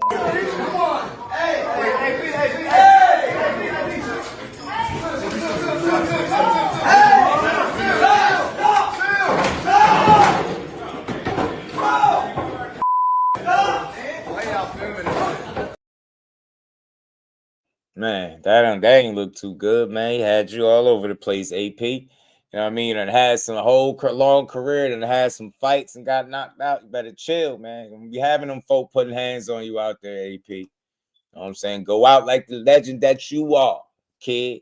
You dig? Let's keep rolling, man. I got a clip from Keyshawn when he was getting his hand wrapped in the back room, man. Y'all ready? You better be ready. Thank you for the opportunity. Nah, don't thank you for the opportunity. I don't want to hear that. I do not want to hear that. I want to hear that y'all trying to knock me out. This man's slow. He said, "Nah, don't thank you for the opportunity. I don't want to hear that." And why dude in the back look like he got on a filter or something, bro? Y'all ready? You better be ready. Thank you for the opportunity. Nah, don't thank you for the opportunity. I don't want to hear that. I do not want to hear that. I want to hear that y'all trying to knock me out. That's what I want to hear. Y'all trying to knock me out? You smiling like that. You don't sound too confident, sir. I'm confident. You confident in what? Yeah, women. You know how I fight? Name, the technician? You know how I fight? How I fight? You good? Last time I seen you told me I was great. Facts. It's okay. I'm fighting your fighter. It's okay. You gave him that nickname, the technician? No, him and Jose. So you don't think he's the technician? Oh no, yeah, you got technique. Okay. Yeah. At this level, we all got technique, though. A snap. Oh, you was over there watching his, getting his hands wrapped? Yeah. Okay. How big his hands look, coach? Baby hands. Baby hands. Baby hands. Okay, that's all we needed to know. He had a manicure though.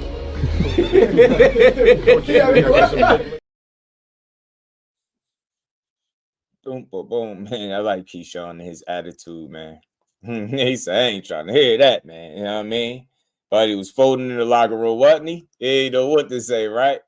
He ain't know what to say. We just wrapping up, man. I'm just clearing up the clips, man, because a lot of time I be having a lot of this stuff taking up space, and I be forgetting to get through them. So I'm gonna start going through the clips at the end of the show, man. But let's see, what else do we got on the way out? What'd he say? Mon George, that joint was like 2 years old, that his friend Knights was drunk. What you talking about? I don't know what you talking about. What clip you talking about? Played a lot of them. Which one you talking about, my guy? Who is the most competitive? Shakur. Who is better at basketball? Me. Who is the better style clothes? It's a tie. The most likely to pick up the check? Shakur. Most likely to trash talk in sparring? Me. Who would make the better trainer? Me. Most likely to go pro at a different sport? Shakur. Best at video games? Shakur. Best music playlist? It's a tie. Most likely to start an argument? Keyshawn. Most likely to turn up late to the gym? Keyshawn. He sounded like he was honest with each one of them answers. Shout out to Key, man. Shout out to Key. Let's keep rolling, man. I'm gonna play this clip because I'm just gonna respond to it. This was something that was Trinell was good, fam. This was something that was going on. People were saying Shakur signed some 5-fight deal or something. So let me play this clip and I'll react to it. Earlier on a different show, talking about Josh Kelly and where he might go next and Conor Benn, but he's brought Conor Benn into the equation in this conversation. Let's cut through the nonsense. We're not going to see Conor Benn fighting Shakur Stevenson, are we, really? Anything's possible. Look, I mean, how can you, any fight, there's so many fights we've said over the years, we're not going to see that. We're not going to see that one happen. Look, originally, Eubank Ben. Who would have said all those years ago Conor Ben would fight Chris Eubank Jr.? It happened twice. Look, I don't think it's the favourite fight right now. I think, you know, Conor wants to win a 147 world title. He's got Rolly Romero opportunity that we're working on. He's got the Ryan Garcia against Barrios winner. Yeah. He's mandatory for the WBC world title. He's always wanted to win that WBC belt. But look, if Shakur wants it, look at the position Conor Ben's in, though. He's got Shakur Stevenson, a 4-weight champion of the world, calling him out. You know, and that's what Conor does. Yeah, I mean, interesting, both your fighters. But in terms of Shakur Stevenson, he signed a 5-fight deal with you guys, did he? Yeah, around that, yeah. How many's he got left with you? I think that was towards the end, but we're working on and looking at what the opportunities next are in terms of fights. Devin Haney in the mix? For sure. Look, Devin Haney has done amazing things as well in the sport. We worked with him since, you know, when he was 18, 19 years old. You know, that's a great fight. There's so many fights in that mix now, in that grouping, that can be made. You know, that's definitely one there. So you know, terrible, but Shakur called Conor into the ring. That's a fight Shakur I saw that. Interesting. I mean, people are having a pop at Conor, but it wasn't him that was, you know, it was ultimately Shakur Stevenson that called him into the ring. I mean, do you win this sort of WWE promotion? I mean, obviously... Man, let me just chill. It was both of them. They sat next to each other on Ariel Helwani's show, and they went back and forth. That's where it started at, you twit. I'm sick of y'all, man. Y'all and them fucking accents be pissing me off sometimes. Shakur Stevenson. Who is Shakur Stevenson? Like, who the fuck is that? Be pissing me off. Y'all be butchering people's names. But anyway, y'all heard that weak ass clip. You seen what it said in the caption. People, listen. I'm always gonna go to bat for boxing and shoot down false narratives. I don't know what it is and why these grown men take personal pride in pushing narratives that hold these fighters in a negative light, but it's a misinformation that Shakur signed a 5-fight deal with Matchroom. That's bullshit. You heard what he just said. He was like, he toward the end of they trying to do something else. You heard Josh Dubin say, you know, that wasn't the case and that they just promoted the fight and that was it.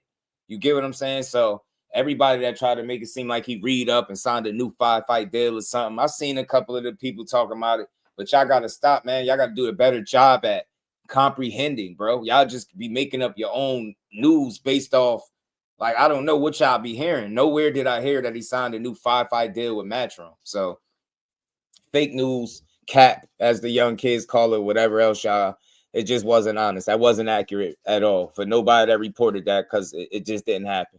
So let's keep going, man. Last couple clips, man. We gonna get up out of here. Hit the like button, you would walk away from $100 million contract right now. For sure.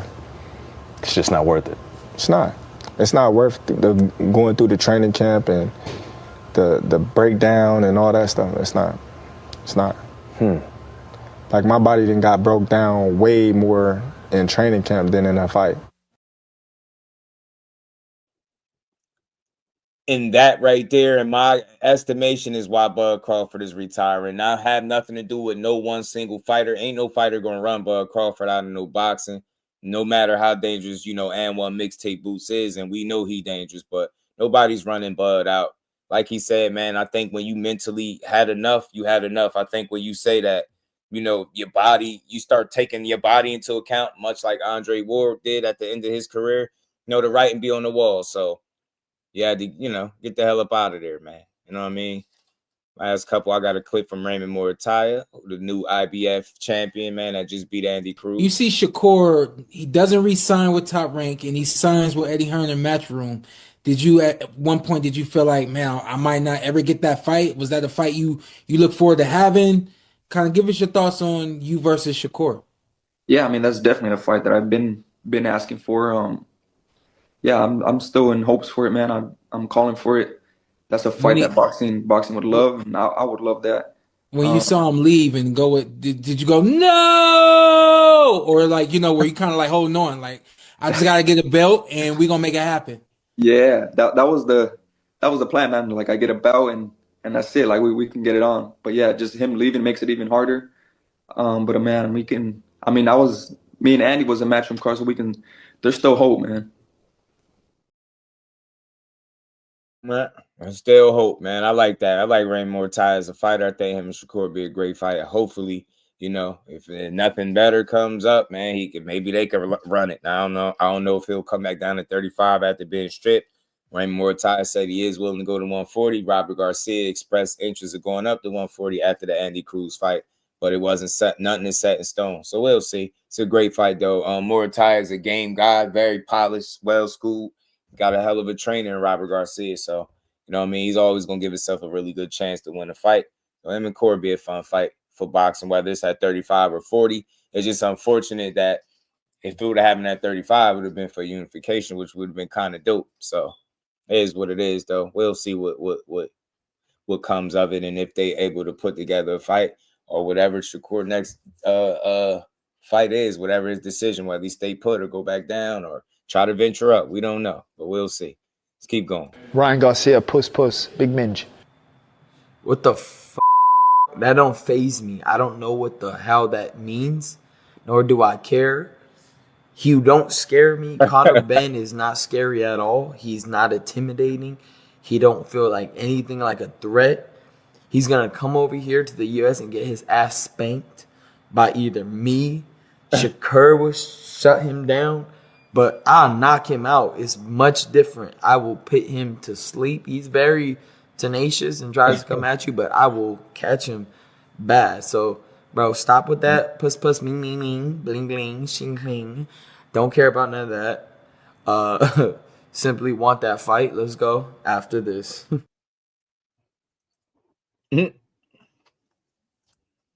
So, well, look, Conor Ben and Ryan Garcia be a fun fight. Conor Ben and Rolly Romero be a fun fight. If it happens, I don't know if we get either of those joints, but we'll see. We'll see. Last clip before we get out of here. Shout out to Scooter Davis, man. He had got asked something in regards to Tank, and I like what he said about Tank in this specific clip. Something that don't get highlighted enough. You know, people talk a lot of stuff about Tank, but sometimes you just don't hear stories like this all the time, right? So it's good to hear him. Shout out to Scooter. That's how in amateurs is all about activity. So how about this? So somebody that you think, I got this, and he hits you like, okay, all right. Tank, that motherfucker hit hard. That I ain't never heard nobody, punch me, and that shit started to hurt and burn at the same time. It's like, oh, this motherfucker punching, huh? Nah, but that's when I knew I was a dog, though. Like, everybody knew, because, once people get, again, y'all see it, people get hit by Tank, they going out. They hit that knee. Like, oh, yeah, right. When Tank hit me, boom, I'm like, damn. I threw my shit back. Boom, hit him back. He looked at me like, nigga. And then it was like, he gave me that nod, like, okay. Now looking at that, like, yeah, I feel like that was my initiation because, you know what I'm saying, the things that he done for me, he ain't done for nobody. He flew me out to Florida, took me out to his camp with him, me and my guys, put me on All Access. I was on TV for the first time. Again, sparring with him right here. I took him to my strength and conditioning trainer. He came down, and now we together every day. I'm riding back and forth in his, his cars and, just seeing how he moving. He give me game about the business and just talking about this, what you don't need, what you do need. It came from a conversation of letting him know how hungry I was. You know what I'm saying? Like I told him, you know what I'm saying? I don't need you to do nothing for me. Just crack the door. I'm gonna kick that bitch down. I love that, man. He said that, like, even though he's in a position to do for him, he ain't try to take advantage of him. He said, look, just crack the door a little bit for me. I'm gonna kick it down. Shout out to Scooter, man. They got a dope dynamic to their relationship, and I'm pretty sure you will never hear people ask them to fight neither. Get what I'm saying? Same weight class and everything. You would never hear people tell, oh, fight Scooter. We went with that friends and that brother shit. And I wonder what would be his thoughts. Somebody asked him, would he fight Tank? He'd probably say no. So that's just something to throw out there for the people that be selectively outraged that Keyshawn and Shakur won't fight. Lance, shout out to you. But that's it. That was the last clip of the day, man. Shout out to Scooter. I like that. Well said about Tank, man. Showing love and gratitude to him, putting him in position, man. That's my time for today. Another dope show in the books. Appreciate everybody that supported and came through. Hit the like button, sub to the channel, share the lives, hype the live on the way out. Enjoy the rest of this Wednesday, and we'll be back tomorrow to build on this boxing. Peace to the Representing Brick City, Shakur. Finding those levels too. Look at that 4-punch combination. It's a masterclass right now from Shakur Stevenson. That's what you're seeing. A masterclass. And Shakur meeting them straight left hand.